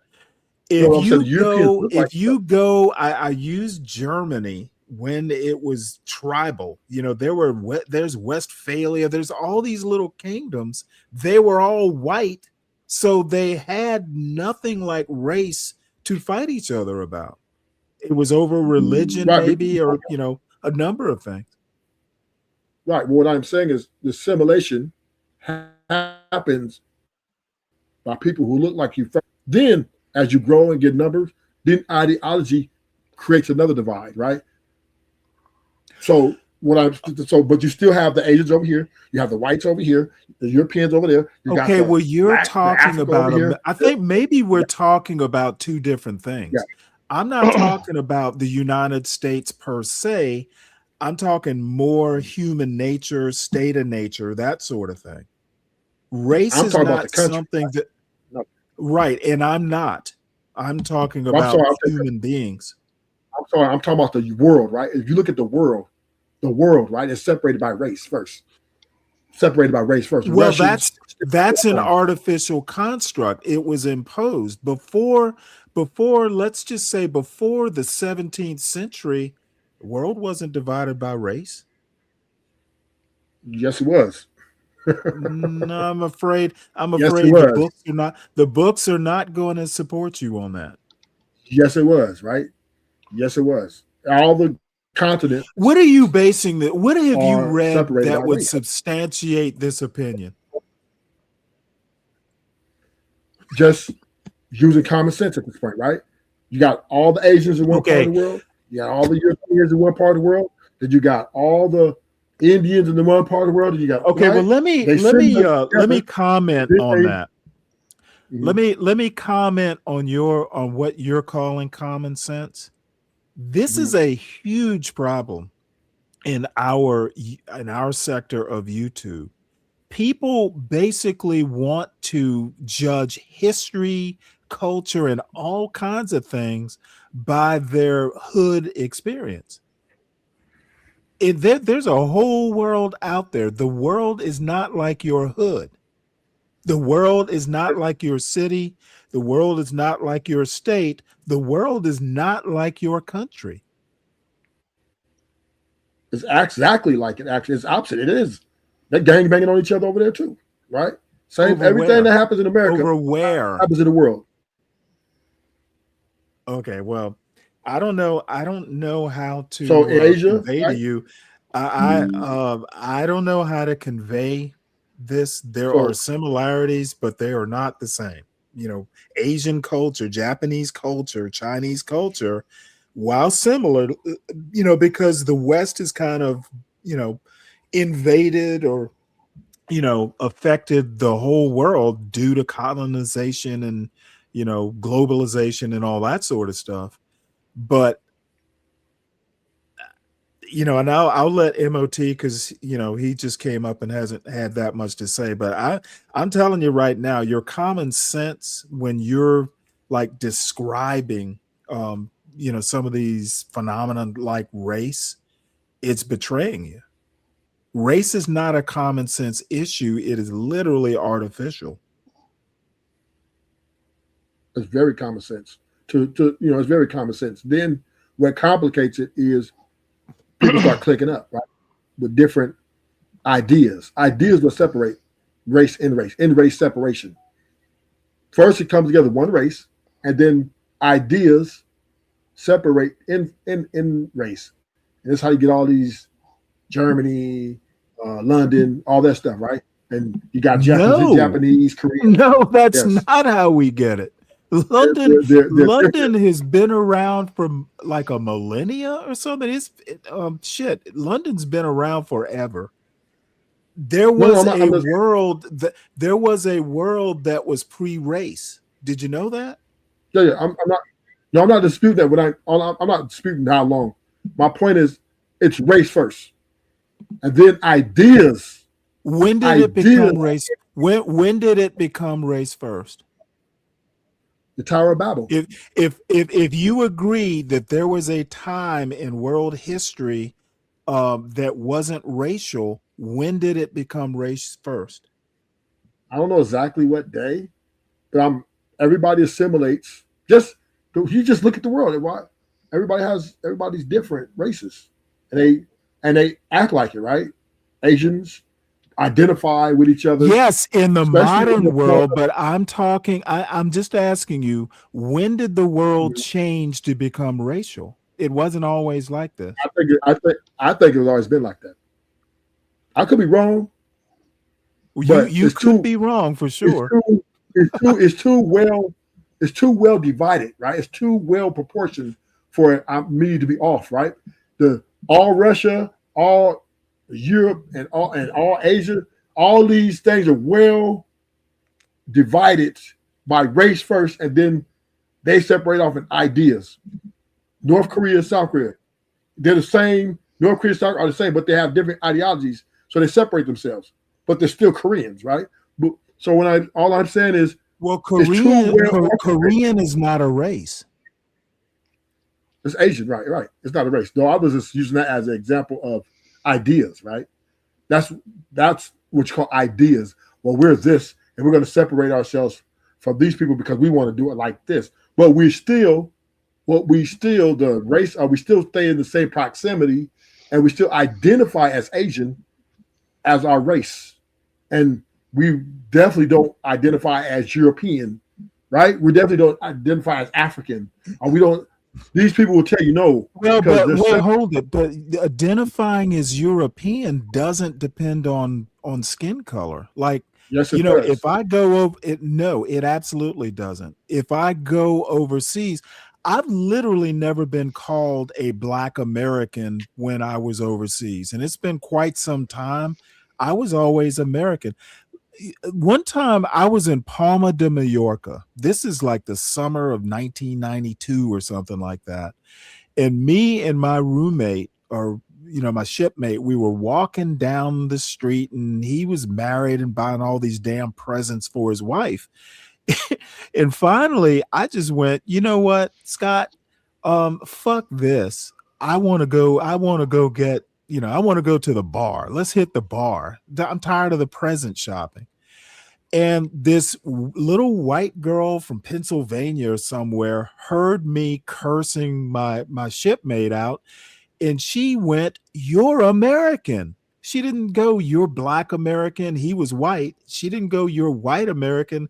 She was just glad to see an American no matter what color. My point is, European or American doesn't have to be racial, and a lot of times it's not.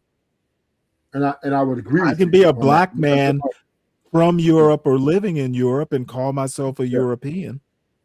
I agree with you. So this is going to win the argument. When we're little, remember your mom dropped you off at elementary, right? The first grade, right? Mom, dad don't tell you that you need to only hang with Black people, or you need to only hang. But all I remember is from elementary to junior high to high school, we were all divided. We socialize on a great majority. The whites mess with the whites, the Blacks mess with the Blacks. Do we integrate to play sports and do different things and maybe but at the end of the day, when lunchtime came, the Blacks were pretty much with the Blacks, the whites were with the whites, the Asians with the Asians.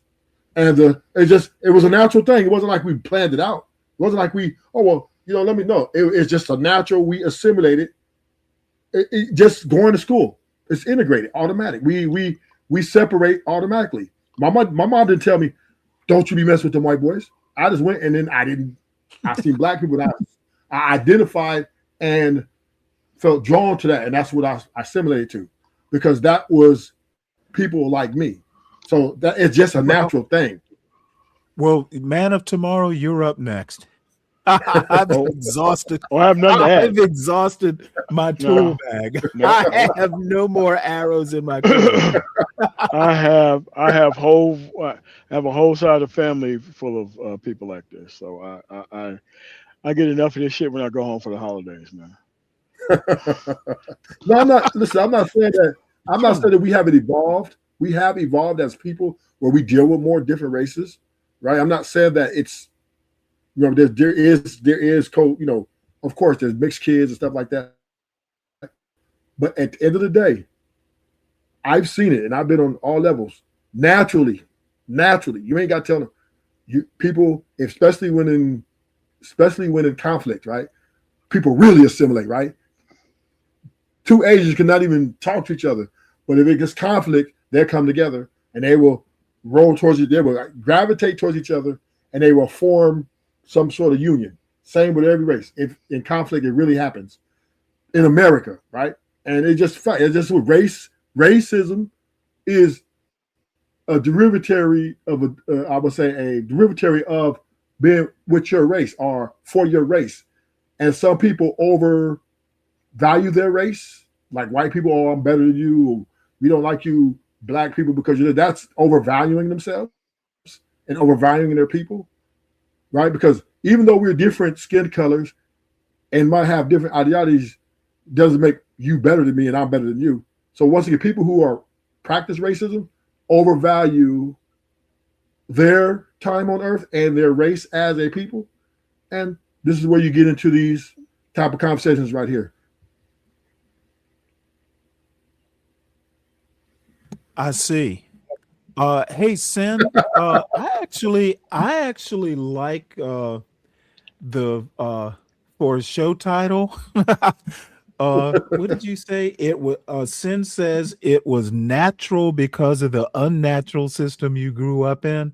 There's the show title. So What's she saying? I'm gonna take it. It was natural because of the unnatural system you grew up in. No, Sin, this was happening before America was even formed. Russia was intact. Asia, it was still already divided by race. Already. And reason why the Americans came over here because of the ideologies were different. They were all similarly looking, but they had different ideologies. Wait, ho. America, the ideology was different. You do realize that it wasn't so much Europeans. Okay, I'm getting confused now. No, America was not founded as a racial project, project.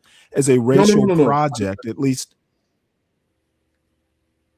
no, they were conflict. and I'm thinking of actually pre-America, like Jamestown. It wasn't a racial project necessarily. No, I didn't say that. No, I didn't say that. What I'm saying, where they came from, right? They migrated over here. Because they were in conflict. There was a direct conflict with the European ways of life. And these side of people wanted to do their own thing. So they went out to seek a new land to practice their ideology. All this is built on we're different. We want to be who we want to be. Well, we don't want to be like them anymore. The Pilgrims, we don't like that way they think. Okay, Jamestown was basically started as an economic project. In Jamestown, Jamestown came, a decade or more, like 1607. So you're talking 13 years before the Pilgrims ever came over here, or what we call Pilgrims. So it wasn't race or ideology; it was an economic project. Well, once again, these groups of people came from Europe and different parts of Europe together because they have like-minded ideologies and want to practice. No, that's not. Largely, it was economic. The Spanish wanted spices in a shorter route to, India. Largely colonization was economic. But they took this country. Stanley, We have to make that. Can I ask a question? Even in Jamestown, they had a servant or basically slaves that worked in the saloon. No, not the in toilet. not in 1607. They didn't. I could have sworn I watched a documentary about that. And the documentary would be wrong, or you misremembered it. Jamestown, 1607. First Africans, and even the first Africans weren't slaves. They were indentures first. That didn't come till 1619. Yeah. So no. White people. Now the thing is that you're talking indentured servants in 1607. Yeah, there were, but they weren't slaves. They were indentured. Yeah, there's a fine line between indentured. No, there's not a fine line between the two.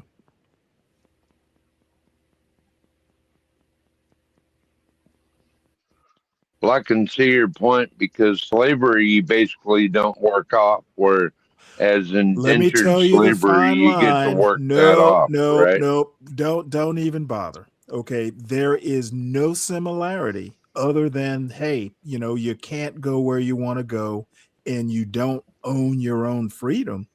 Indenture wasn't race-based.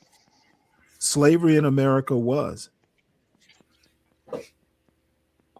Well, I'm not seeing the huge difference between. Well, all I can do is tell you to study harder. They're not, other than you don't control your freedom. That's after that, it kind of goes away. Now, there were indentures, you could be indentured for life. So, slavery and indenture, that lifetime of servitude. But even then, people were getting lifetime indentures because they kept breaking in contracts. If you sign up for 5 years and you keep escaping, at some point, the owner of the indenture is going to get pissed off and say, you know what, you're mine for life. Sounds like slavery to me. And no, hold on, Ruthless. It sounds like slavery to you because you don't know better. It doesn't sound like slavery to me. Why are you just doing it like that? Well, what did I do? You don't know better. You said you don't know better. Well, he doesn't. Involuntary. Yeah, you're right. No, I'm not saying you're wrong. Indenture is voluntary. Now there were times like that lifetime indenture. Yeah. No, that's not voluntary, but it's not race-based either. There's a reason you get the lifetime because you keep breaking contracts. Okay, but people volunteered. People don't just round you up and indenture you, though there are plenty of exceptions to that. Generally, you would sign up. They would go, hey, you have a choice. You can either be in the poorhouse in London, or you can be indentured over in the colonies.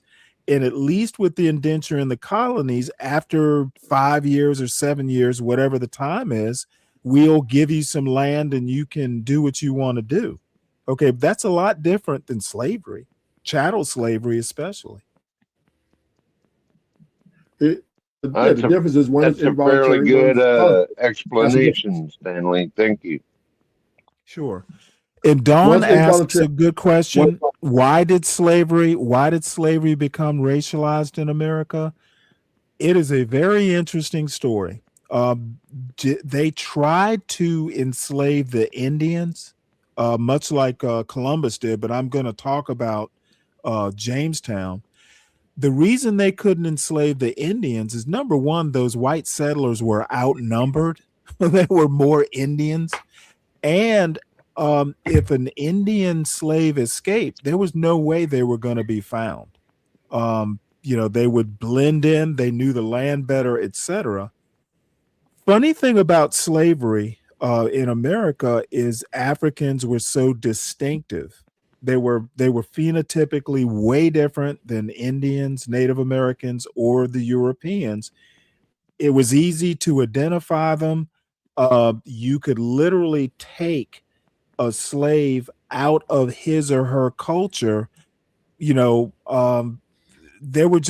It's just way more convenient to take someone across an ocean where there's nowhere you can go hide with your people, because there are not a lot of other people who look like you. The language is different, etc.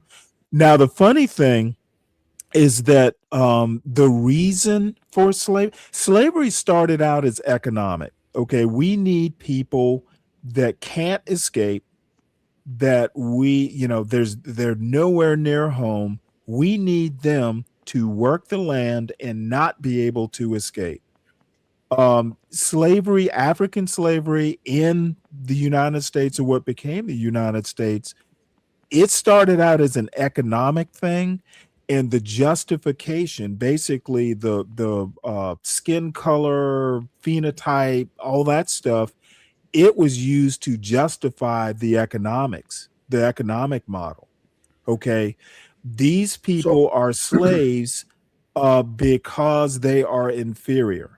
Okay, that came after to justify the slavery. So I would think that, I might be wrong on this, Stanley.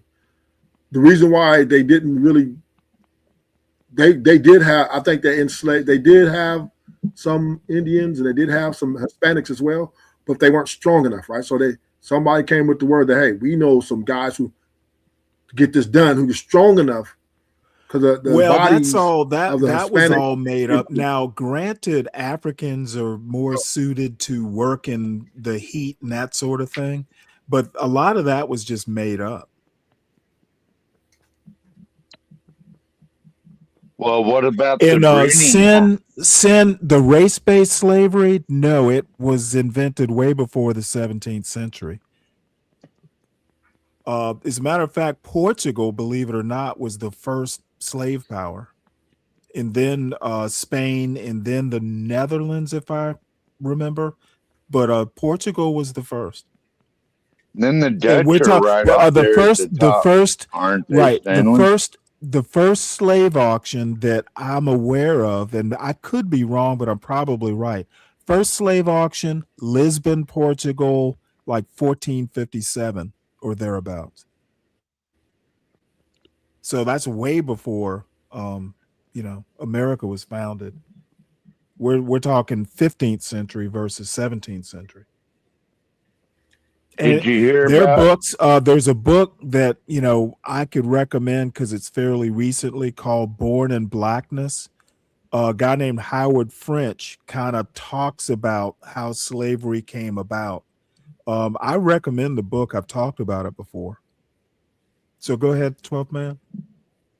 Did you hear about? There's these Americans, they're Black Americans that are suing these African countries for their ancestors selling them into slavery. They want reparations for that So what? from these African countries.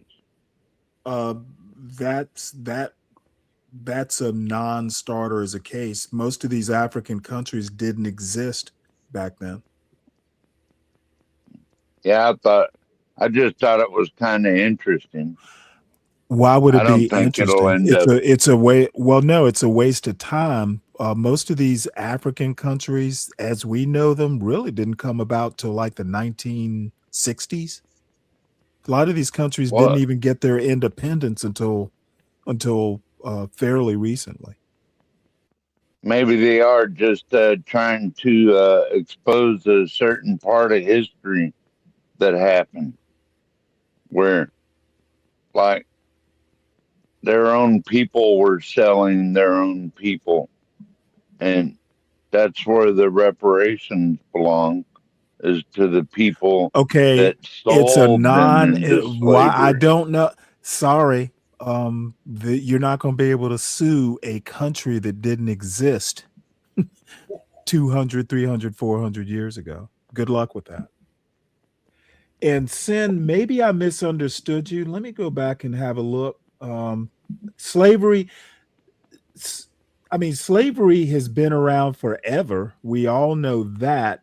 But what I'm saying is the first Europeans enslaving Africans, Portugal was the first to do it.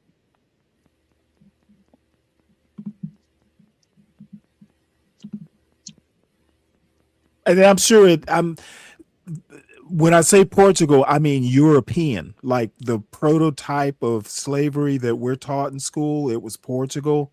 Of course, slavery pre-existed, slavery, African slavery existed before Portugal did it. I think, wasn't it the Dutch that first introduced slavery to the United States, right along with Columbus and those other people? I'm sorry, say that No, again. they were from Spain, but wasn't it the Dutch that first introduced slavery to the United States? I thought it was the Dutch. Seems like I read It something the would other have day. been, well, number one, the United States didn't exist. Number two, that would be Spain. I think Spain was the first to Yeah, introduce Spain slavery. and Dutch. Columbus tried to enslave Indians for starters. Now, African slaves were conquistadors. So, But did they, did they enslave Spanish too? Yeah, they enslaved some of the Spaniards too. Wait, who did? Christopher Columbus and them. I The country, California. Not that I know of. Yeah, California was the Mexicans, right? California, Okay, the West Coast, basically. California, Columbus. We're talking centuries. Columbus basically was. I think the Vikings might have been here before. You know, They were. Leif It's Erikson or documented. whatever they. Okay, no. Don't even start with that nonsense. What I'm saying is Greenland. that, yeah, exactly. So, but what you're talking about is a different, a kind of a different topic. Leif Erikson didn't settle, at least not for long. They all died. All the Vikings died there.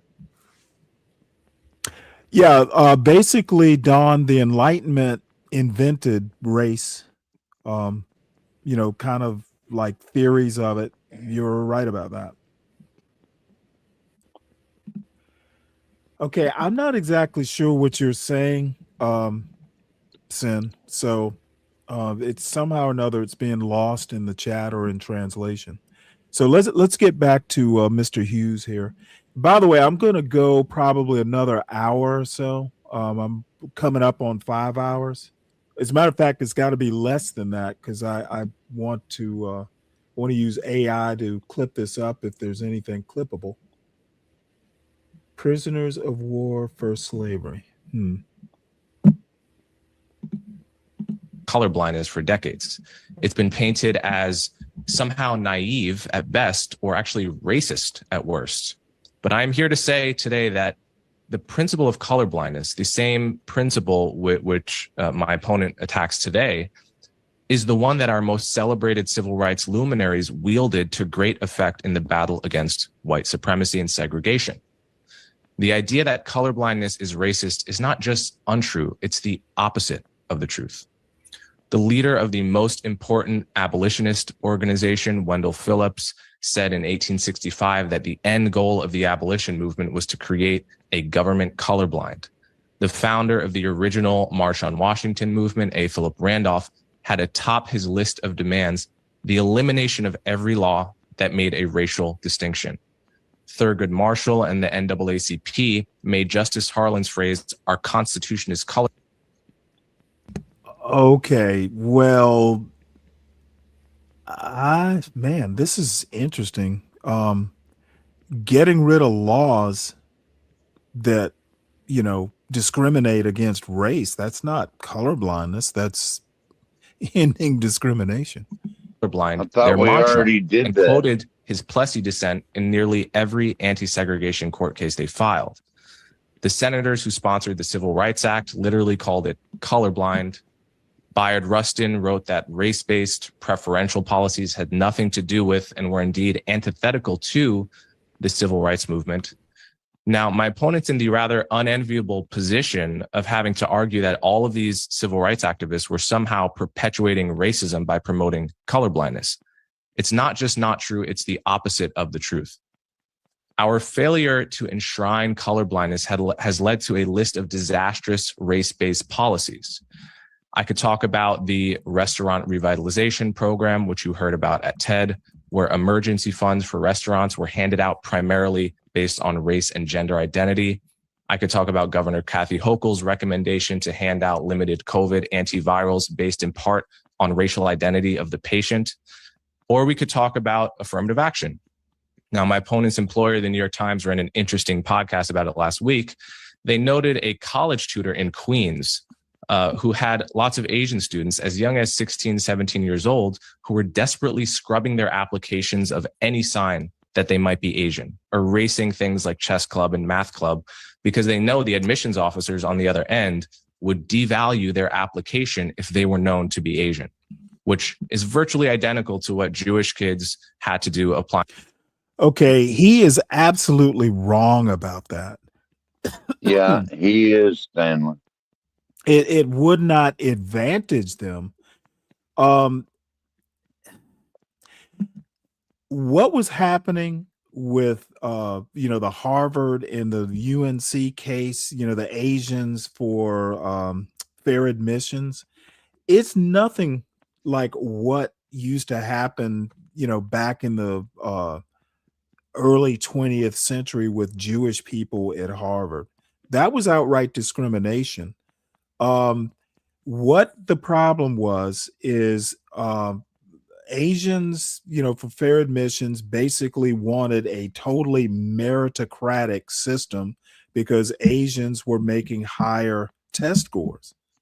Okay. And, the way college admissions still work is they're not looking at just your grades and test scores. They're looking at extracurricular activities. They're looking at interviews. They're looking at recommendations. They basically want students who are more, well-rounded. They don't want people just for their test scores. And that's what a lot of folks, Asians, couldn't understand. And the bottom line is Asian admissions, say at Harvard, are up, but not by that much. So anyway, you know what? I should stop interrupting. Just let the dude cook. To college in the first Stanley, half of the can I 20th say century. something? And once again, my opponents. What's that?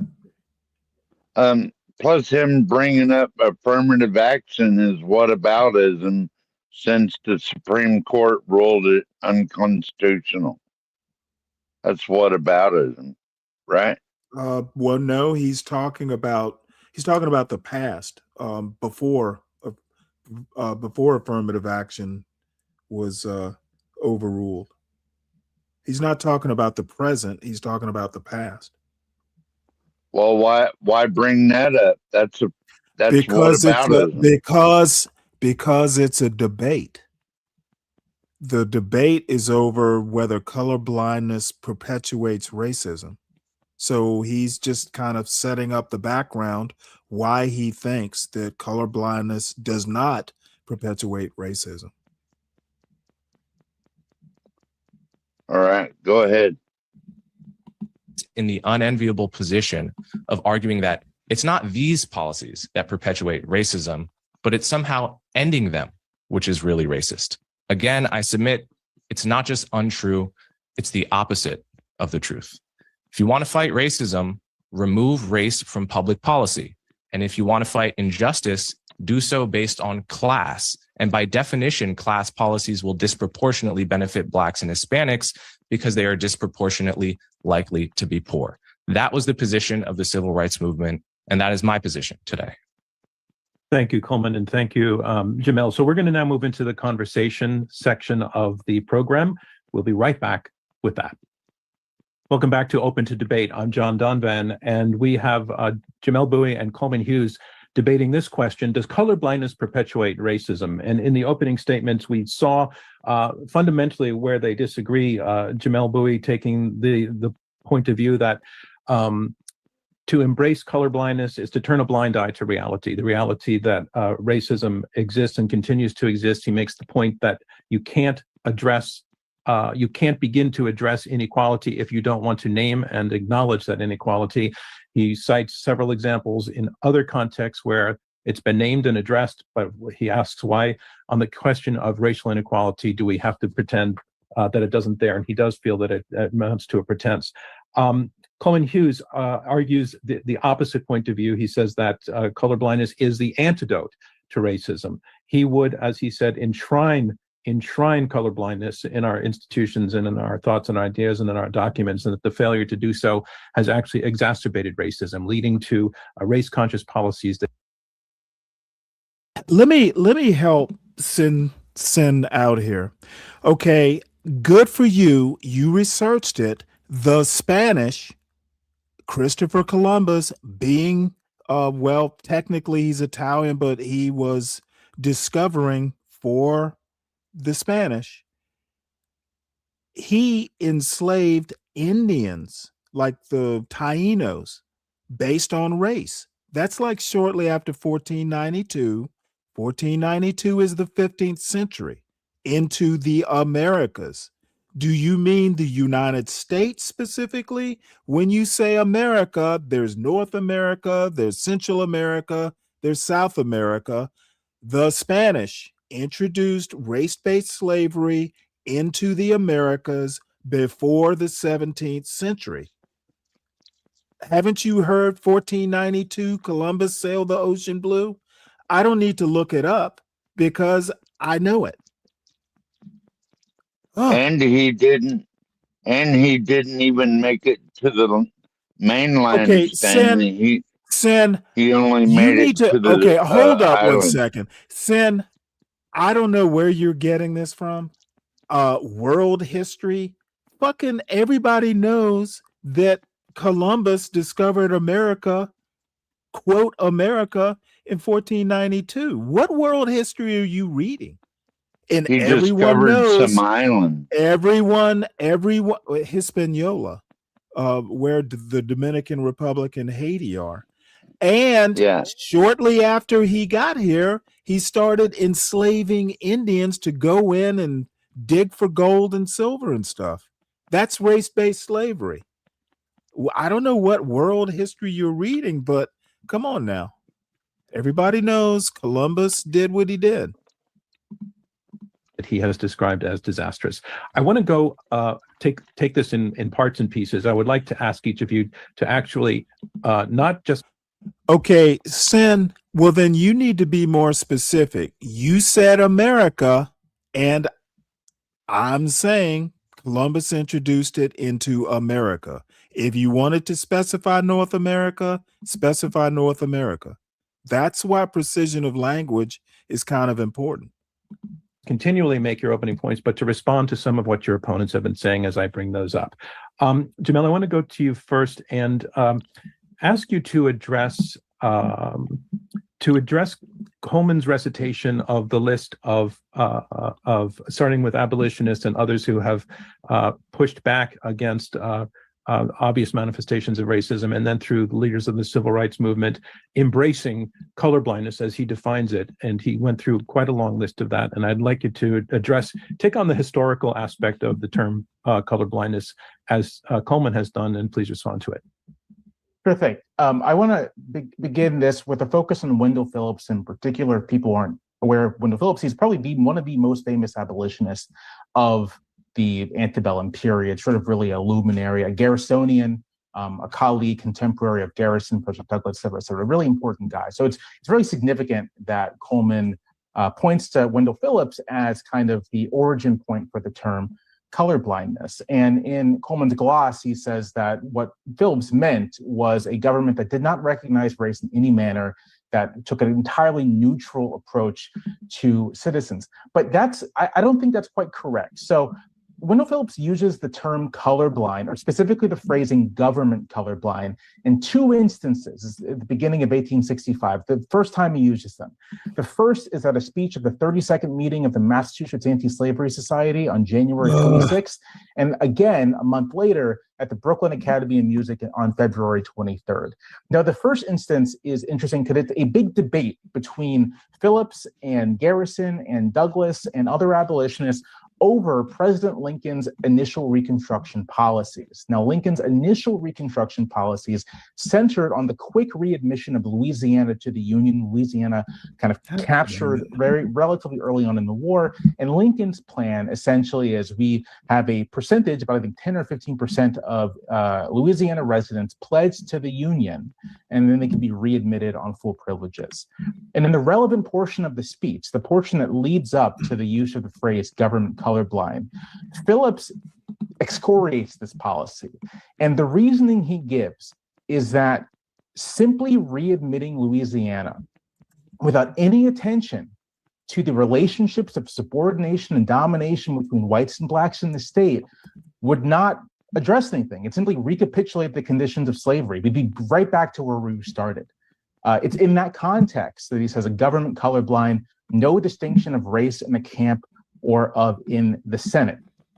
So colorblindness here in the context of the portion of the speech does not mean the non-recognition of race. It means the non-recognition of racism.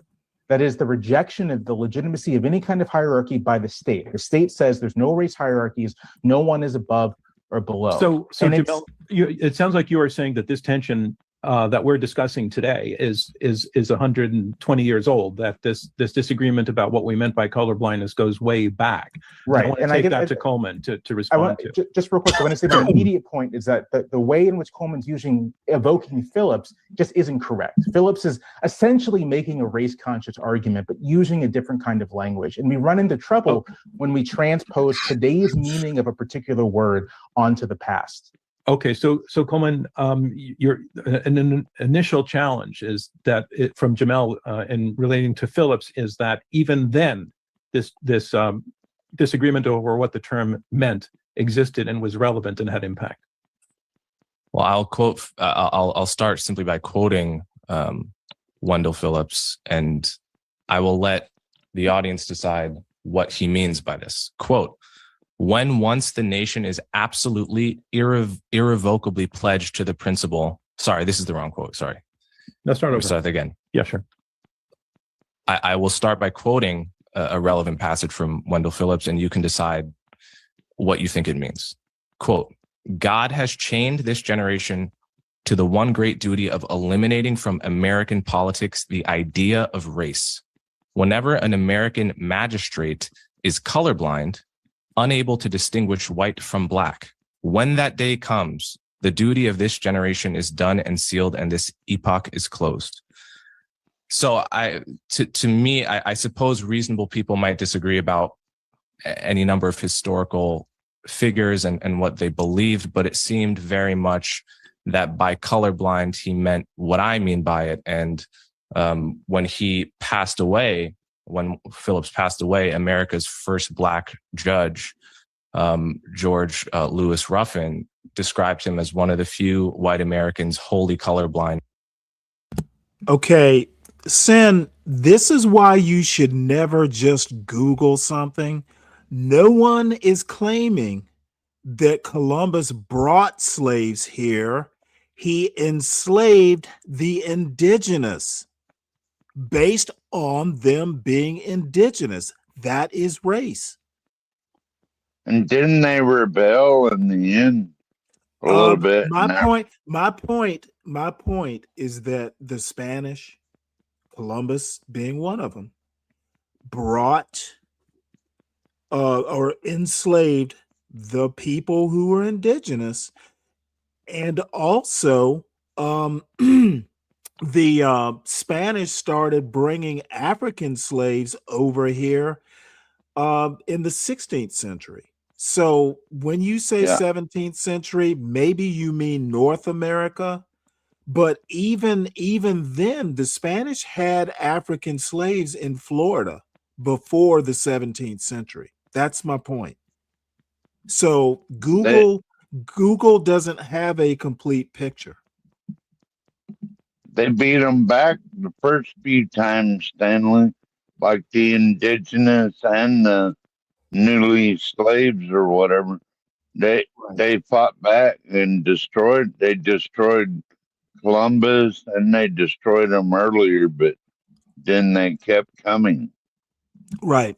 So I consider Florida North America, Sin, again, before the 17th century. They had them back in the 16th century in Florida. African slaves. And the natives didn't make. I'm sorry, and what? the natives didn't make very good slaves. I mean, they didn't have muscles and body mass. They didn't make good slaves because they died of the diseases the Europeans brought over. They were, I can't remember which island. Maybe it was Hispaniola, where like 90% of the Indians died of diseases the Europeans brought. So that was the main reason, I would imagine. If all your slaves are dying from the diseases you're bringing, no, they're not going to make good slaves. Yeah, and taken together, it seems that Wendell Phillips really meant. I'm sorry, what, 12th man? If you wonder why there's so many black cities and communities along the Cherokee Trail, the Trail of Tears, then you need to check your history, because a lot of black folks were along that trail too. A lot of people don't know that, but they were. Got it. Colorblind when he said colorblind. Can I respond to that real quickly? Yeah, Just- please do. Just so the thing to consider is that Phillips is not just speaking in the abstract here, right? He has a set of policies that he would like to see the government pursue. And again, we have to consider the context of the late 1860s. And so what Phillips wants is, first and foremost, he wants Black Americans to have the vote, which is considered at the time to not be a colorblind policy. It's very much considered to be a race-conscious policy. And he describes it as such in this January 26, 1865 speech. The second thing is he wants the redistribution of land, specifically to freed people, but also some free people. And so again, this is not a colorblind policy as we understand it today. So we're left with kind of a bind, right? Like, is Phillips just self-contradictory? Is he contradicting himself? Or is he, again, not talking about the recognition of race as identity, but the recognition of racism as a system of caste and subordination?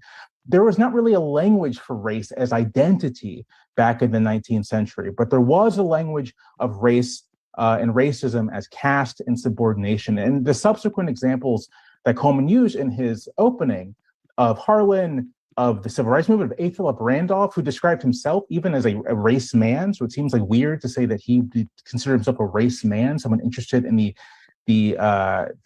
fate of African Americans, but also a staunch colorblind figure. These figures are also talking about a context where race means, in public policy, in judicial policy, it means a system of subordination. It means a system of domination. And so in that context, colorblindness takes on a very different hue, no pun intended, and the solutions that these folks come up with are not ones that pay zero attention to those relationships of subordination and domination. Okay, it's clear that the two of you disagree on the on how you interpret the historical use of the term, but I want to move now on, Coleman, for you to address the thrust of what I believe is Jamel's opening argument, that color blindness also amounts to essentially being blind to reality. Turning a blind eye to reality was the phrase that he used, and that turning a blind eye to that reality means not setting yourself up to deal with that reality. So can you address that piece of his argument, that you've got to see it, you've got to name it to address it? This is a total straw man. I think everyone would acknowledge that race is a social reality. There are also many other variables in life that are social realities, like beauty, nepotism, height. Scientists will find that people have an average tendency to treat people differently along all kinds of dimensions. It's a separate question how one fights that. If you want to fight it by re-enshrining that same principle into policy and trying to reverse discriminate along those lines, well, that's fine. That may be your position, but you can't then say to people who disagree with you, well, you just aren't acknowledging that this is a social reality. If you want to discriminate along a particular dimension, you should simply own that position, but you shouldn't say of your opponents that you guys are saying this social reality doesn't exist. These are two different positions. So Jamel, Coleman takes issue with your claim that it's a head in the sand attitude. Yeah, so I should say first that it's a bit of a category error to analogize race to beauty or height or eye color, or, there are plenty of things we can point to that have some sort of like differential impact on people's lives, like qualities of that sort. But that's not what race and racism are. They aren't analogous to this, first of all, because they're not biologically real, right? Like skin color is, but the meaning we attach to it is socially constructed, a phrase I'm sure everyone's heard. But the second is the United States isn't marked by a system of hierarchy based off of hair color or based off of height. There was no kind of like Jim Crow for short people, right?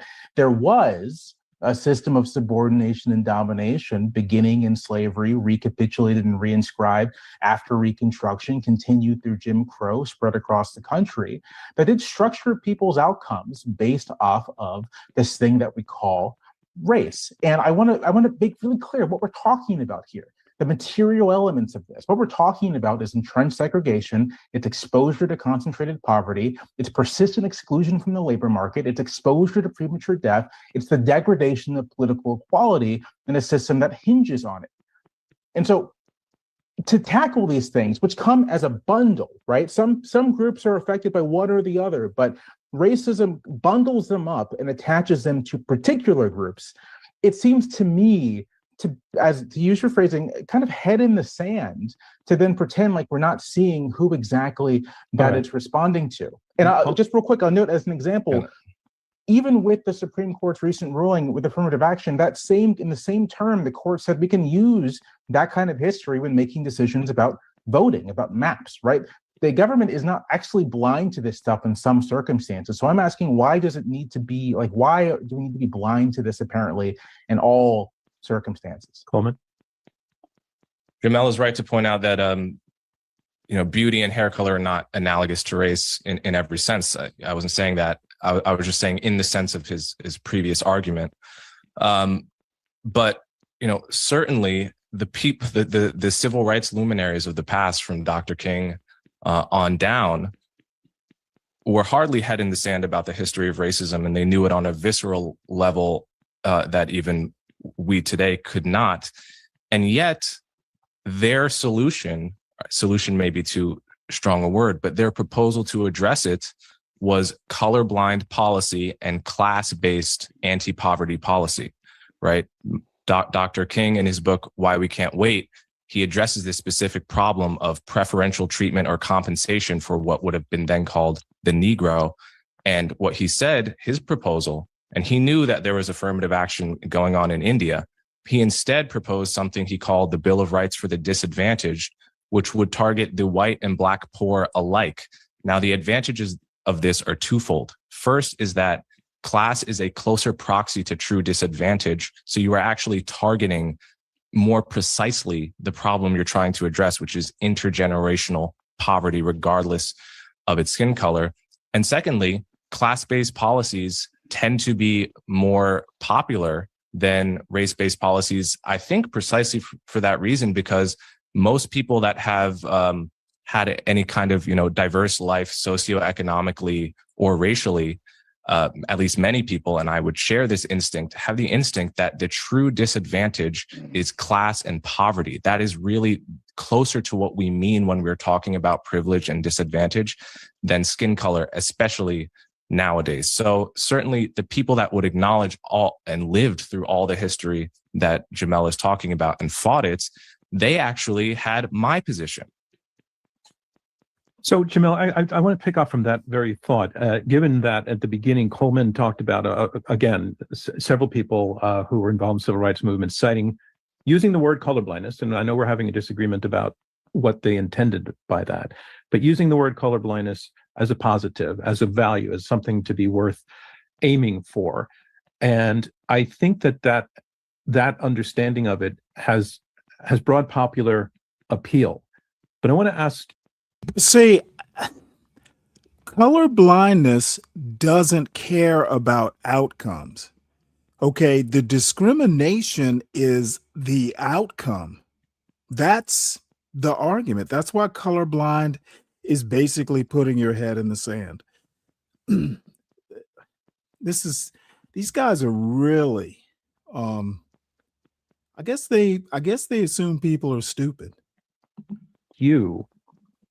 That's what I think. Is it your contention that those who are asserting colorblindness as a positive value, are they cynically weaponizing the term, or are they sincere and perhaps, in your view, misguided? Actually, Dawn, let's see. I'm happy that the UN used such powerful language in proposing that the Atlantic slave trade was the gravest crime against humanity, and Anton still got more attention. This is a great debate. Well, Anton got more attention here in our YouTube streets.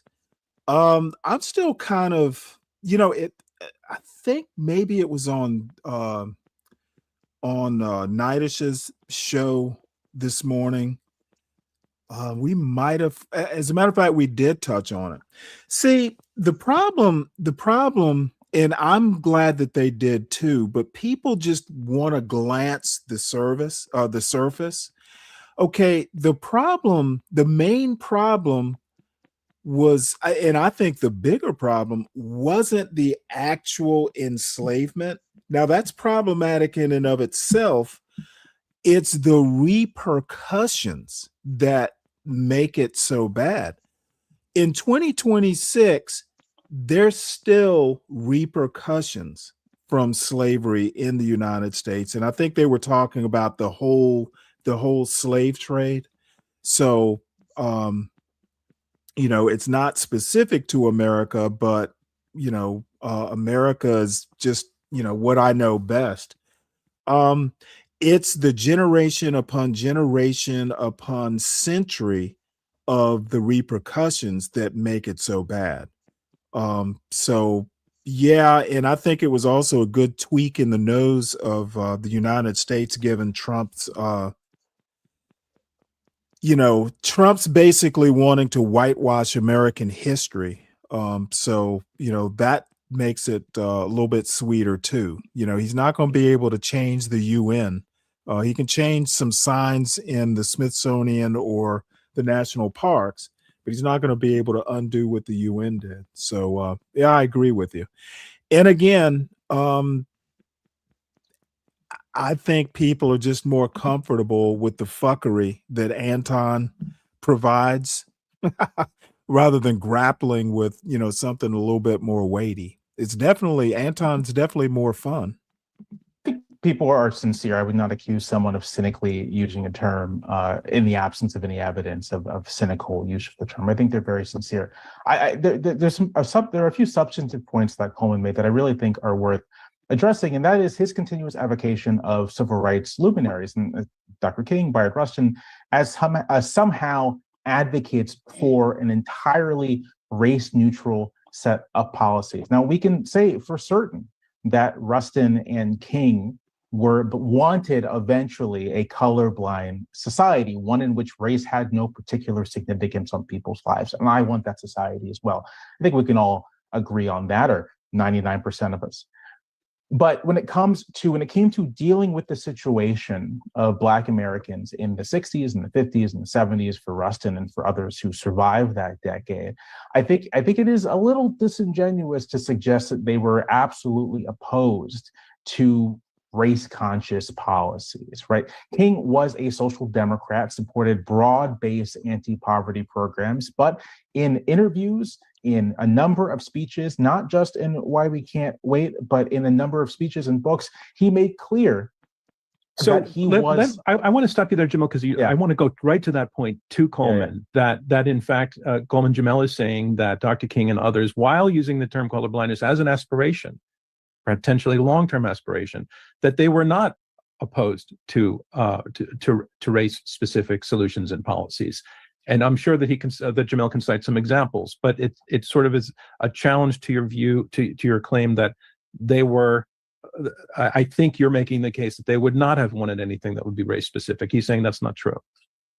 I'm not sure he can cite examples, actually, but I'm sure that I can. So, for example, Bayard Rustin, who ghost wrote parts of MLK's book Why We Can't Wait and organized the famous March on Washington, and was in MLK's inner circle, he said he wrote to the Wall Street Journal.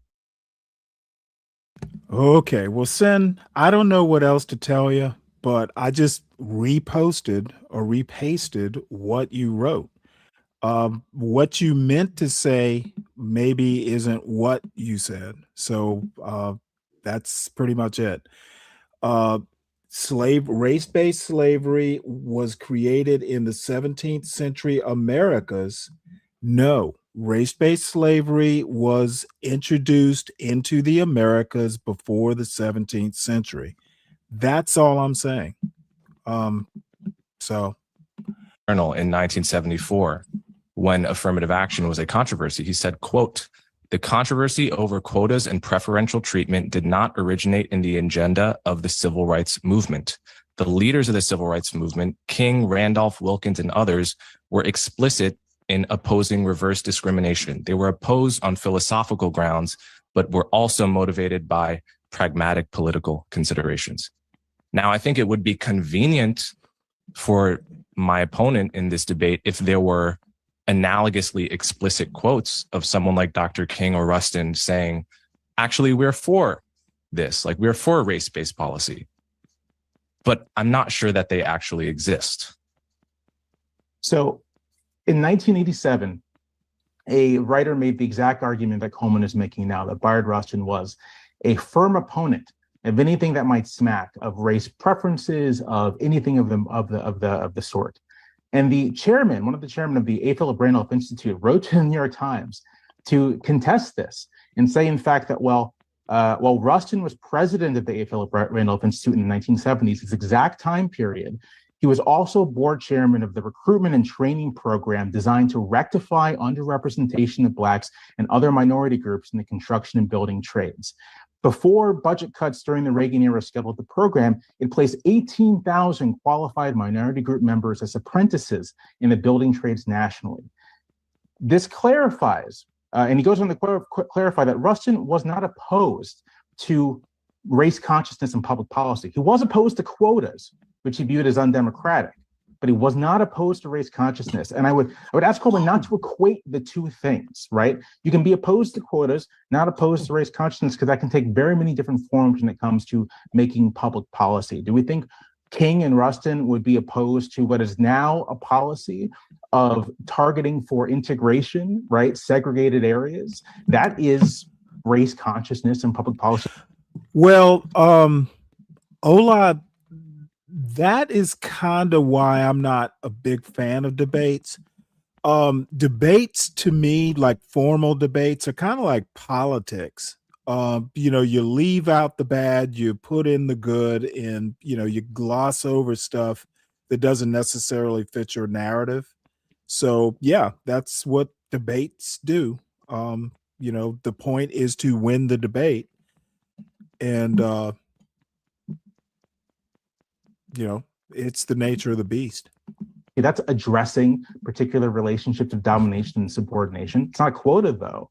So are we contending that King and Rustin and Randolph would be opposed to targeted integration efforts?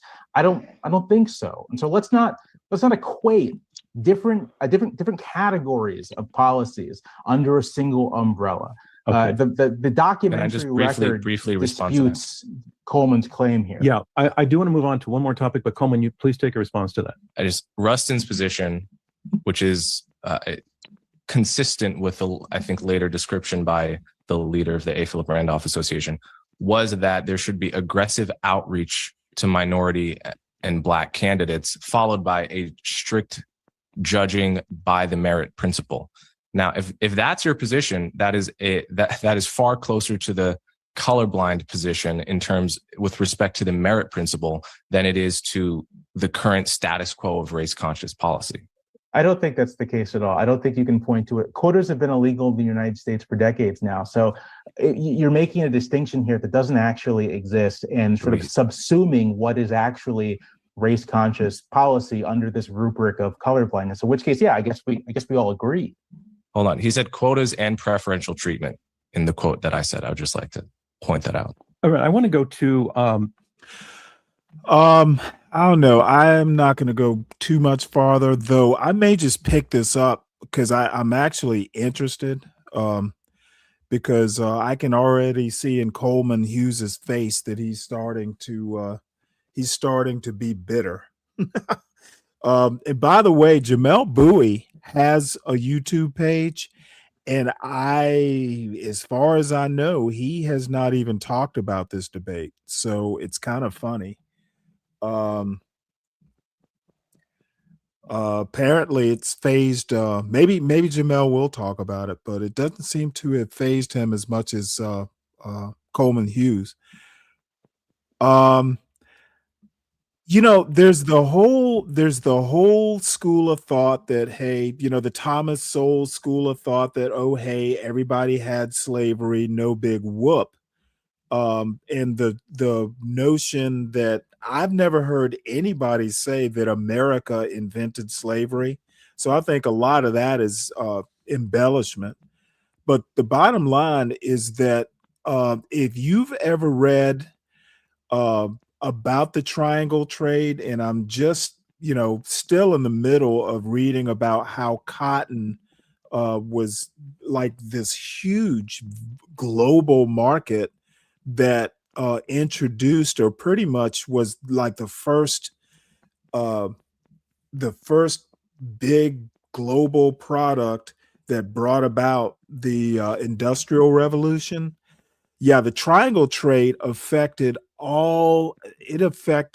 world. I bet. Hey, And Stanley, hold on one second. It depopulated Africa of a bunch of young people. It affected, the slaves brought over, and the United States wasn't even the biggest receiver of African slaves. It was Brazil in the Caribbean. So, crime against humanity, basically it affected the world in different ways and to different degrees.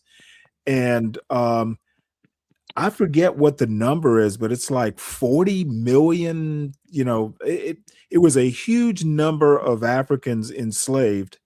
And for people to just kind of dismiss it that everybody had slavery, yeah, that is just really cynical. What are you saying? What's up, JB? What were you going to say, 12th man? Hey, ma'am, how you do? Pretty I good. was going to say Islam invented slavery because aren't they Sorry, say that pre-Christ? again. And Who Islam invented slavery? invented slavery. Islam. No, Islam did not invent slavery. Who did then? Shit, Educated. they've had the Romans had slaves, Greeks had slaves, Persians Well, had slaves Islam way before. predates. Okay, listen to what I'm saying. Slavery pre-existed Islam. Islam came about after Christianity. No, I thought it was before. No, Islam came after Christianity. How do you think Jesus is considered a saint? Or something like a saint in Islam? Okay, well, let's switch it to Persians. Like the Persians were Pretty basically much Islamic. slavery has probably existed as long as there have been human beings.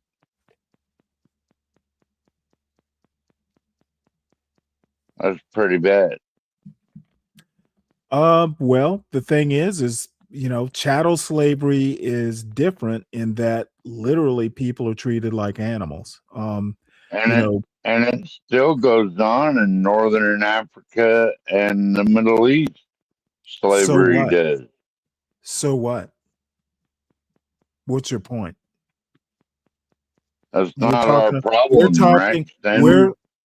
No, I think what arguments like that tend to do is minimize the impact that American slavery and the triangle slave trade in particular had. Saying everybody did it minimizes the impact. And they're still doing it. So what? It's like white lives matter. Okay. Essentially, when you say white lives matter, you're diminishing the point that Black Lives Matter was trying to make. It's basically Or all lives matter. Right. Something like that. It's dismissive of the premise. I think when you say slavery still exists and everyone has it, you are being dismissive of the people in the United States who want to point out that the American economy and the French banking system, by the way, but the American economy literally was built on the backs of African slavery in the United States. Well, it's just like saying if you're colorblind, then you're dismissive of that person's race and their No, that's not ancestors' background. That's not the argument that these two were debating. There's basically my argument, and I'm not going to speak for these two. My argument is that pretending or ignoring race pretty much is forgiveness. If I go colorblind, that's literally saying, "Oh, hey, That's racist. everything." No, I'm not saying it's racist. I'm I saying am. Well, good. It ignores a lot of history and it ignores reality. It's a Well, pretense. if you pretend you're colorblind, which is a myth, then you're dismissing that person's race and ethnicity and maybe what they've gone through. I mean, everybody deserves to be recognized for what they are. I mean, Right. Well, wow. I'm not really looking at it individually. I'm just kind of looking at it, historically. So what any comment on what we're doing here, JB?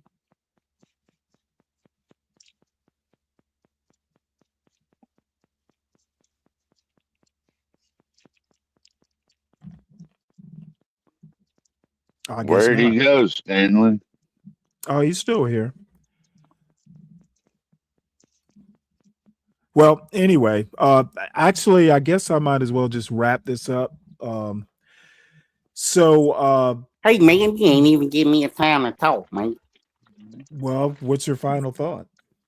No, I want to continue. I want to start from the beginning. Well, too late for that. We're 5 minutes and 20. I'm sorry, 5 hours and 20 minutes into it. Well, I couldn't get a word in with 12, man. He kept talking, man. Well, we'll be back tomorrow. No, we're going to stay here a little longer. No, we're I got not some going to stuff do I that. need to say, man. Well, it's going to have to keep or see what you did, if you 12, look, man. If you look at the crawl, you see my email address. You're always free to email me. Well, you going to reply back? I generally do. Depends on what it is. Yeah, it's some personal stuff I need to talk about, man. Are you sure? Well, Are you sure I'm Are you sure I'm the right person to tell your personal business to? Yeah, I don't give a shit. I just need some advice. I'll tell you some personal business. I sold a third of an acre today and made some grand. So thank you all very much. Do you got some more acres you want to sell? I don't know. Not likely. Not unless I get in a bind. Like well, let me know, man. I was a couple $1,000s in debt, so I decided let me know if you trying to sell some more. A third of an acre. Let me know if you're trying to sell some more of them acres. And it's to a nice older couple too, you know. What are they going to do? Are they going to build a house on it or something? I think so. Eventually. Right now, they just want to put a 16-foot camper on it. I see. All right, folks. Well, Sam. Yes. Do you got do you got some acres? Not that I'm living on. There's a family farm, but I mean, I don't. You think you can see if I can buy it? I'm trying to turn it into a moonshine factory. Yeah, not unless you got not unless you got a couple $1 million. Well, we can go half, man. All right. Well, we'll have to hold all that. Thank you very much, Dawn. Yeah, I don't know. I need to go and figure out what I'm going to eat for dinner. It'll probably be like a ham sandwich or something. I did bake 3 loaves of bread. Made sourdough sandwich bread, which I'm going to use for sandwiches. So I do have a purpose. And anyway, I should be back at the normal time tomorrow, right around, I don't know, somewhere between 2 and 3 o'clock. And then I want to pick up where we left off on this video. I'll probably, let's see, how far are we? Oh, it's still way over an hour left, hour and a half. But I'll probably either I will pick up where this left off because I'm actually interested in these two going back and forth. So that's pretty much it. Any last words for you, 12 man? Well, have a great night, Stanley. Can't wait You to too. get my debt paid off. That's a real relief. I'll bet you can. So No, congratulations. it's already paid off. Oh, Thank good. you. So everybody have a good night. I don't know who's live. Oops.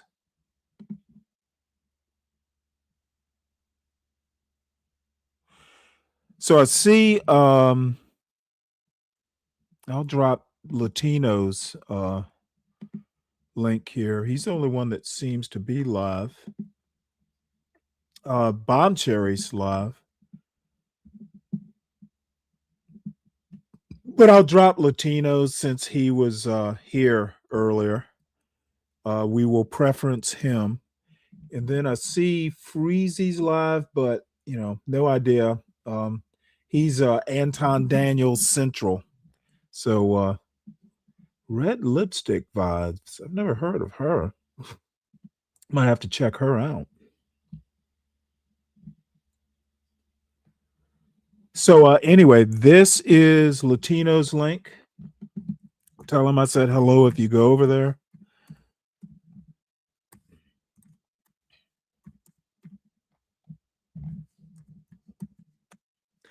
And let's see who Red Lipstick something or another. I may check that out later. All right, folks. I will see everybody tomorrow. Yeah. With all that we have given them, we Stanley should Crow. own perhaps at least one half of this asset. Smart, The street revenues friendly. generated because of it. Coors Light philosopher. And it's not it, just take out the Obama race part. Why the fuck is the president of the United States hosting cartoons? Stanley walked tall with a paperback brain.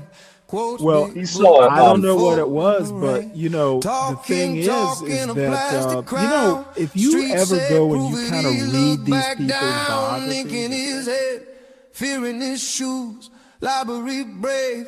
the MAGA blacks, you get a bunch of MAGA blacks.